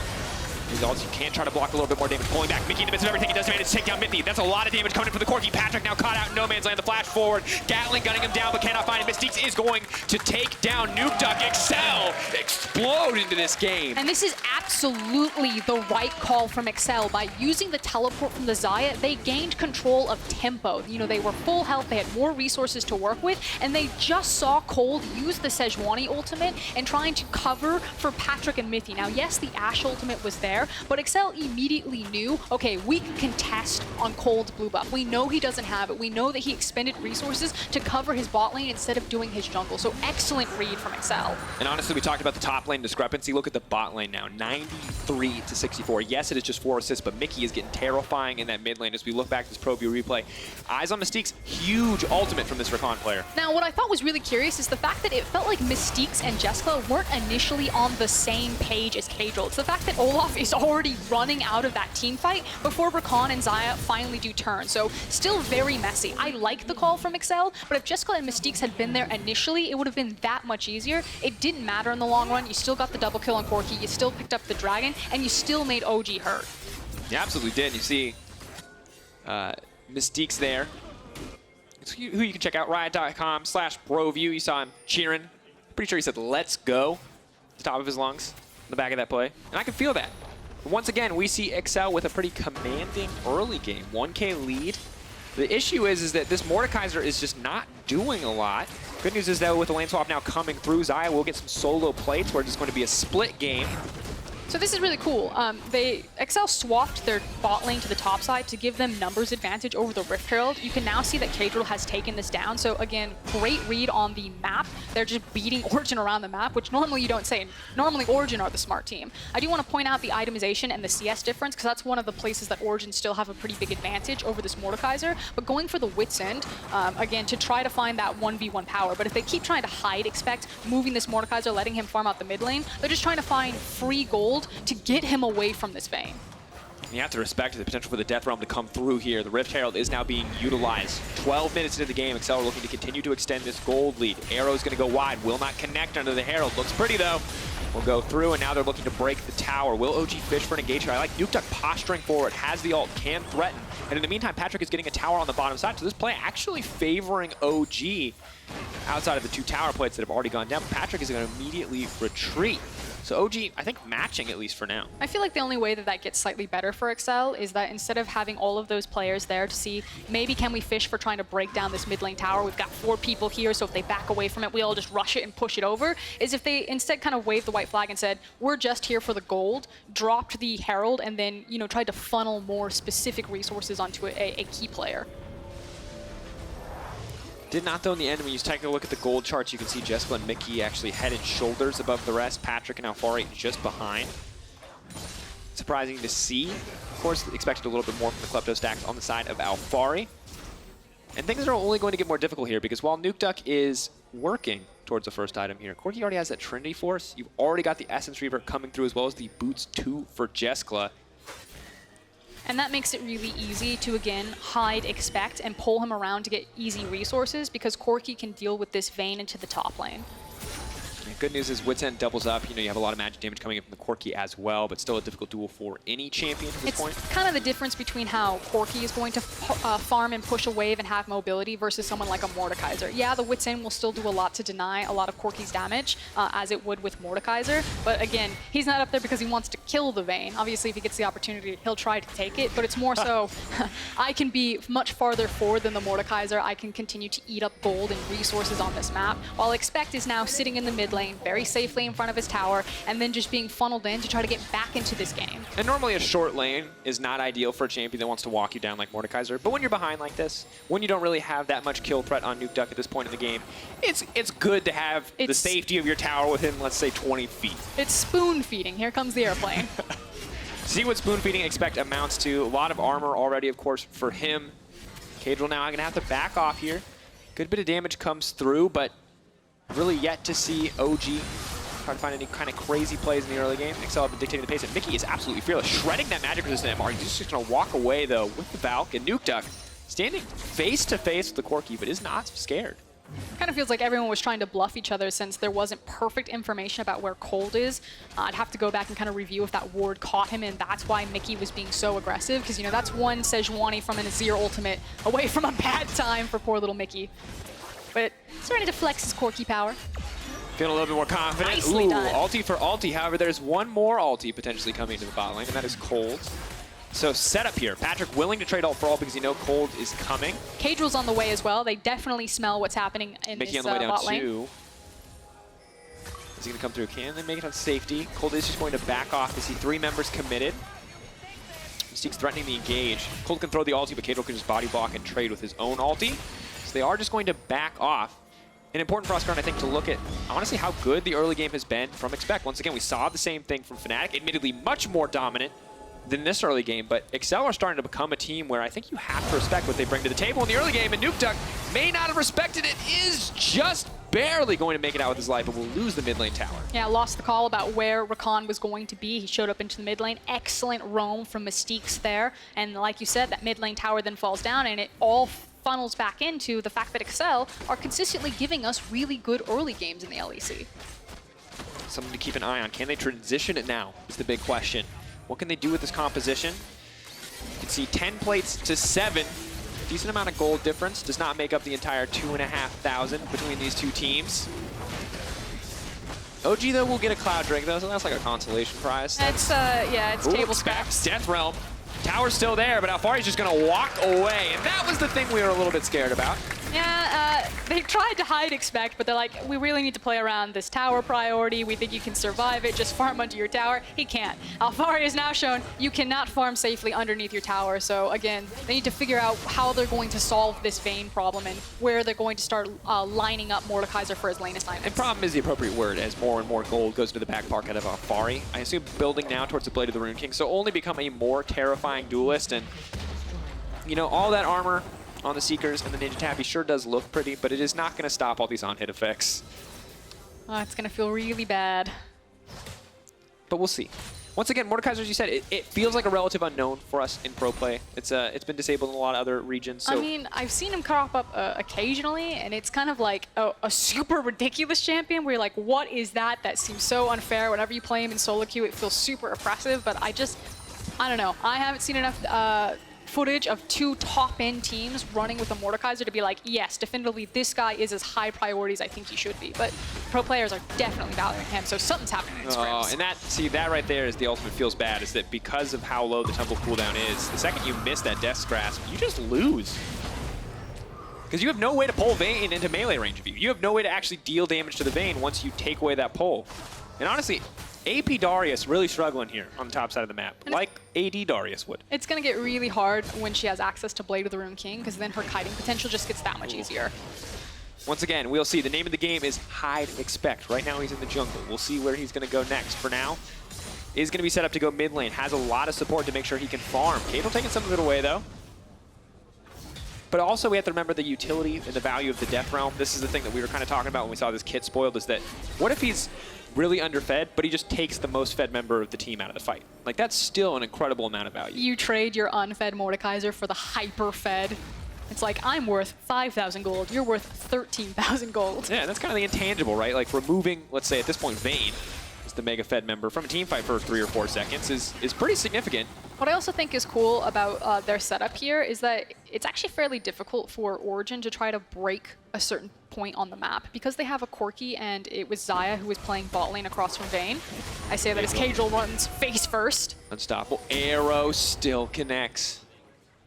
It's hard because of how much mobility is there and how much safety with a lot of these ultimates to get out of the hard CC that Origen have on their kit. So again, credit to Excel with their lane assignments. I like the fact that they're matching the Xayah across from the Vayne, and that if there was a cheeky Sejuani or an Ashe arrow that went for her, that she would just use the ultimate and disengage to safety. And it's stalling a lot for Mordekaiser to get back into the game, but on the other side, I mean, Origen probably aren't feeling too bad about that either. Yuktik's like, it's fine, trade the CS. If the CC hits and we get a kill, that's great. If it doesn't, we've got a Vayne, we have an Azir, we have a utility ADC like Ashe. Like, we'll meet you guys at 30 minutes, no problem, guys. Yeah, the late game scaling is terrifying for both sides, no doubt. We now see the Ashe that looks like building towards that Trinity Force, as we mentioned earlier, will give her, I believe, 40% CDR, as well as the nice additional Sheen proc on the back of every volley. So a lot of poke between an Azir and an Ashe. It will not be fun standing under a tower. My favorite Ashe build. I'm really happy that Patrick is pulling this out. It's a good look overall. But so while he's building this, we have much more traditional AD carry items on the opposite side. Corki now with the rapid fire. Uh-oh. Oh, no. Oh, no, that's an invisible Vayne. He's going to try to dash his way out. Will he get knocked into the wall or the tower? Mickey trying to survive. Alfari now in trouble, though. The TP has been burned. They're trading it. Xayah will now be forced on the top side of the map. Also is looking for the possible abyssal voyage from Patrick and Mithy, who are sitting in that top river, but trying to play two sides at once. Ooh, I feel like we're on the cusp of a fight breaking out. Both teams clearly fishing for the opportunity, and Alfari getting stronger and stronger. It was fishing, it was seeing what they caught, and because it was an Olaf, Patrick's like, you're not worth the arrow. This will not end well for me. The arrow probably more valuable at this point than the Olaf ult. Not a trade you want to make. But it's hard because I understand the power of late game Azir. I understand the power of top lane Vayne. I don't know entirely how to feel about the damage output of this Ashe build. I understand the poke's insane, but the sustained damage sounds like it's hard to match the traditional 3 items. And Xayah and Corki on 3 items are 2 incredibly terrifying champions to play against. And I think it makes up for the fact that the Mordekaiser hasn't had the best first 21 minutes of this game, because you do what? Mickey, dash forward, dash out. Yeah, he's dead. All right, Mickey, that one's going to be a little bit questionable. Shut down for Origen. A good play on the top side, and honestly, just a bit unfortunate. Oh, that was a series of unfortunate events. That was a lemony snicket if I've ever seen one. Yeah, that's what. Ooh, that's a good one. We're going to use that one next time. It was just very bizarre.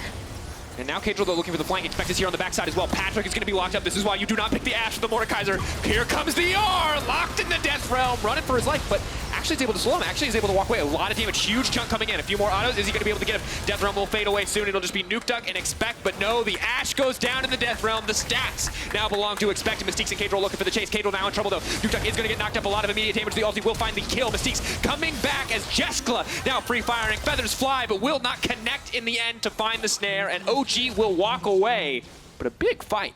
And only by a sliver, because check out Mickey's teleport timer. It is just about to come off. If that was Origen just hanging around for a millisecond longer, that's a completely different fight, because Excel would have wiped the floor with them. That was very messy from both sides. Ooh. Even worse for Origen because Patrick's flash was forced. So this is a Mordekaiser who's down, I don't know, what is that, 60, 70 CS to his opponent top laner? And he's still able to just take the Ashe and completely remove her from the fight. All right, we're watching this one more time. Remember, he's unstoppable in the package, so can just ult away. I feel like he realized... That's a misclick. I don't know. That has to be a miss, because you just... So there's 2 ways. Package and you valk. Either he just misclicked it, or he knew as soon as the tongue hit him that there was no way he was going to escape, and he's like, I have to do as much damage as possible. Maybe I can look for an outplay before I die. But this is the back half of this team fight, and it is a mess from everyone's decision. The fact that Origen's composition gets so split up that this is like 3 different fights happening. When you have an Azir, the team fights only work when Azir gets to be stationary and really just get his sand soldiers up. As soon as Azir is like running around a team fight trying to catch up with people, then everything falls apart. Oh, and I mean, really when you're OG there, that's a cluncher. You're walking away, you are inches away from being CC'd and killed, wiped, and a Baron being started. But now Excel are going to start the Baron regardless. They're calling OG out. I think they're just asking for the arena to fight. They know that they have the advantage 6K, and dropping Colt's going to take a miracle steal here. Are they going to move out of the pit? Mordekaiser can just ult him to stop him from contesting the Baron. If he just ults Cold, he cannot contest. They will back away. He does ult Cold, and the teams are going to retreat. Excel will grab the Baron uncontested. Now, Bari, meanwhile, still pushing on the bottom side. Expect will be the sacrificial Mord to make sure the team can make it out alive. What else can OG get before this Baron turns against them? Just a moment of silence for Expect. He did his job. He knew exactly what had to happen, and he made sure that it did. And he turned, he opened up his arms. He's like, take me. I have done everything I came to do. That was a Gandalf moment. That was a you shall not pass moment. I don't know if he actually needed to do that, though, because Cold was like a mile away from the pit. I feel like he probably did, but... Take another look at this one. Again, this is every single time. It feels like 3 different kind of macro or map plays. Excel have been ahead of the ball than Origen have. And again, we don't expect this. Origen are supposed to be the smart macro-based team, but Excel are just playing really well around this map. And Expect could have kept walking. It's fine. Not sure why he didn't. And now we get to play Farming Mord, Hidden Vayne. And I think it's going to be a very, very tough moment here for, oh no, Expect. Wait, look at Mystiques. Here we go. Auto, auto, auto. Oop, goes golden. Tries to buy time. What else can he do? Here comes Corki. Not going to matter too much. Don't think he's going to use it. It's just going to die. The arrow. That was cheeky and unnecessary, Patrick, but here comes Mystiques on the side looking for the Pank. There's no Tahm Kench in sight. They're going for the follow-up CC. Tahm Kench trying to come in, but Patrick, can he get him out? No! The Ignite ticking and taking him down. Excel now looking to break the tier 2 tower. May look for even a little bit more. Kadril stepping forward. Will get stunned up. Will get locked up, but the tower will not find a kill in this exchange. Excel barreling down the mid lane on the poise of finding their first win up against Origen. That's another massive mistake from Origen, and this time at the helm of Patrick. Mystique was standing on that control ward for about 30 seconds. He was looking for the flank the entire time. There's no reason Patrick should be that far forward. As soon as the Ashe dies, you lose all of your wave clear, because then it's just Sejuani and Kench. His death there might cost them the game, because if she's standing there, she stalls out, you can survive the Baron, you get another opportunity. That is, frankly, unacceptable. Cannot afford to make those mistakes, and remember, this is 06 Excel.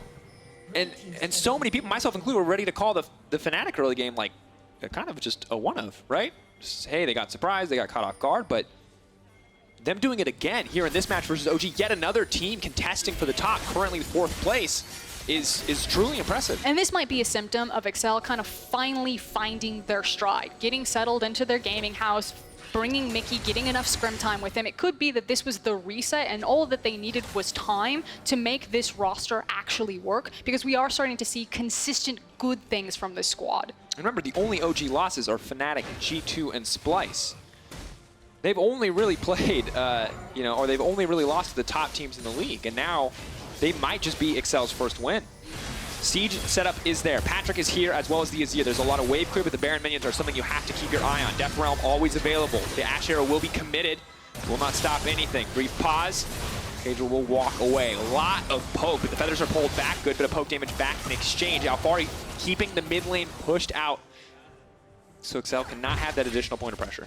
Very difficult to attempt to siege in that type of setup. Yeah, the poke was going back and forth, but as soon as Nuke Duck is grouped back up, it feels like Origen have kind of stopped the bleeding. We'll try to survive or stall out the rest of this Baron, and we'll get another chance at this game as we take another look back at this engage. And again, Mystique's been sitting on that control ward for a very long time, doing his best Hilly impression right there. Finds a very important, very impactful flash engage.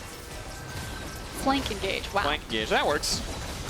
And additionally, I like the confidence from Mystiques. You're talking about a Hilly impression, and once again, the XL bot lane was kind of a puzzle that I think they themselves have been trying to figure out. Do we play Harnik Kasing? Do we play Jessica Mystiques? What is the right choice? And Zyra Khan looking incredible for this duo, and after what was a very, honestly, unfortunate start to this lane phase where they did go down at level 2, Mystiques specifically, he is more than making up for it in this mid to late game.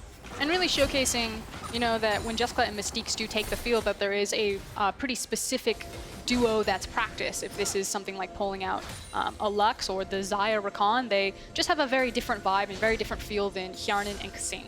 Yeah.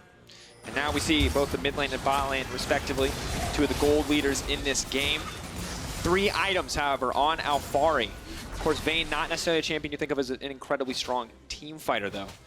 1 piece of CC and she can find herself knocked out of the fight, and also she still has to respect the Death Realm. But it gets easier that Alphari actually gets to be a member of this game now, because since the Baron has fallen off from Excel, it means that less resources need to be used to clear out the Baron minions, which means that Alphari now has more time where he can overextend in these lanes and try to either absorb resources where multiple members of Excel go to try to stop him, or look for those 1v1 scenarios where he can try to outduel someone. So now that the Baron has fallen off, Alphari now becomes another factor in this game. True, and I think the luxury of being Alphari is that you are not the person on your team with wave clear, so you do get to be the person to absorb all these resources to go into a side lane.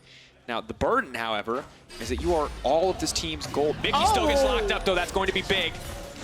Slow connects. Mickey potentially in trouble. Just a good bit of damage, however. Not going to get much else. Mickey will not flash either. So overall, actually, just better for Excel since they can't find the kill, unless they can do something in a period of time where Mickey is off the map. Of course, his TP will be up shortly, and Expect has double stopwatch. Death Realm comes out, tries to buy a bit more time, goes golden, can go golden again. Mickey on the way in, tries to get a bit more damage. That's the double stopwatch. Alphari now in trouble. So much damage on the Corki there. Oh, big autos, burning, ticking, that's it. Red buff, the shutdown onto the Vayne. Huge disaster for the side of OG. And the rest of Excel was able to disengage from any sort of advance that Origen was trying to catch them out with. So again, how many resources were Excel going to expend? They got the 2 there. They had to burn a lot of time with the Mordekaiser, but were able to get the flash off of Alphari, and it's so important on the likes of the Vayne. Absolutely, and double stopwatch paying off. Seems like Alphari was not ready for that, was not ready for the Corki as well, despite his team sending the Corki back. He knew generally where Mickey was expected to be. Feels like an overstep. Once again, the burden. He really could not afford to be the person to die in this case. Take a look at that timer. OG has to be ready and willing to fight a 4v5. Death Realm Mystiques. not available. Look at him. Could find his hero moment. Back on the flank. Does manage to find it. Big engage coming in, but Cadro already almost dead. Nukeduck gonna try to look to pick someone off. Jessica now in trouble. Has to respect the engage potential. Nukeduck, will he get dueled out here? XL now looking to collapse, but Mickey caught over the wall. Finally, the Valkyrie cooldown is up and available. Expect now pulling back. The arrow connects this time. May see something else. The moving forward for Mystiques. Mickey now pulling back. Retreating to the Baron Pit. Needs to make it out of this one. You cannot get away from this Ashe. Vayne coming on the backside as well. Disaster now starting to strike. OG take momentum. And just a slight overstep. The fact that Mickey had to burn his flash right there meant that as soon as he was picked out, that there wasn't going to be any follow-up from him. So the Corki goes down, the teleport comes out from Nukeduck, and suddenly now Origen on the offensive after they've been playing defensively for the last 5 minutes. And Cadril is alive. No ulti available. Mystiques on the back end of the pit. Expect will shortly be able to get the jungler out of the equation. Alfari will not let it happen. Chasing down Expect right now. There is no hope for the Mordekaiser to get out of this one. All too easy in the 1v1. Expect taken down. Now a true 50-50 if they want to try to take the smite, but they will not get the chance. Cadril will have to walk away, and OG will grab the Baron.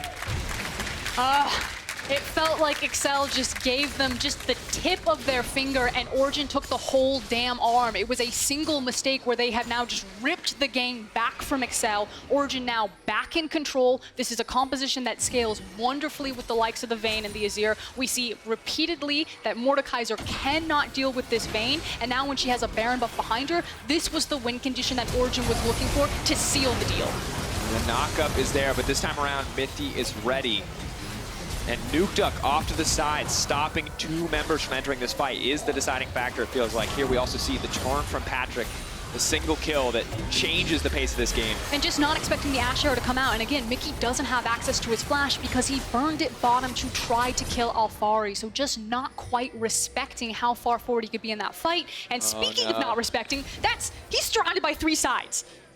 Waddle away, little Corgi. Yeah, nothing you can do. Mickey, all but dead. Might be able to get some good damage down. The Quest comes out, but will not be enough. QSS cannot save the day, and Excel instead are barreling down the mid lane, looking to break the open inhibitor. 4-second back timers from the Baron. OG are staying on the top side of the map. It is Nukeduck versus 2 members of Excel. The rest of Excel backing off. This is a bit too aggressive for their taste. They will just retreat. It was going to be a drag race, and we're going to find out who was going to be faster. I'm going to say it's the team with the Baron there, especially because it was Nukeduck on the Azir that was sent back. I like the bold call, though. As do I. Jessica has some decent wave clear here. Patrick fishing for that poke will absorb the Guardian proc. You kind of have to respect the moment. Cold can throw the ulti anytime. Of course, on cooldown this time around. Cadril now in trouble, though. Oh, he's just going to get walked down. The slow is there, but it is not enough. Olaf has fallen off, and it is Azir's time to shine. I was looking at the top side, so I'm actually really curious how Nukeduck saw Cadril. Maybe he was clearing a ward. I'd love to see what happened in the replay there. Take a look at it one more time when we get the chance. If we get the chance, might have some more action here as Jessica, the lone wave clear bot in the mid lane. Expect here as well, and sadly now that Excel are falling behind, the Mordekaiser's a lot more of a liability than he was in the past exchanges. Will miss on the Death's Grasp, and now Patrick is going to be able to break this tower, stepping forward. One more auto will do it. Siege Minion going to grab it in the end. Potentially 2 inhibitors could get exposed here if they want to push through mid as well. 1 minute and 10 seconds left on Origen's Baron buff. It's also the issue that who does Expect actually target? No matter who he grabs, there's always another damage threat on Origen's composition. Absolutely. Do you just limit maybe the Tahm Kench out of the fight? Stop devouring anybody. He'd say cold. You're like, he hasn't ulted yet, I got him. You get like half a second if you're cold. You just instantly throw the ult. Accept your fate. Okay, how did he see him? Okay. Ooh, so wait. Runs through that one. He's going to move because he's caught in the side. But Disaster. Wait, you swept? Maybe it was where it was placed in the bush. All right. We might need to see that from Cadril's perspective. Because, you know, sometimes there's those corn. Oh, no, okay. So he does make it away. Just, it looks like guessing the brush. That was 2 Scryer orbs that just destroyed him. The power of wards, dear friends. Power of tickets to our summer finals in Athens, 7th to 8th of September. Riot.com/Athens. See more crazy back and forth games like this live in person. That's the opportunity we're offering. Anyway, Excel, OG. I was really convinced like 8 minutes ago that this was the first Excel win. There's still hope. And now I'm getting flashbacks, Frostkern. It's like the Fnatic game all over again. 1 or 2 slip-ups and they're just instantly out of control. Unfortunately, this is you know, the gap between our top teams and our bottom teams. That for how phenomenally Excel have played this early to mid game, it just takes one slip up before our teams like G2, Fnatic, Origen, Splyce just run it back at you. He just couldn't see it. There's no way. He couldn't see it. Oh. Yeah, sorry to relive that one, folks. Just had to double check on the vision there, and it was indeed stacked against him. And if you are an Origen fan, of course, good news is their mid inhibitor are not under threat. They are in absolute control of this game. The 3K gold lead, ultimately not that consequential. The more important thing is the 4-item Azir, the 3.5 item Ashe, as well as the 4.5 item top lane Vayne. Excel, of course, a very, very strong Xayah on their side. Jessica is a monster you have to keep your eyes on. But sadly for Kadril, he's at the point where he is not really relevant in these team fights anymore. Can still be kind of a threat if he gets his right on top of the Ashe. But other than that, really not a scary Olaf. I mean, it doesn't really matter if he gets on top of Patrick and deletes him. Yeah, it's a cool Ashe build. He's going to be doing a lot with his volley, but you still have to deal with Alphari then, who's a 4-item Vayne, and then you still have to deal with Nuke Duck, who is a 4-1 and 0 Azir. Yeah. There's not enough good targets on Origen. They've got too many damage threats that if Kadril and Expect play it perfectly, you're still looking at a miracle here. Yeah, we'll really hope for the, if you're an Excel fan, to hope for the clean cuts, to hit multiple members, try to tear through the team with AoE damage. I feel like it's more about Mystique's and Mickey's performance and what they do. Well, so far, Mickey's had an up and down game. 3-3, not the scoreline he wanted. Some really excellent plays and some less than ideal moments. OG now just kind of take sole control of these respective lanes. You can see about a minute now until Baron will respawn. So 37 minutes, 40 seconds. That objective will be up and available, and you know that OG already have total control over the top side of the map. Very difficult for Excel to contest this one. They're also able to burn down the Baron very quickly because of how strong the Azir is at this point in the game. So if they're left alone with it, I don't know if Alphari will participate. That's true. He likes the solo lane. He likes to just murder people on his own. Sadly, I don't know if Mickey can actually take that fight. The stealth from the Vayne is just so oppressive in 1v1s, especially as two auto-attacking champions. Excel are doing a good job, though, defensively clearing out their own jungle. They're staying together as a unit, making sure that no one's going to get picked off by the likes of a Sejuani or an Ashe ultimate. Unfortunately, they did not get high enough in their vision to catch them going over the wall. This is what you talked about when it came to the Azir, was the potential just to cut down this Baron with the Warlock as well. Cold is going to heal up right away. Nuke Duck now backing off. We have to assume to buy either a bit more vision and control wards or another item. It is just going to be a blasting one. Frostgren. We went from Excel can do it to can they hold on? Because you look at the CS lead, I mean, that's the flame horizon for young Jeskla. 105, 421 CS to Patrick's 312. But it is no longer about the 80 carries. It's about Jeskla for certain, but it's mostly about Nuke Duck on the opposite side. It's been a long time since I've seen an Azir get to this late game in his build. I mean, the nice thing is that Excel still have plenty of wave clear kind of stacked on between Xayah and Corki. So possibly by their powers combined, they're able to survive this. The scary news is, like you said, there's still multiple Fed members, and Origen don't have to 5-stack into a lane. They can decide to split up the map and just kind of drag Excel around. So Mystique's is definitely the guy to make the hero play. You can see that he's hunting for it right now. He's just trying to find a good area to get into a flank. Kadril got out the ultimate force. Mystique's will not find that flank quite yet. Vayne continuing to push in on the bottom side, but Mordekaiser really has to respect the dive potential. Is getting stronger with more items to the belt, but still is going to have a hard time locking the Vayne down. If a single Death's Grasp connects, however, there's a lot of burst damage in Mordekaiser's kit. Can be the difference maker. This is the theoretical way that I see this team fight working for Excel, and it involves Expect ulting Nuke Duck and then running away from the Sand Soldiers as fast as he can. I think Mystique's needs to take his moment right about now. He's going to try to fish for the engage, looking for it. He's looking to find Cold. Lockup is there. A lot of immediate damage going down on the Cold. How much can they get here? They take him down, but meanwhile on the bottom side, the Vayne is starting to pressure in. Nuke Duck is going to start to push in on the top side. Inhibitor will start to move down to the fight. Jessica flashing forward is a big, aggressive move. Mystique's will give his life for it. Jessica now locked up. Will get the ulti out, but it's going to be too little too late. Take him down in an instant. Meanwhile, on the bottom side, Alphari pushing through, trying to get a bit of damage. Locked out of the fight now, but the Tom Kench is here as well. It's going to be 3 quick inhibitors picked up by OG. They don't even want the 3rd inhibitor. They want to end the game. They found their team fight win. Mystiques had to take the moment, but it will not work out in the end. Mickey getting burned down. OG are simply too strong. They will move up to 4-3, and a good early game for Excel is simply not enough to find a win over this OG lineup.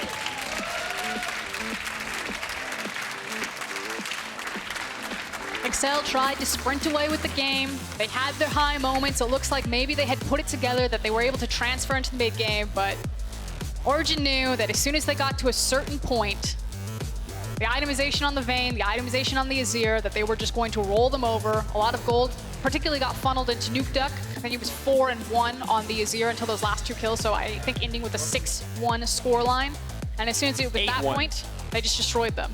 Confirming the 8-1 Nuke Duck scoreline, a fantastic performance from him. Highest gold, it looks like, in the game overall. Just barely beating out young Jeskla. And I'm going to say that was not the game that either of these teams were hoping for. Excel so close to finding a win, and OG so close to losing against a team that they were very much expected to beat. I think it's easy to say, yes, there were a couple of mistakes from both squads, but it felt like, you know, things like Patrick being too far forward and getting caught out by the flank from Rakan are fairly easy fixes. I don't necessarily think you should be super disappointed with this game. I actually just prefer the fact that both teams especially played well in the early game. I was very impressed with Excel. I thought they made some really smart maneuvers. I thought Cold's maneuvers were very smart. He sacrificed a lot of his jungle time to protect and cover his lanes. Good work, guys. It was, overall, maybe not the win that OG wanted, but ultimately, as you said, small mistakes costing them a bit here and there, and now moving up to 4-3. And later tonight, of course, Cold and Gyoto are going to be joining us in the LEC post-game lobby. They're going to be talking about the current state of Origen, as well as, I imagine, some tidbits about this game and what exactly happened. So looking forward to their insight later this evening. Always very eloquent. Love hearing from the Origen guys. Yeah, me too. I'm curious to see what Cold has to say, because this has definitely been... thank you, Frosco.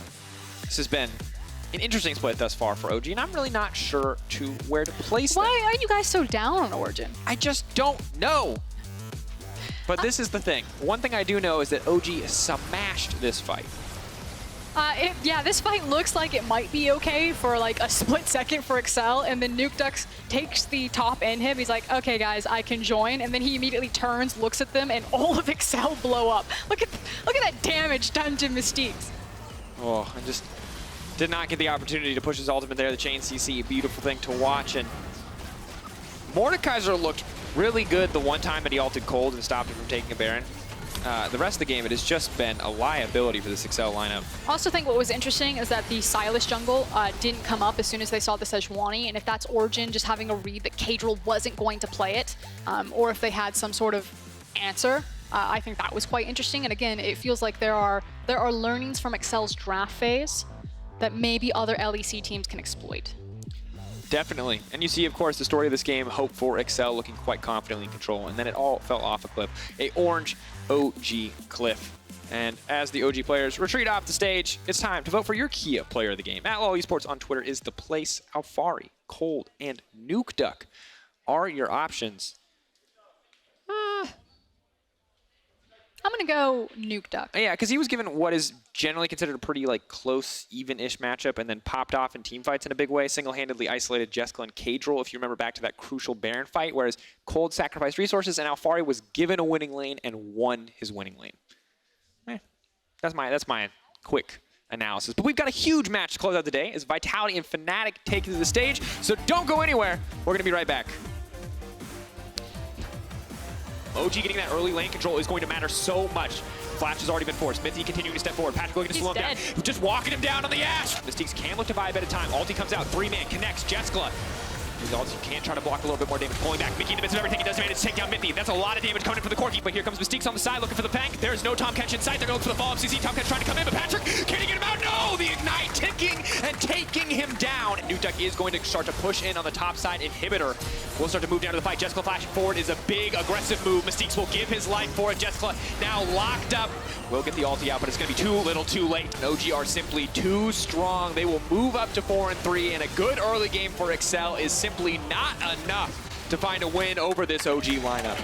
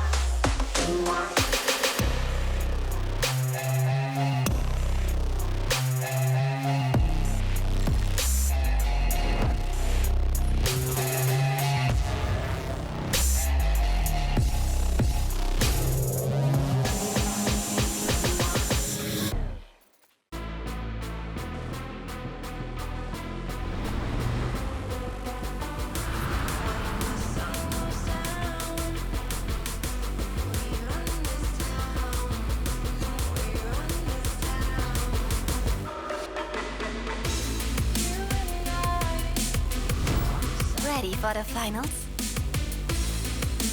Experience the LEC finals in Athens with Shell V-Power.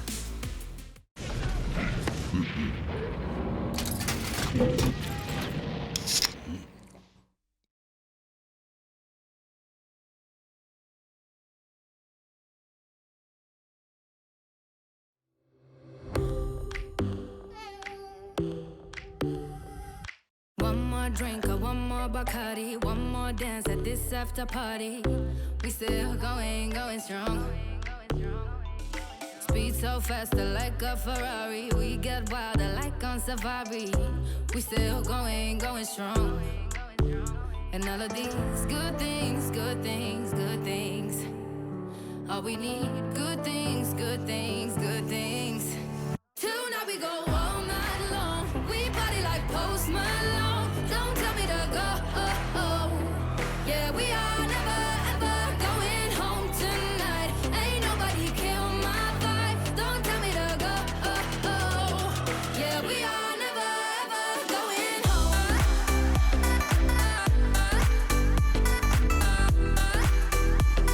Yeah, we are never ever going home.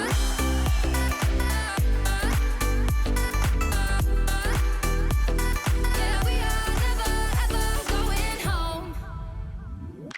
See the ocean there in your eyes in slow motion. We see the sunrise. We are in a zone.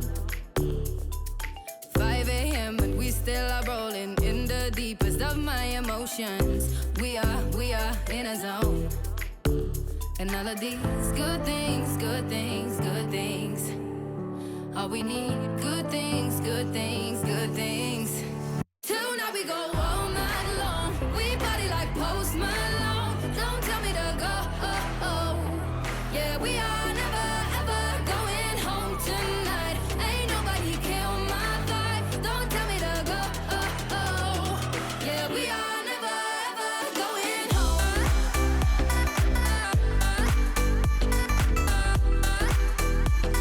Yeah, we are never ever going home.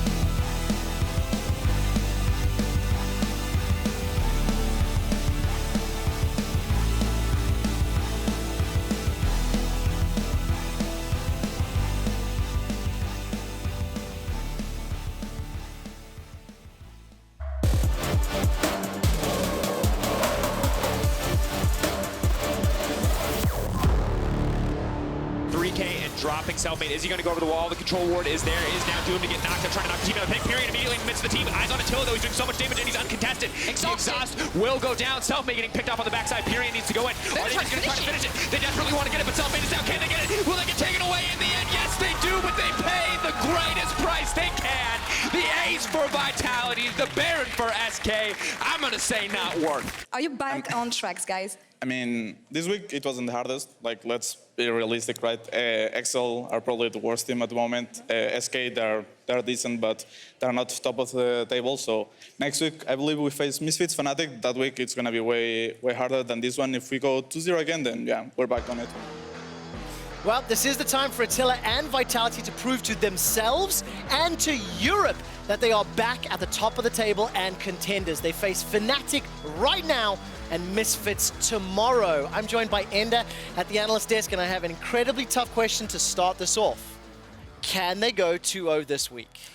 That's a real tall order to face when you're facing Fnatic, the undefeated team here in the LEC, in your first game.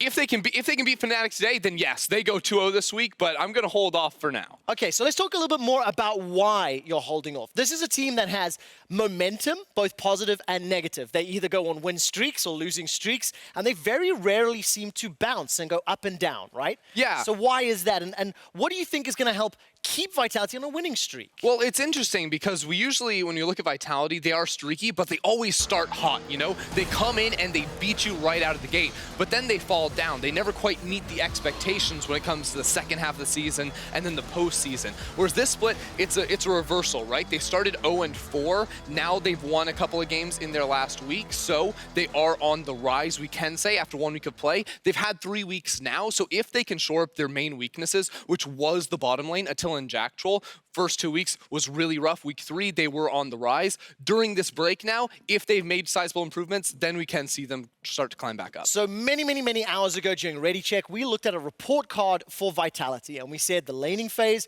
was one of the areas they had to work on. Excuse me, as well as Cabochard continuing to be a strength. Oh man, excuse me.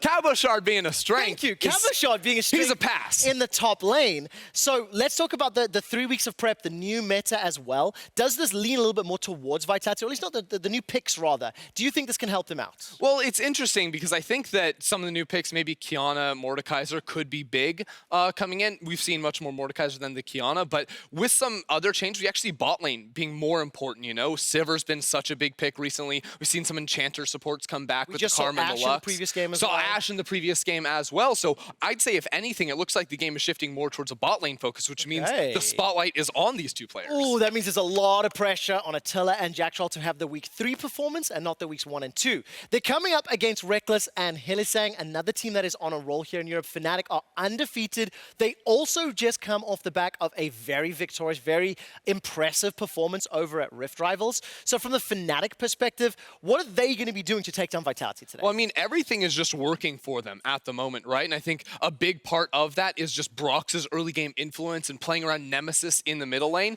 This team really has shown growth from spring towards summer, and every single player now is stepping up. And of course, you can see a clip now of Bwipo solo killing Caps from the week 3 match of the week where Fnatic took down G2. But importantly for me, every single member of Fnatic really stepped up to the plate when they were coming up against the MSI champions in G2. You have to feel that this competition is not quite of the same caliber against Vitality, but Fnatic cannot rest on their laurels because Vitality can surprise. They do have the ability to be competitive at the top of the table. Definitely, and I think it comes down to early game influence, right? Because when you look at where Fnatic is strongest, it's the early game. They are just going to blast you, and Broxa comes in, he's ganking all these lanes. Nemesis is performing very well in the mid lane too. You have to be able to fight them during that period of time, otherwise they're going to run you over. And of course, you have to think that Broxa, Bwipo, Nemesis, a little bit more reliable and consistent during that stage of the game. I want to turn to the mid lane matchup, Nemesis versus Jizuke. These are two players that have a lot of history. They used to compete in the ERLs. They've come up toe-to-toe against one another here in the LEC. And if you had asked me a few months ago who was the better mid laner, I would have leaned towards Jizuke.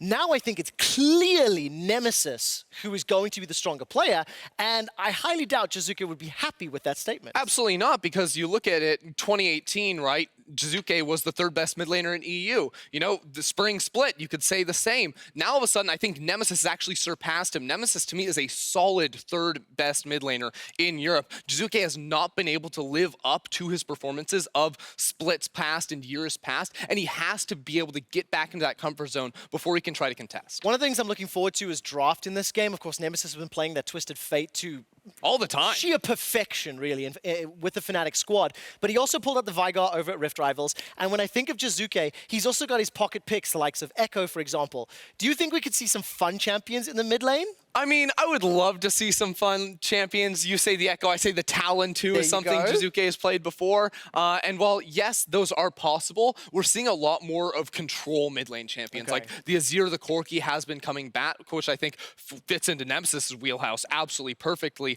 Sure, maybe Jizuke can have some specific counters that he does prepare, but I would be very surprised to see him to go super comfort today. Okay, so who's going to win today's matchup, and who will be the key player to help pick up the win? Well, I have to put my money on Fnatic. I think that's the clear choice for this game. And as far as player to win it all, I'm actually going to say Hylissang, because I think that he is the player to exploit the bottom lane of Vitality. He's going to be on the pike or something nuts, and he's going to make it happen. Okay, let's see whether or not Draft will lean in that direction. Fnatic is the #1 team in the league, and today they go up against Vitality on form. It's going to be a hell of a fight.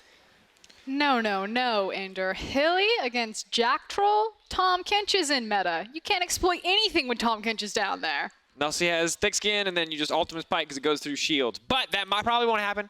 We'll see 913. We've yet to see a pike. Obviously saw some pretty decent nerfs for solo lane pike support. Pike was essentially untouched, even small buffs arguably going his way. But now, ladies and gentlemen, it is time. The intense music is the sign. The countdown has hit 0, and that means champion select is underway. Fnatic on the blue side, Vitality on the red. Curious if it's just going to be the same bans that we've seen from blue side. It feels like Draven's getting hit off the board. You can maybe tap the Karma over there. Ooh, Yasuo, that's a new flavor. I like the TF ban. That means the possibility of seeing another Mord rises up. Aatrox taken away. We're getting closer. Well. A lot of personal bans here. The Aatrox taken away from Bwipo. The Sylas also now taken away. Jizuke, of course, a fantastic Sylas player. And then things like Rumble, Sejuani all instantly rise in priority now that Sylas isn't there to just kind of do their job better than they do. And with Mordekaiser banned away, Fnatic now have their choice of first pick. Of course, champion like Sejuani up and available. Don't think it's going to be a Kai'Sa, but what do you think it's going to be, Frostcurrent? There's so many options. She's come through. There it is. Karma. Very, very powerful. Still incredibly strong on 913. This is not the champion I want to see. Nope. Come on, Cabo. Reckless redeemed his Karma performance last time we played Karma on stage. Maybe he could do it again. Cabo with a Lucian. The question is that an 80 carry Lucian or a top lane Lucian? Cabo Shard is the only player in our league outside of Wonder where I would ask that question. We're going to have to see what else gets shown to us. Now, the Cat as well. This has been a mixed bag for Vitality, I will say. I'm a little skeptical about the continued priority on Yuumi. They've struggled with it, but maybe they can show us something different today. Lucian Yuumi is very, very obnoxious. Just the sheer mobility that Lucian provides, it means that he doesn't need to rely on a support that can disengage for him, so you can freely take someone like a Yuumi, which doesn't necessarily help you get away, but helps empower a lot of your poke damage. So it works very well when Lucian gets to play aggressive, uses double tap, follow up on Yuumi's poke, help extend that range because he can dash forward, and then also disengage and keep both of them safe. But now Fnatic respond with a bot lane of their own. The Xayah and Rakan immediately going to be locked in, and Vitality, quick response to their own, taking the Azir, a champion that's been rising in priority so incredibly quickly here in the LEC. I expect the jungle pool to get pinched now, especially as Vitality have priority pick coming out of the red side here, so we should be able to sculpt a favorable matchup for Mowgli as they try to gather this stronger 2v2. We've talked about it all day, the fact that Azir can give you so much priority. If it's not a Renekton, you could also then ban away the Corki just to make sure that you are going to get hard priority in this mid lane for Jizuke. And the Kiana now taken off the board as well. I like that they're taking the Renekton away from Bwipo, of course, a champion that he is quite comfortable on. Additionally, see what the options are going to be. I think terrifying prospect to go up against Hylissang on Rakan and Reckless on Xayah. We've seen what this duo can do when left unchecked, but Attila and Jacktroll, maybe with their newfound strength, can't show us a little bit more and match the 2v2. I don't know, it's not Jack Troll on the Kench, which means it's that much easier to also punish. So Ender could have called it. Maybe Hilly runs away with this game. Always a possibility. And interesting too, Jizuke on Azir, not always what I love to see. I much prefer him on the kind of proactive playmaking style champions. Is of course incredibly reliable in the late game. Had a lot of fantastic Azir performances historically, but not something we've seen from him in a long time. In kind of the same way that I think that a champion like Tristana really empowers Kaabe to do everything that Splyce want to do, I feel like a champion like Azir is actually detrimental to how Vitality want to play the game. Azir isn't usually a mid laner that you can play out into a side lane, as well as other mid laners like his Ryze, his Echo, those types of things, because they have so much mobility built in. So on something like an Azir, I'm actually, not that I don't believe that Jizuke can play it, but if he has a phenomenal performance, I don't think it's the right champion for a team like Vitality. No, I have to agree. But maybe it's not the way that they want to play the game. Maybe it's just the way that we see for them to get wins. Maybe they want to show us a new strategy. Once again, this is a team that has had 2 weeks on this patch, has had time to prepare. And I like what they're putting together in terms of elements of the comp. You've got some good engage in the form of the Jarvan now, of incredibly strong comfort pick for Mowgli. See what he can get done in the early game on this champion. And we may just have a situation where Nemesis is once again on the Corki Azir. It's the new Victor Azir, folks. I feel like we're going to see it a few more times in this meta, and most likely now, the Karma into the top lane. That's what I assume. So we'll kind of hold our breath there. That makes a lot more sense here. Corki Sejuani, very strong 2v2. Sejuani slipped all the way through the draft. Zac would be interesting. Zac would be new. The reverted Zac. Zac would be spicy. But instead, it's going to be Lee Sin, and not just any Lee Sin, folks, Brox's Lee Sin. A Lee Sin so clean, we made a guide about it. Absolutely pick to keep your eye on. We're getting a lot of treats this game. We got Hilly's Rakan. We get to see Brox's Lee Sin. I feel very excited. I would love if we got to see Cabochard's Rumble. I feel like that would really just round it all out. And Rumble's one of those champions that kind of just rose in priority out of nowhere in the LEC, and then almost just as quickly dipped off. And not a champion that we've seen all day. Will now be locked in for Cabo. Have to assume that he knew he was going toe-to-toe with the Karma. Feels pretty comfortable in the matchup. No. Rumble's interesting to me because he finds strength, and I believe Upset said this in an interview as well, where there's never really like a point in the game right now where Rumble is weak, simply because the games were going so fast. Now, today we have had some longer games, and it feels like Rumble does still fall off a little bit comparatively to other champions playing side lanes. But for majority of where League of Legends is being played, Rumble is very, very strong. He's strong off of his levels just because his ultimate is such a key factor. He's also strong off of 2 items, especially when he goes into that magic penetration. So that's kind of what you're looking for. My still rule with Rumble though is that you get like 3 ultimates, and if those 3 ultimates don't count, it feels like you do fall away, but it's been less true in most recent history and most recent iteration of League than past ones. One fan cheering loudly for Yamato. An entire studio full of fans excited for this game. Fnatic versus Vitality, the final game of the first day of week 4. Go Broxa indeed. See what he's Lee Sin can do up against Mowgli's Jarvan the 4th. Feels like he's looking for the Brox's smash, in all honesty, and he has a lot of priority to play with because he is flanked between a Karma and a Corki. Depending on how Broxa plays this one, he can either go for the ganks or he can just get right up in Mowgli's face and try to beat Mowgli at his own game. Mowgli is the psychopathing jungler, where he just tries to drag you down to his level, fight you at every turn. You do not want to do that against Lee Sin.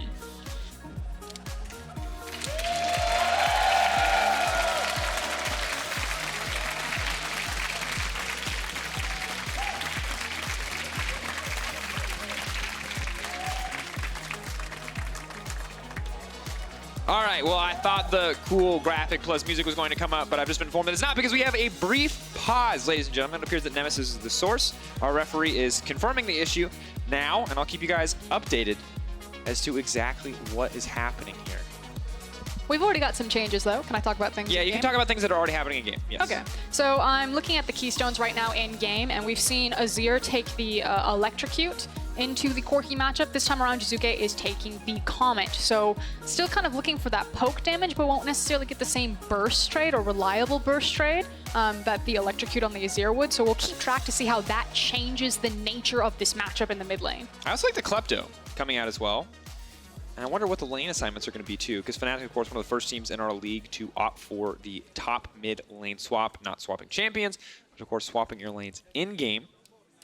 And we paused literally as we entered the game, folks. So it's not like anyone is running to a specific lane or there's any crazy setup for level 1.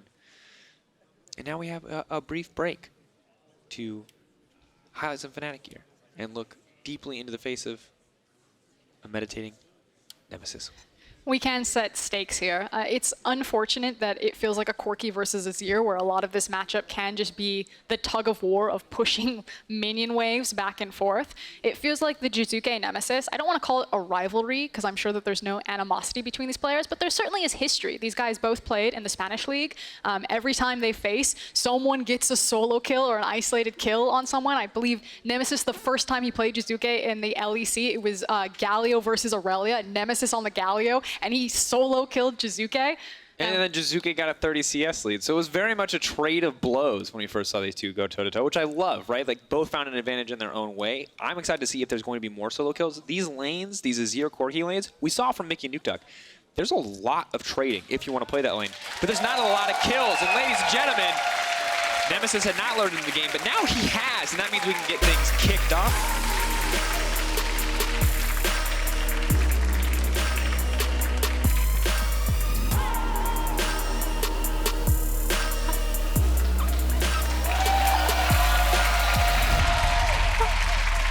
And that was the music I was waiting for, folks. Here we go. Fnatic versus Vitality. Fnatic, will they remain undefeated in Vitality? You heard it from Attila himself. If they go 2-0 this week, they are back. They are here to look to be a top contender once again. And outside the strategy, outside of the win conditions, outside of all of those, BS words that we like to throw around, can't just okay, I want to talk about the third best mid laner in Europe.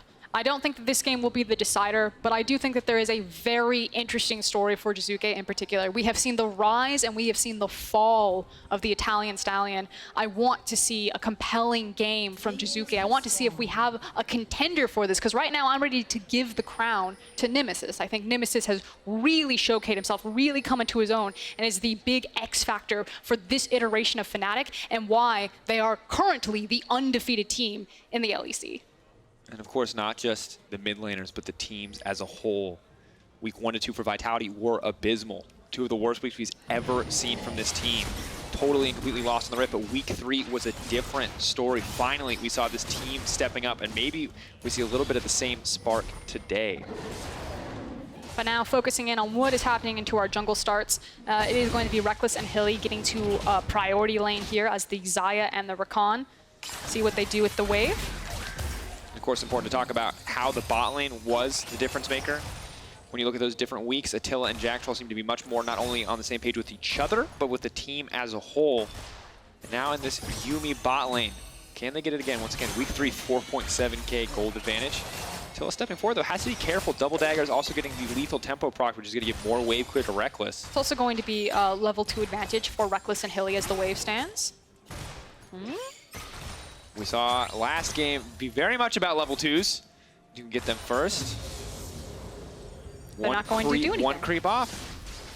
Now actually, I'm going to have to see the dash back from Lucian, it looks like, was able to make it to safety. We'll finally now get the level 2 for both of them, but this is not necessarily going to be the most explosive lane for the side of Vitality. Of course, Lucian very powerful, but Yuumi doesn't contribute a ton of burst, especially when you're opting for the more defensive option of heal exhaust. Kind of peeking into this mid lane right now, it looks like trades have gone very wrong for Nemesis. He's burned through his corrupting pot very quickly. He is now completely out of it, whereas Jizuke still has 2 pots to his name, so definitely a trading advantage here for the Azir. I don't know if Nemesis just walked way too far forward or just did not respect, but this is why Broxa is here. Trying to dash out, we'll be able to move away. Sidestep on the Q is clean. Mowgli now on the way in. Broxa without a lot of tools left. The Flag and Dragon, the instant flash. Good reaction, but still giving him a lot of resources there in that push, and Jizuke just able to push the lane out and back away. Yeah, that's bad to worse there, because now Mowgli knows exactly where Broxa is. He's able to invade. Fishing for the 1v1 though, happy to go in, reactivates the Sonic Wave, gets a good bit of damage down. Broxa not going to be intimidated here and will not let Mowgli take away this blue buff. The only thing that actually dissuaded Mowgli there was the fact that Jizuke wanted to take his back. He's now used his TP, gone back into the lane, but he's sitting on still his 2 pots originally, a Fairy Charm and double Dorans. Jizuke has kind of gotten the first sprint off the start line in this Corki versus Azir matchup, and he's really trying to double down on this. And now Mowgli's trying to double down on that advantage as well. We see a bit of a attempted engage on the bottom side. Ignite has now been used. Attila forced back as Jackal will now step forward. The safety of the Lucian, not quite enough to stop these favorable trades from happening outside of Fnatic. Whippo needs to be careful here, though. Mowgli waiting, though. Will he actually commit for the play? Whippo needs to know that Mowgli's up here. His spidey senses are tingling. He's not... There's a ward in the bush, too. Oh, Mowgli he now is. going to He's go greedy. forward. I don't know if he can make his way out of this one. Where is he going to flash? Flash up to safety. The snare has connected. Now retreating to Lee Sin. Broxa ready to come over the wall at a moment's notice. Can they turn this one back? The Sonic Wave misses. That's going to be absolutely massive. The immediate flash forward. Can they get it? Mowgli burning down. That's first blood. Combo's going to get one. Can he get two? Broxa needs to find a way out. Checking in his inventory. No wards left for him. But he might just have enough damage to burn him down. Sonic Wave is going to be huge here. We hold for just a brief moment. Oh, double kill for Broxa. Do not want to duel Lee Sin. Broxa smash right there. That's what we knew was going to happen. Now 2-0 at 5 minutes in this game. That is a big Lee Sin and suddenly can open up so much potential to skirmish Mowgli in these lanes. It's going to be incredibly difficult. Not an advantage you wanted to give to early Lee Sin. Brutal exchange there. Whippo almost Houdiniing his way out to safety. Not quite enough. At least Vitality are able to grab the one kill, but now Fnatic getting an advantage here. That was like a classic Whippo moment from Twitch chat where they're all just spamming Whippo overextending again into the Broxa hero play. And in this Alien War replay, we can see exactly what Broxa did to turn this one around. Well, right now he's sprinting up to Whippo, who's just trying to buy as much time as possible. And the Sonic Wave doesn't connect the first time, too.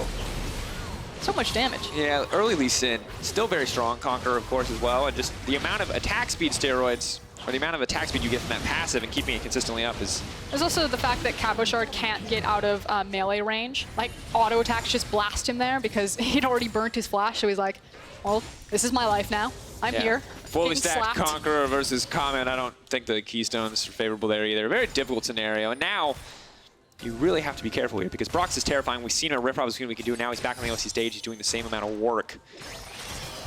Whereas Hylissang's engage going to be the flashes there for the Rakan. Stepping forward, Attila has to know something's up. He needs to be careful with his dash, and he will make it out to safety. Good patience from Attila to make sure he saved the dash to actually dodge a skill shot there. Very difficult lane to try to execute anything on. Yuumi, Attila, able to save or protect themselves, play defensively. I don't think there's going to be many options here for Broxa. I think his focus will be in this mid and top lane. See what he can do, because Nemesis, as you mentioned, was at a deficit already, and once again, it's at a deficit. And while normally I would be excited about something like Kleptomancy building up an advantage, he just hasn't really been able to auto-attack Jizuke too much, and now the CS discrepancy just continues to grow. You mentioned the early start for Jizuke quite favorable. It's only going to get more so when he finally gets that second back. Yeah, and he's also itemized for that, again, making a very early back for the double Dorans and the Fairy Charm to make sure that he has enough mana that he can play aggressively in the lane. So this is what Jizuke wanted, and it's going pretty accordingly to plan. It isn't a commentary on Nemesis not playing the lane correctly or anything like that. Nemesis is then just that much farther ahead in his Trinity Force build because he isn't building double Dorans. See what he can do with it, however, for now.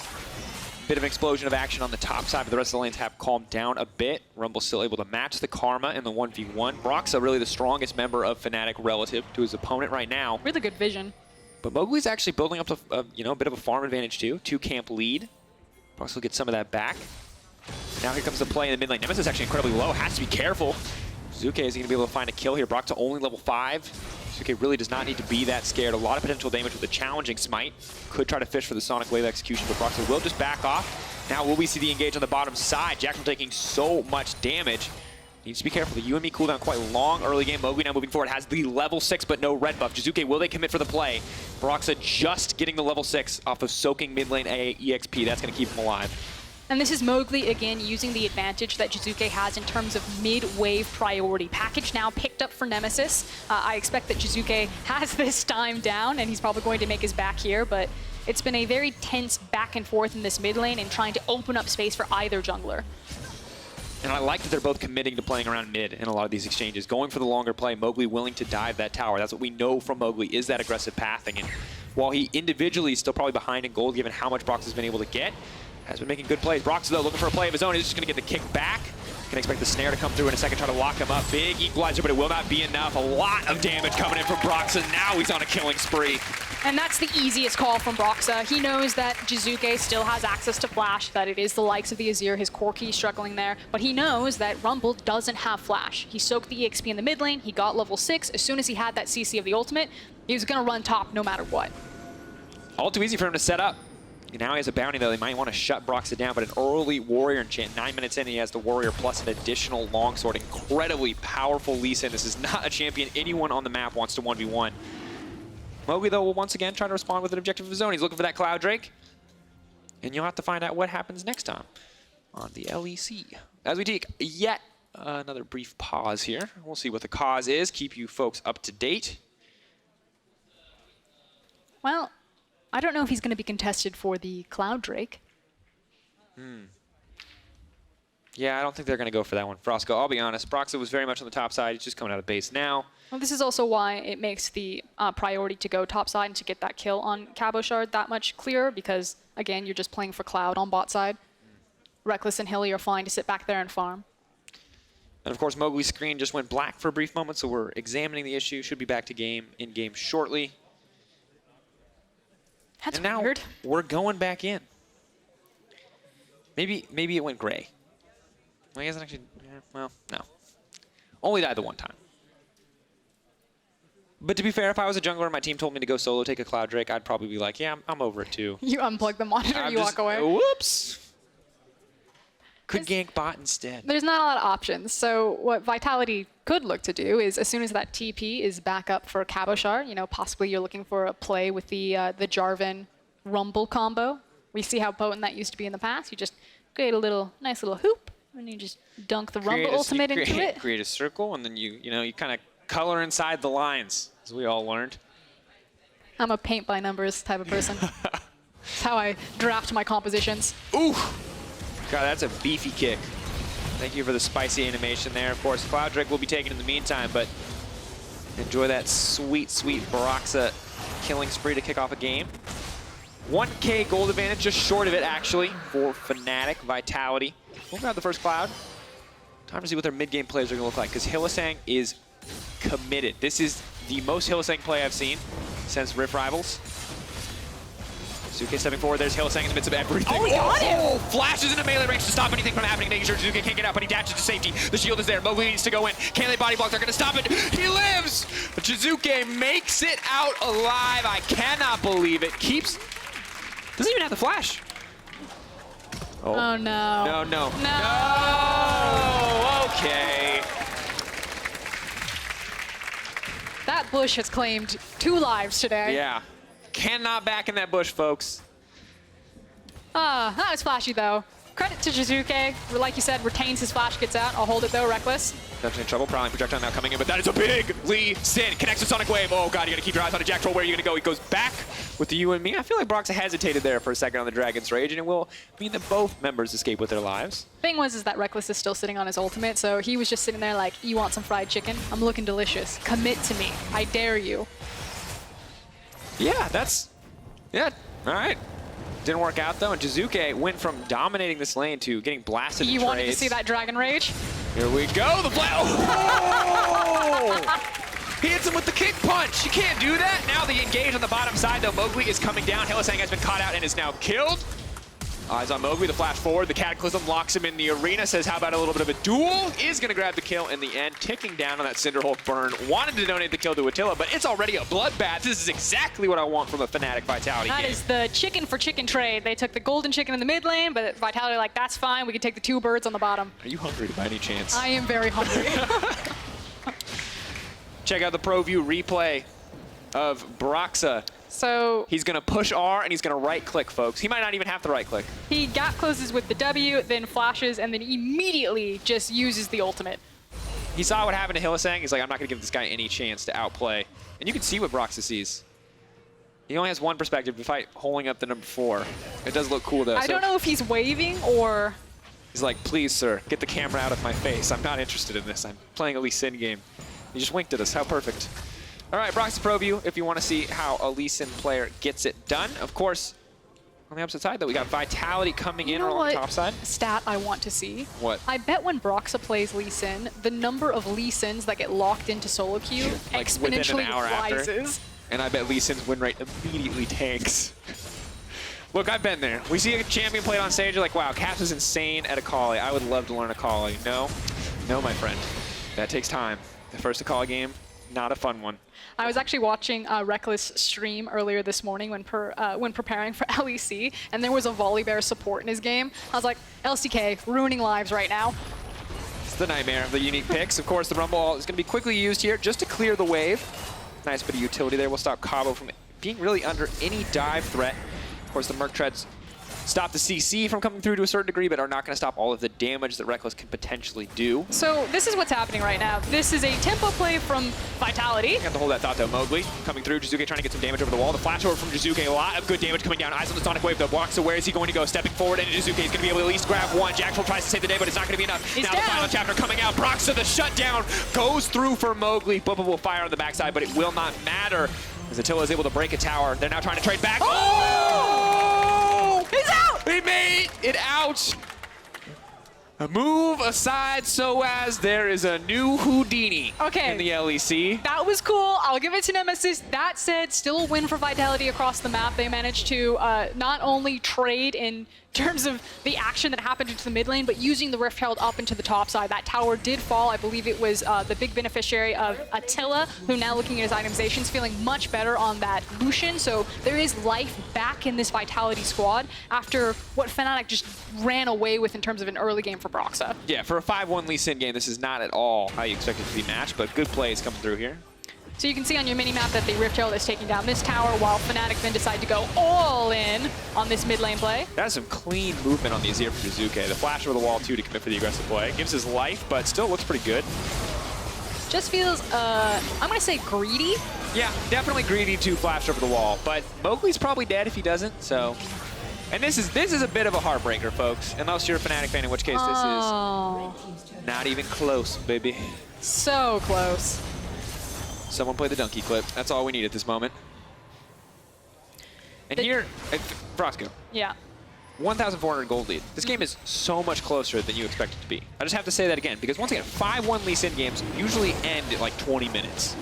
This is not the same thing. Now, Fnatic getting a lot of turret plates, but a lot of the gold being funneled into Attila on the side of Vitality. I mean, I think just the issue is that kind of in the last big map play that Vitality just kind of got the better. I think that Fnatic forced a bit into the mid lane, whereas if they actually just play these team fights a little bit slower, they're going to feel a lot more comfortable. But as Cabochard is actually level 11, I don't know. I'm actually kind of on the fence the more that I think about it. I think Vitality could still get a good foot into this game depending on how they layer their upcoming ultimates. Level 11 Rumble, that's going to hurt. And you said the first 3 Rumble Arts are super important. The first one he used as he was dying in the top lane. The second one he used to clear a wave. The third one we've yet to see. So potentially a chance for Cabo to get something done.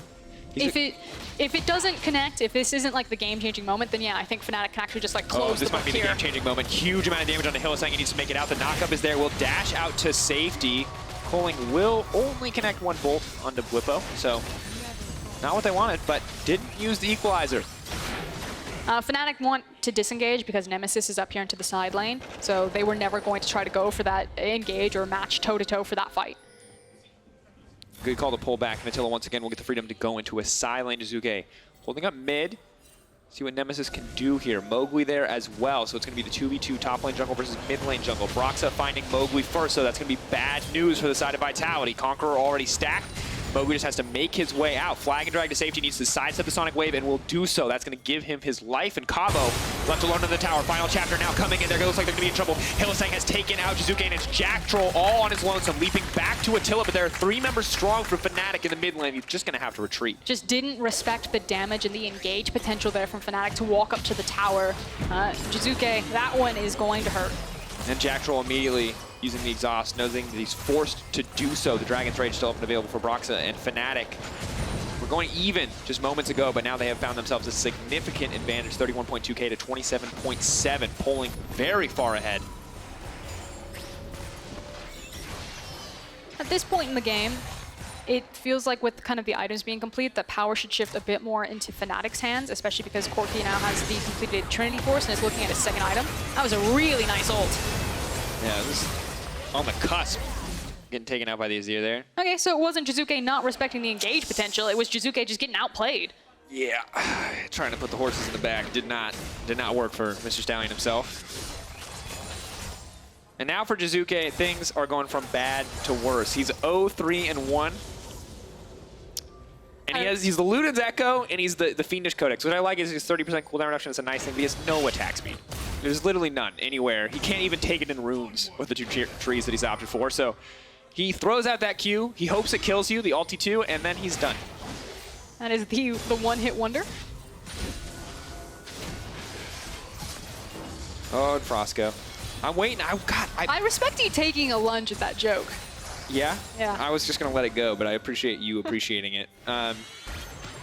Speaking of jokes, try surviving against a Broxa who will have Sterix Gauge and just a couple hundred gold.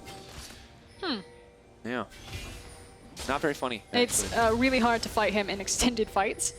It's really hard to fight him in short fights, too. That's the terrifying thing about a Fed Lee Sin. The natural kit will make his burst damage really hard, but also, like, he gets his Conqueror stats, and he just slaps you to death. Yeah, now Broxa somehow did not get knocked up there. The kit comes out, waiting for the Sonic Wave. Is he going to go back in? He might. He's thinking about it. It's on the cat. Is he going to go for a little bit more? He'll say, oh my god, what a beautiful engage now coming through. Can they turn it? Vitality trying to get something done. Mowgli on the backside. Broxa taken down. Attila is still alive. Can they retreat? Jack Drool jumping back in, but the cat is next on the menu, and Nemesis wants to take. He's going to get it taken out in the end. What a beautiful fight from Fnatic. Vitality absolutely obliterated. And we are finally on the board here for Reckless. He picked up his first kill. You can see it right there. He is 9 kills away from 1,500. May not get the chance though. Jizuke trying to pull him back. Flashes out to safety. And Fnatic, what an incredibly decisive fight. They just dissected that fight. It was beautiful to watch from pretty much every single member of Fnatic. Nemesis, Hilly, and Broxa. Definitely the big shout-outs there.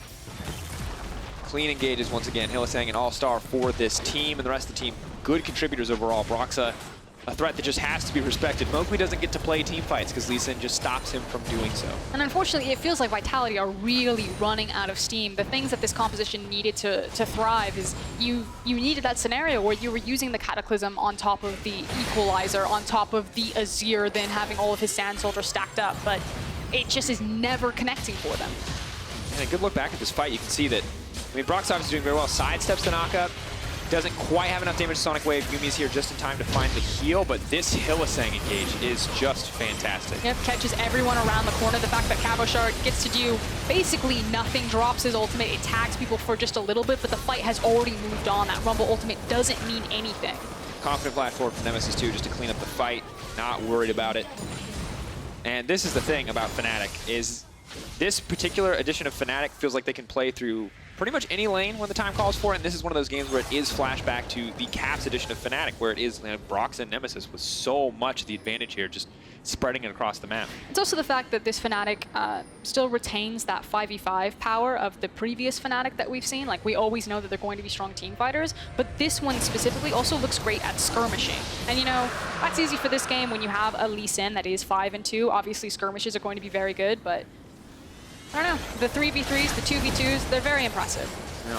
And the package now there for Nemesis as well, so Vitality do not want to take a skirmish, they do not want to take a team fight, they really don't want to take anything right now under Fnatic's terms, and so they're just going to back off here, look to hold this tier 2 as best they can. Coaling is available from Attila. I don't know if he's going to try to use it here. We'll hold on to the cooldown for now. Hylissang constantly stepping forward. With a little bit extra range he's going to grab here from having the Xayah with him. Make it a lot easier for him to kind of play around these skill shots. But eventually they're going to kick Nemesis out into one of those side lanes. You can see that he's going to go pick up his blue buff, but you know, Fnatic don't need to 5-man stack into these lanes. They can play side lane, they can try to split up Vitality, again, continue to abuse with their skirmish potential. And Broxa should just be on the hunt as soon as this map resets. Vitality going to stop Hylissang's back for now. They're going to push in and get a bit of vision for themselves, so maybe they can find an opportunity to hunt. A single pick could be important to turn things back in their favor. Nemesis on his lonesome. The back has been started. Will Vitality pull the trigger in the next few seconds? If not, he's just going to make it out once again. He's going to do it again. Man, this guy will not die. That's a really good back timer. And then he what, immediately teleports? Yep. Good night. Goes in. Jizuke. He's just going to walk around the wall. He's getting faster. He's knocked up and he's knocked out. Jizuke One's again taken out, and a rampage now for Nemesis in the mid lane. You want to talk about third best mid. I feel like Broxton may have influenced the results just a little bit, but Nemesis is popping off this game. I mean, what are you supposed to do there? He was like, Corki was just top lane. Weren't you guys actively just about to gank him, and then he kills him in the mid? TP, still a powerful summon with a Summoner spell. No matter how many times you nerf it, still looks great. Now they're going to be able to break tier 2, just barely. And Fnatic extend the goal lead once again. 8K in their favor.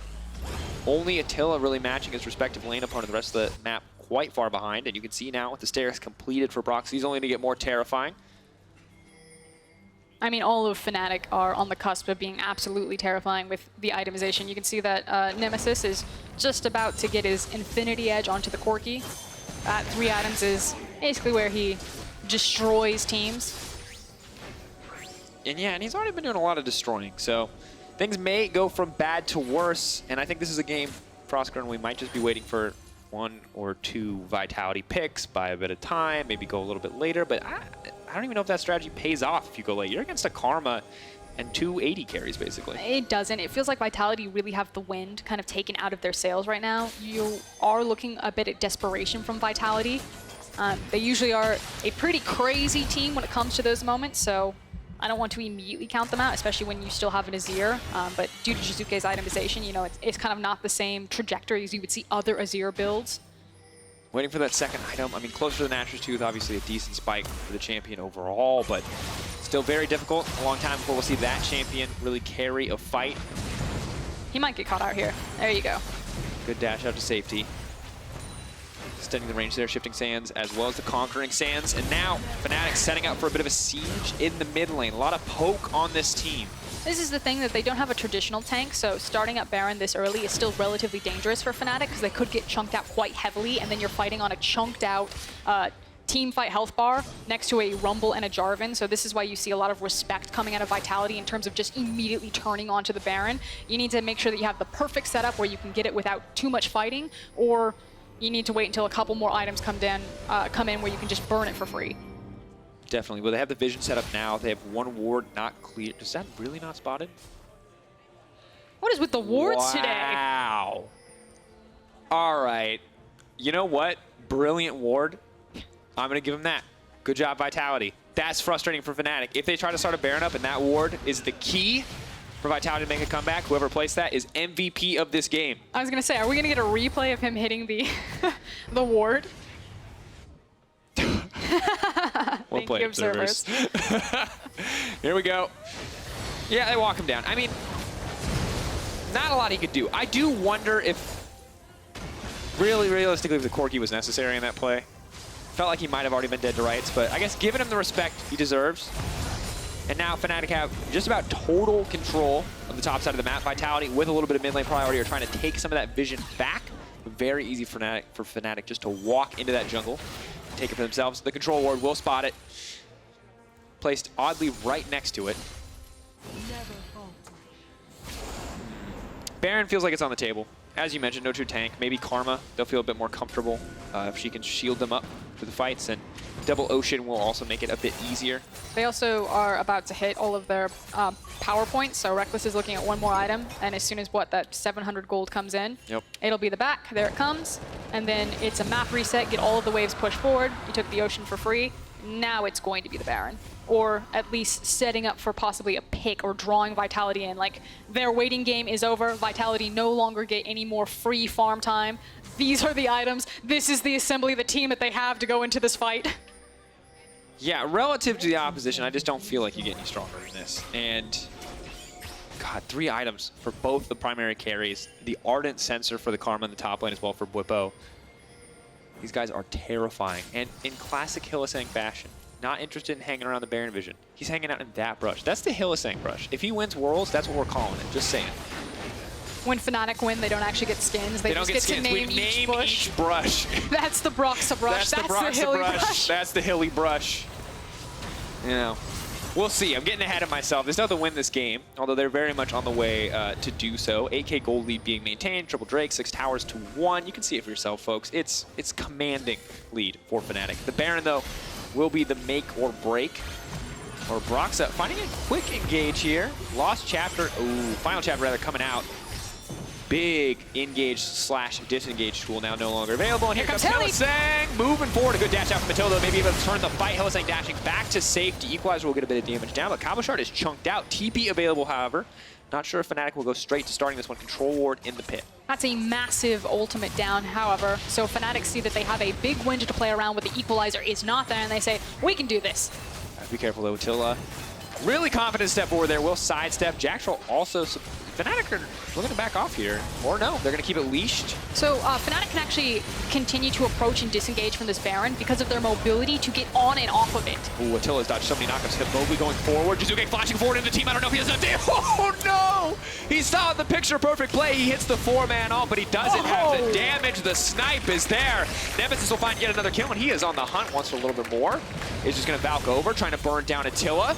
May get burned down himself, though. Combo trying to fire back. Reckless backs him up, though. Flashes over the wall. Can't just pull the feathers back when he wants to get the fight kicked off. Feathers fly, will not be pulled back, and that is it. Vitality are completely routed in their own base. Fnatic gonna have to wait for a creep wave here to get anything done, but luckily Bwipo has brought it in for them, and they could just end the game. Just a dominating performance. It started with Broxa. It carried over to all of his lanes. Everyone picked up their duty, and Fnatic are just going to roll Vitality over. And with this potential victory, Fnatic may just remain undefeated in the LEC. Can't call it a sure thing yet, as the game is not over. Vitality will have enough time. Jizuke died early enough to respawn. Fnatic will be forced to retreat. But this is the desperation. You wanted this.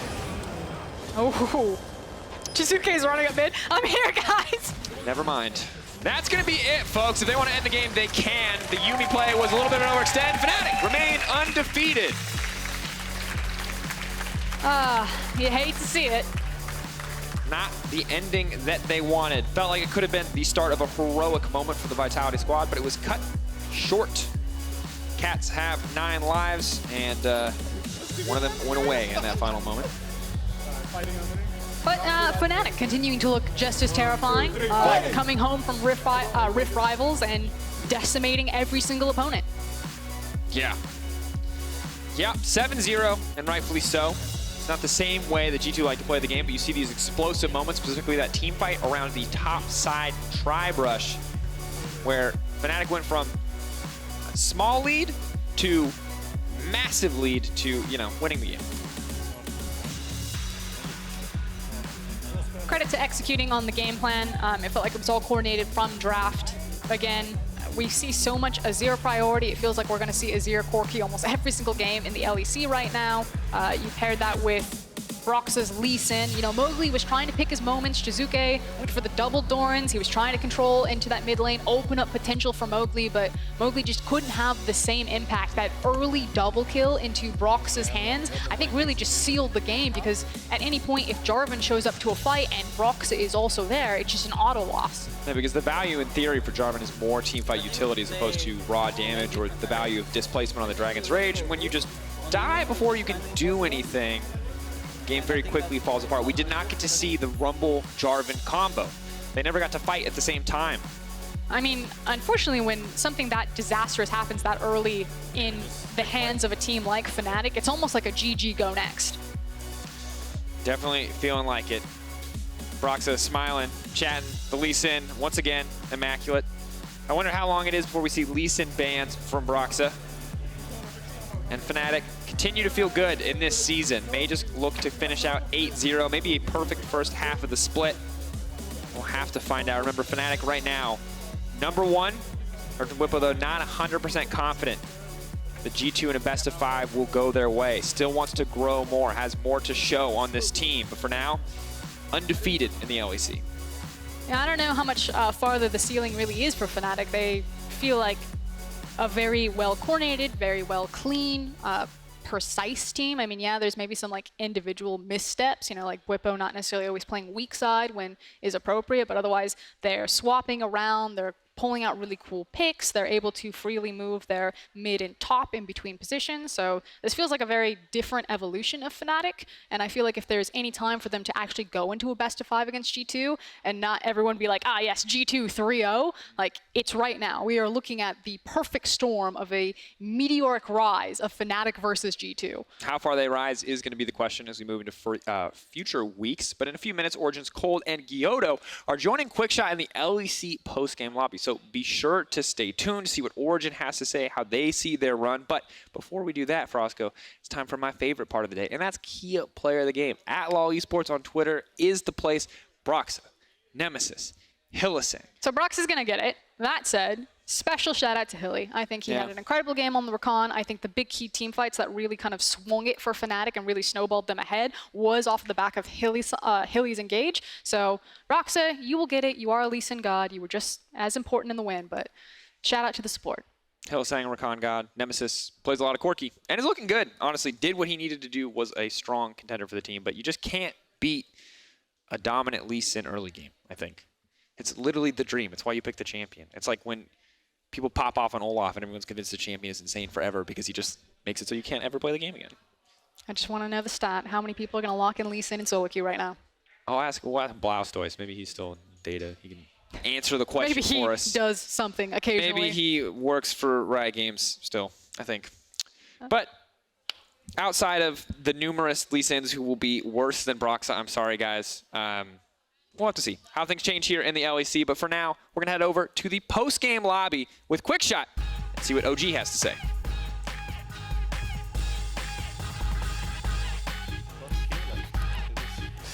Thank you very much, Dracos and Frosk, and welcome to the LEC post-game lobby. I'm Quickshot, joined by two of my favorite human beings on the planet, Origen's Cold and Andre Gyoto. Congratulations on the win. I do want to talk about that game in a minute or two. Just before we do, I want to talk about Fnatic taking down Vitality. We've got some clips in the background. It was fairly one-sided, and I know both of you guys were doing some interviews and some prep. So what I want to talk about is the team a little bit more holistically. Vitality put up a little bit of a fight, Andre, but it was pretty clear that Fnatic were the better squad. What's your take on both of these teams and their current strength? I think that maybe Vitality at the moment is a bit easier to talk about in a way where I don't think they found what their strength is at the moment. I think that when they came into the LEC, it was really obvious that their aggressiveness was their strength, but that seems to be falling down a bit, or more into, instead of being controlled aggressiveness, just reckless aggressiveness. But I think they are still like a really good squad. I obviously worked with a couple of them. It's just about how can they actually find out their strength. I think they had a lot of success last week playing around bot side. Maybe not that much in this game if they played bot side at all, but maybe their strength comes a bit onto just following a bit everyone else and putting a bit more emphasis onto bot side and just leaving top side into more sustainable matchups. Maybe that could be their strength. In terms of Fnatic, they are just like a really well-rounded team. I think that there's not really a specific strength or a specific weakness of them. They are just well-rounded. Really good. Yeah, all their players are quite good. They obviously sometimes Bwipo wins a bit, and sometimes Hylissang hits a bit, and sometimes Hylissang's heart carries the game. So it's just it's just a really well-rounded team. That can also be their strength, though. Yeah. So it means you've got a very high ceiling when everyone pops off. They're a very explosive team to play against, and I feel like at least from when you look at from how they played in spring, it seems that they are using their mid lane way more. And Nemesis has a way better performance, and it's not because necessarily he's playing better, but it's more because they play very well around him, and I think they found a role for him. Basically. Yeah, and he's playing his champions, and when he plays them, like I think he plays a lot of Corki and Twisted Fate lately, and he seems very comfortable with it. So they seem super strong. Yeah. I have to ask your opinion on Broxah in particular, because this summer he's just had mind-blowing games almost every game. And I'm of the opinion that he might be the most impactful jungler in all of Europe. You know, what's your take on Broxah as a player and also playing against him? Yeah, I think he stepped it up honestly for this split, because he plays different. I get the feeling when I play against him, at least we get to practice sometimes against them, and it seems that with the double jungle system they changed a little bit of their mentality of how they should play jungle. So I think we see Broxah generally now fighting more early, playing more, like taking more risks, and when he plays well, then it pays off. And I think, especially when he's on the Lee Sin and he gets some early kills, you really see a guy that knows the limits of his champion. So I think it's fair to say from the games we have seen in the split that he has a lot of impact in the games, yeah. I mean, he definitely feels like one of the main carries for Fnatic. It feels like every time he plays Lee Sin, especially Lee Sin, he pops off. Does Fnatic and the way they play on stage reflect how they play in scrims? Or is it something that like they just find that gear or their performance when the pressure's on? I think they probably play a bit better on stage compared to the recent scrims. But I also think that they are taking the right approach in scrims that most teams are now taking. There's more around figuring out new stuff, not being scared of making mistakes and learning from them. And I also think that helped Broxah and Fnatic a lot. In Europe, in general, the region, I think that philosophy in scrims helped a lot. And that's why every team, in theory, will obviously look better on stage than on scrims, purely because in scrims is more experimental and figuring out what you actually also, I feel like it's so... When I sit here and talk about teams, it's so hard for me to like talk about a team because... And not leaking. Also true, yes. Not actually about that, because it's more about that right now, for example, for us, we came back from Rift Rivals and we came to a whole new patch, new champions, new picks. The meta has completely shifted, and then you have to talk about a team where, for example, I think for mid lane, it's a big thing. Like we saw a lot of Aurelia, Akali, Assassins in mid lane. Now, I think today we saw so much Azir, Corki. It completely changes the dynamic of a team because suddenly you have to play the game differently. It's so hard to talk about, and I feel like we will have a better representation of like which teams are really shining in the next couple of weeks, because hopefully the game will be a little bit more stale and people will figure out the patch. But at least for us, we only got like 3-4 days on playing this patch, so we are still like learning a lot about like what is actually good. So I mean, it's so hard to judge. Yeah, and most of those days were actually against teams that were at Rift Rivals. Yeah, so they had. I mean, the only same thing, practice, yeah, the same amount. The only thing that we are for sure is that if Sejuani is open, I'll pick it for this game. Well, there we go. So there we go. Leaking your own team strats. Good job, Kyoto. Just a quick update. Broxah, he ended up winning the Kia Player of the Game. He won 62% of the votes with another fantastic Lee Sin performance. I want to turn our attention in just a moment to the league standings. Of course, Fnatic are still undefeated at the top of the table, 7-0. G2 just behind them at 6-1. And then Splyce in third place. I will get the standings on the screen in a moment, but what I want to do is talk about Splyce, because the discussion that you're going to start hearing on broadcast a lot more is Splyce the third best team in Europe above Origen, Andre? I think absolutely, definitely not. Not even close. But the standings never lie. Yeah. Look, it's there statistically. Okay. So defend your case. Okay. Absolutely, definitely not. Tell me why. I think that Splyce will get absolutely murdered against us on a best of 5, and we had a really unlucky game where we wanted to use or to put him in the pavement in some situations, and that backfired. And Splyce is a team that, if they get a lead, they are really good at like conserving that lead and even exploring that lead forward in a slow way most of the times. Even today, like they had a really good lead today. They had an outscaling comp, and it was still not that easy for them to actually close out the game. But at the same time, I just think and I feel and I have to be that way, that we are better than Splyce, and in the best of 5 we would definitely prove it. Jonas? Well, I agree completely that we will at least go into a best of 5 with the expectation that we'll win. But right now, with the level that we show, at least in here in LEC, the games, I think we can't really say that we are just better than Splyce, because we haven't shown it. So it's always so easy to say like, we're playing so well at scrims, we're playing well, but if we don't show it, it doesn't really matter anything. So I'll still say I'll it every keep time. I'll keep it I'll be open-minded and say that for now I think the standings tell that they're better than us, but I think if we are honest about it, when it comes to a best of 5, I will be surprised if we lose.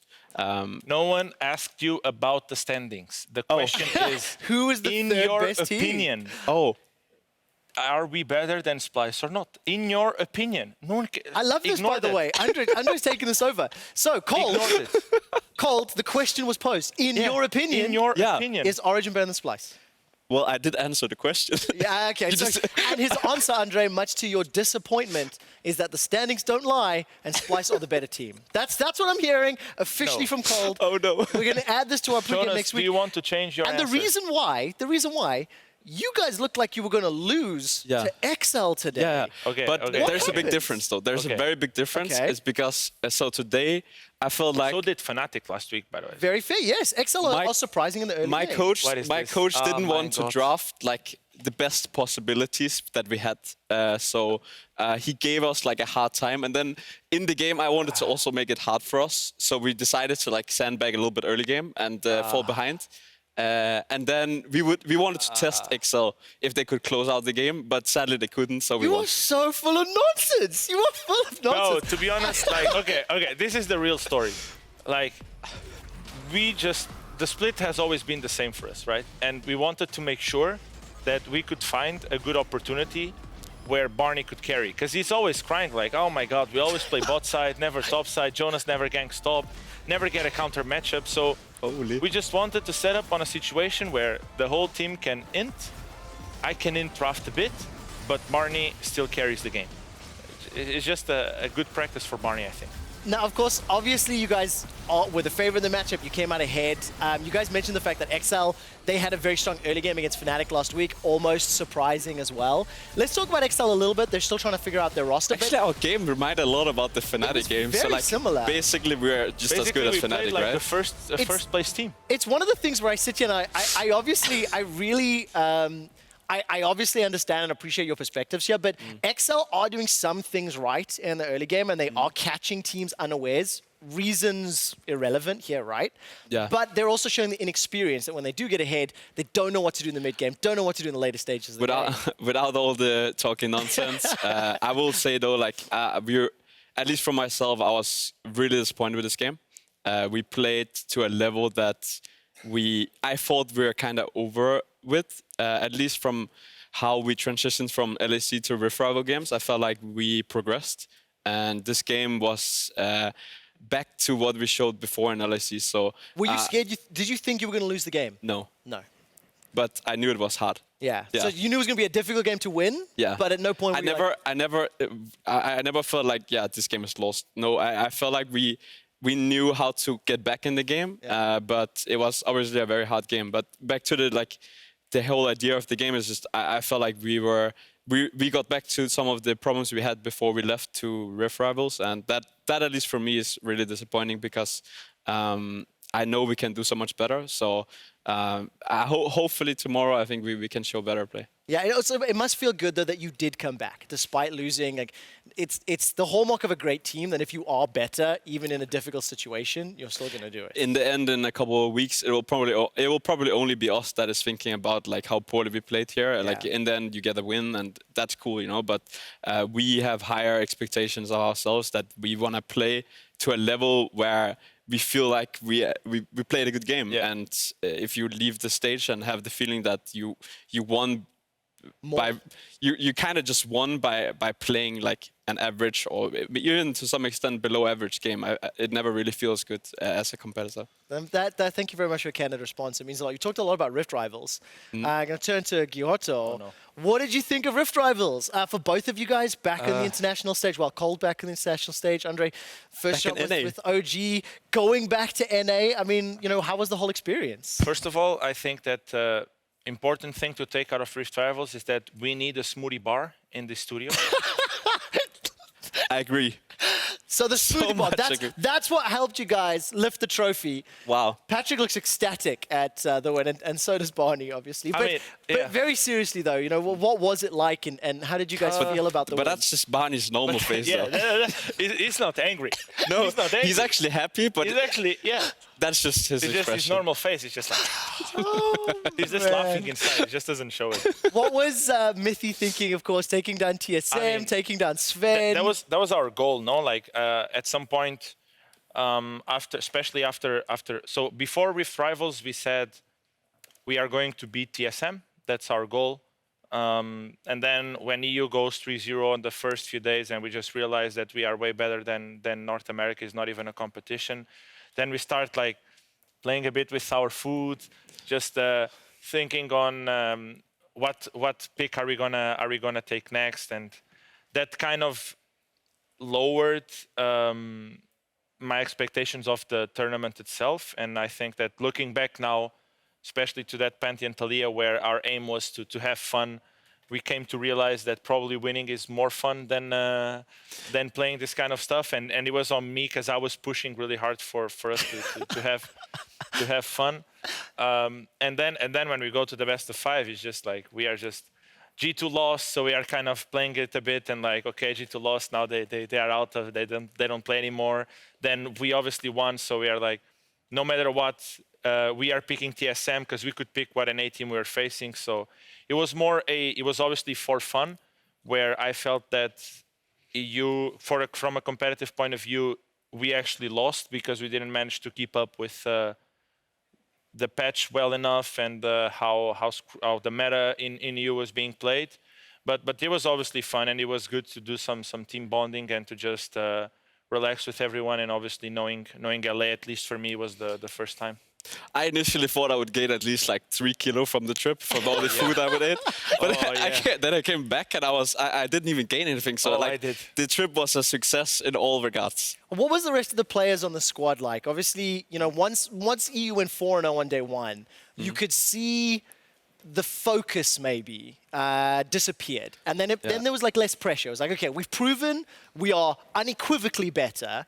And then it was a little bit more of just an enjoyment. So what was it like for you and the rest of the boys in the Rifts? I mean, I feel like after the first day, at least for us, we got to the point where we were like getting so overconfident that we felt I can pick any champion and win. Yeah. And that's kind of where you lose. Even for the NA teams, like I felt really bad for them, honestly, because they are just in a lose-lose situation. So we were happy we could win for Miffy Alfonso. He really wanted to beat TSM, and I understand why.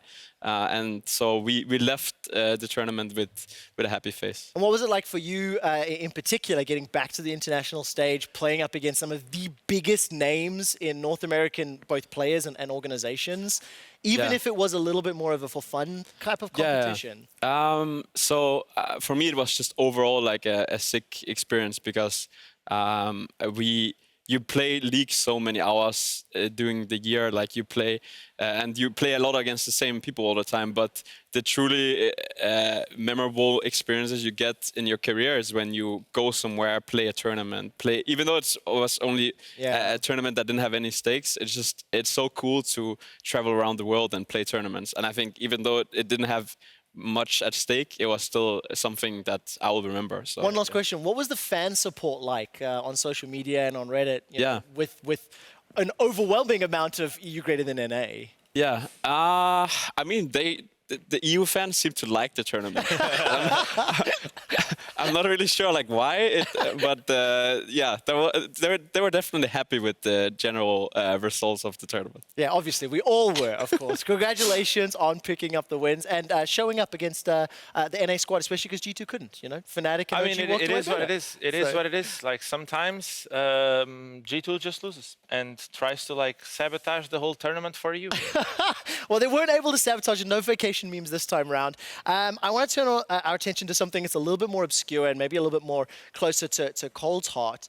I want to talk about Origen as an organization. One of the things we've talked a lot about here in Europe this year, especially with the long-term partnerships and the different approaches to building teams. You know, XL, they've got their home base near the Twickenham Stadium. They're flying in. You guys, based in Denmark, you guys are flying in as well.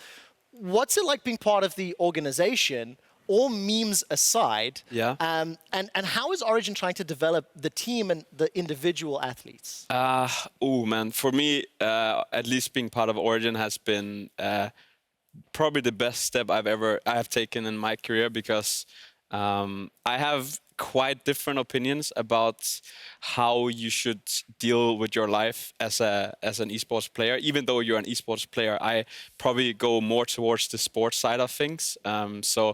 In prior teams, I had to push more for those kind of things, where now in Origen, I don't have to do anything because they just come naturally. And some of the stuff is like exercising. It can be just not just have League of Legends be your life, but actually have a life with League of Legends. And I think that is where the big difference is nowadays, that you're not just playing League of Legends, and then what if you one day wake up and you're not going to play anymore? Then what are you going to do?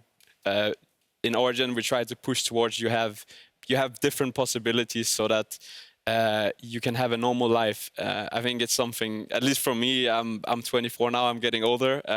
You need to have like some things in your life that you can look towards when you're not just playing the game, because eventually there will be moments where you don't want to you wake up and you don't want to play, but you're going to do it anyway because you are so passionate about the game. And those moments are so important. You have other stuff to look back to. So I have never been happier, as like for myself at least. Also, sometimes I wake up and I have to meet Andre again, but then he's not miming. Yeah. My window looks to your window, so I can see you doing this. That's not creepy at all, Andre. What's it like for you, though? Of course, you've got different teams worth of experience. You also come from a traditional sports world in coaching. So, what is the Origen way and your take? I mean, it's basically what Jonas just said here. Like the fact that there's a life outside of the game. At least for me, the fact that I'm able to just live with my girlfriend in Denmark, and she has her life and I have mine, and we are just living together. And that's actually like nothing that is seen with bad eyes or bad work ethic or something. Is just extremely important to me, and something that maybe Jonas didn't mention, but it's something that it's really important to me, is the fact that we do value a lot the happiness of an individual, right? It's the fact that you're not overloaded, the fact that you use stuff outside of the game, like going to the gym, like going to yoga, just hanging out, etc. That just not only release you the stress, but makes you feel happy with yourself. And that for me is the key aspect of the whole refresh model, and why we believe in it so much, and that's why our philosophy will not change from there. Also, we have so many people working around us that no one will see, that is pushing towards making Origen great. Like I think at least like 30 people in the office back in Copenhagen trying to just help us be more successful, and helping us with everything on a daily. So like it's just such a boost in terms of the infrastructure from previous teams that I can purely focus on the game and what I'm doing in life. Sometimes even I think we get like too much help, because like sometimes I get surprised even like about like so little responsibilities we have in our life. Like you would be surprised. We literally just have to wake up and play the game. So how do you feel then when you see some of the aspects of the Origen approach sort of being memed about? Like the yoga videos and maybe they should do less yoga when Origen loses a game, being a meme. How do you feel when you see that? I think it's hilarious, honestly. But so I'm not saying that you should do yoga every day, or you should do yoga. Everyone should. No, it's not like that. It's just another tool to help you. That's how I see it. Tools help each individual, exactly. and then do that. And that is something we also try to push at Origen. It's not that everyone has to do yoga. It's not that everyone has to go work out. But it's more about that you have to make sure that everyone you know why it's good for you, or you know why these things can boost your performance. But you should never be forced into doing something that you're not gonna enjoy. Right, it doesn't work. Yeah, so we experiment a lot with things on a daily basis, and we're trying to figure out what is the best for the individual. So probably for me, it's very different. What is great for me in my daily life compared to some of my teammates. But Origen is willing to look at different ways to make sure that we're happy. So you have to build a unique approach for each individual, exactly, and then think exactly. about the team and how it all works together. I mean, look, Origen came back to the league this year. You guys made finals in spring. You just smashed NA at Rift Rivals. The last topic I want to talk about before we move on. We're looking forward to Worlds. No, we'll let you get past that. You can deal with the XL nightmares later. But let's look forward to Worlds. You guys are in a fantastic position, currently 4th in the league. You've got a lot of championship points under your belt. Andre, you just missed Worlds last year. My God. It's tantalizingly close. So, you know, what would it mean for you and for Origen, not only to get there, but then in Europe and then to show up on that stage? I mean, first of all, for us, it's not only important going to Worlds, it's going to Worlds and be on a good form. We don't want to go to Worlds and just be like sandbags of Europe and we just ended up going. So in order for us to achieve that, we don't look forward to Worlds yet. We don't think about it. We don't think about that possibility yet. We think about Rogue game tomorrow. We think about after Rogue's game, we think about the games next week, and we think about our improvement week after week. Because I'm really confident on the squad of players that I have that as long as we keep thinking like that and we keep improving week after week, we are going to reach on a really good form into the playoffs best of fives. And because of that, we are going to reach on a really good form into Worlds. So far, it doesn't mean anything. The only thing that it could mean so far is a distraction. And that's what we are trying to avoid. So it was really, obviously, it was really hard for me not to make Worlds last year. But I can't live in the past, and none of our players can live in the past. So the goal is just focus game after game, making sure that our performance improves game after game, and then we'll reach to a good level, and hopefully that good level will be enough for us to not only go to Worlds, but show a good performance there as well. Cold, I know that's probably the discussions that happen on a team level. That was a very smart answer. You went to Worlds. I was at that event with you in San Francisco. We talked. You just smashed NA in LA. You have to think about Worlds in your private time.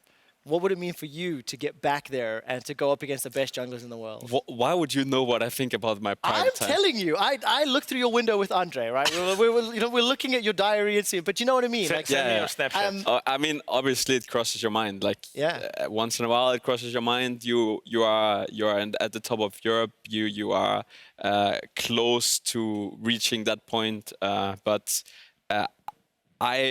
like, at least for me, like, it would be such a huge step to get back to the world stage. We got a little teaser of it in Rift Rivals, but it's definitely something I think for once, at least the past couple of years, I have the feeling that we will get there. It's just a feeling, and it feels believable. It feels real. Exactly, and I don't think that has anything to do with being cocky or saying like we will make it 100%. But I have that feeling, and I hope my teammates feel the same way. But we all know that we have to put in a lot of work because right now we are not playing at the level needed to make sure 100% we go to Worlds. So. And I just got one last question now. If we step back and not about Origen, but now Europe is a region. G2 wins MSI, Fnatic made it to finals, you know, LCK, question marks, they've just won Rift Rivals, we don't know what level they're going to bring. Like, do we believe that EU is going to continue to be that level of competitive? Ooh, I think actually Korea looked really good at the Rift Rivals tournament. I was quite surprised by how well they played. But you have to be at your top level when you play against the Chinese teams and the Korean teams because they don't do silly mistakes. Like, for example, today we did at least like 2-3 silly mistakes in the early game, and if we give that kind of advantage to one of those teams, we will automatically lose the game. So I think that the EU teams has what it takes. Don't get me wrong, but they have to play at their best. I think you can also see it on the other way around, though. LCK and LPL now need to bring their top level to face EU. I think that you asked if will Europe be competitive at Worlds, and I think absolutely yes. I think that we cannot consider ourselves the best region. as most of people are saying. I think that's absolutely false. But I think that we We're no in longer, the discussion. yeah, we no longer see Korea and China as like these gods that you cannot touch and you cannot beat. We are in this moment in the discussion, and I think that there's also no distinction at the moment between China and Korea, where these three regions have possibilities to win and to make far in all their three teams that will go, and all these 9 teams will compete on a very equal worlds, and they will show really good performances. I think it's no longer Korea on top, or last year when Fnatic reached the final, it was Korea and China, and now it's Korea, China, Europe. I actually think it's like the level is quite similar, and everything can happen. That's also like for me why it's so exciting to actually potentially go to Worlds, because in the past, at least the first time I went there, we kind of went there more as a team to learn. We were not expecting to win. We were not expecting to do it. Like it was more when anything. you say win, is like win the tournament or win a game? Well, I mean, we did have the group of death. It was a hard group, of course. Yeah. But yeah, let's just leave that in the past. But it is very exciting that now you actually go into a potential Worlds as a European, and you have this belief that no team there you just ought to lose against. Yeah. And I can that tell is you, exciting. As a fan and as a viewer, that's exactly how I feel. I have a lot of faith and confidence in the top tier teams from EU, and no pressure. I'm hoping we show up. I'm really excited. Guys, thank you so much for this talk. I do need to take a look forward to tomorrow. LEC returns with 5 more games to close out the week. I just want to look at the schedule and ask you, what are you most excited for tomorrow, Andre, when you look at the matchups? Origen versus Rogue. Oh, nice. Is Rogue going to be taking down Origen? No. Great. Cold, what game are you looking at? Origen, yes. No, I mean, this is quite there obvious. an no? echo? Okay. Obviously, the game that I'm most excited of is our game. That's that's obvious. And if I don't have to look in our game, then I would say maybe Fnatic versus Splyce. Could be because fun. I think that like Splyce are kind of the gatekeepers of late game in EU, and if Fnatic can bring like a fast-paced style, then I think that they will win easily against Splyce, and if they don't, then Splyce will give them a hard time. So it's also good to see in both in what level Splyce is and what level Fnatic is. So You know, there are so many great storylines. We have XL. Will they win their first game? I don't know. You tell me. Will they beat SK? Then we have Misfits playing. What lineup is Give me playing? a prediction. Like Will XL beat SK tomorrow? Absolutely, yes. Yes? yeah, I think so too. Well, there we go. There we have it. All right, Cold and Andre Gahot is saying XL will pick up their first win tomorrow. We'll find But out. actually, like the ease that you get storylines, it seems like you were a caster or something. Hey, listen, if you ever want to stop playing, you've got a job here. At midnight tonight, LCS Like that? Academy is starting their Isn't set that of called games. poaching? Yeah, isn't that poaching? It's not. It's a general statement. After that, you can catch up on everything from Wait. LEC and our rebroadcast. You will hear like from to the make- official. I would like to make a complaint to the league officials. Like, That was it from us here tonight. Thank you very much. Andre, thank you very much. Jonas, we'll see you tomorrow with more action in the LEC. See you then. Thank you very much. thank you. Wait, did you just poach my play? No. The LEC is back. Let's hit the rift. Oh, wait, what? It's actually...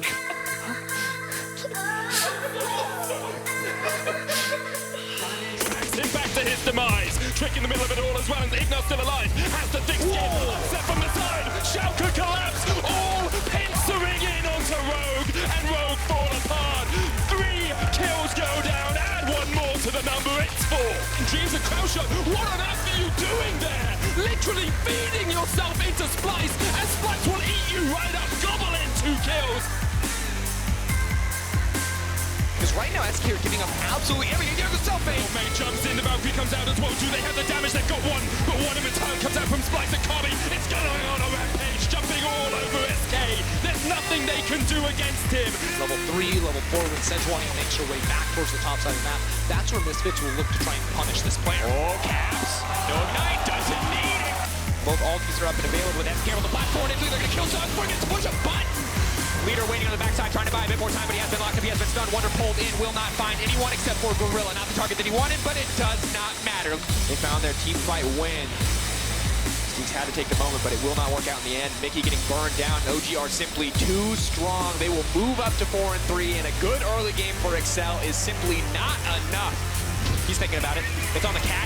Is he going to go for a little bit more? He'll say, oh my god, what a beautiful engage now coming through. Can they turn it back out? Trying to get something done. Mowgli on the backside. Broxa taken down. Attila is still alive. Can they retreat? Jack Drool jumping back in, but the cat is next on the menu, and Nemesis wants to taste. He's going to get it taken out in the end. What a beautiful fight from Fnatic. That's going to be it, folks. If they want to end the game, they can. The Yuumi play was a little bit overextended. Fnatic remain undefeated.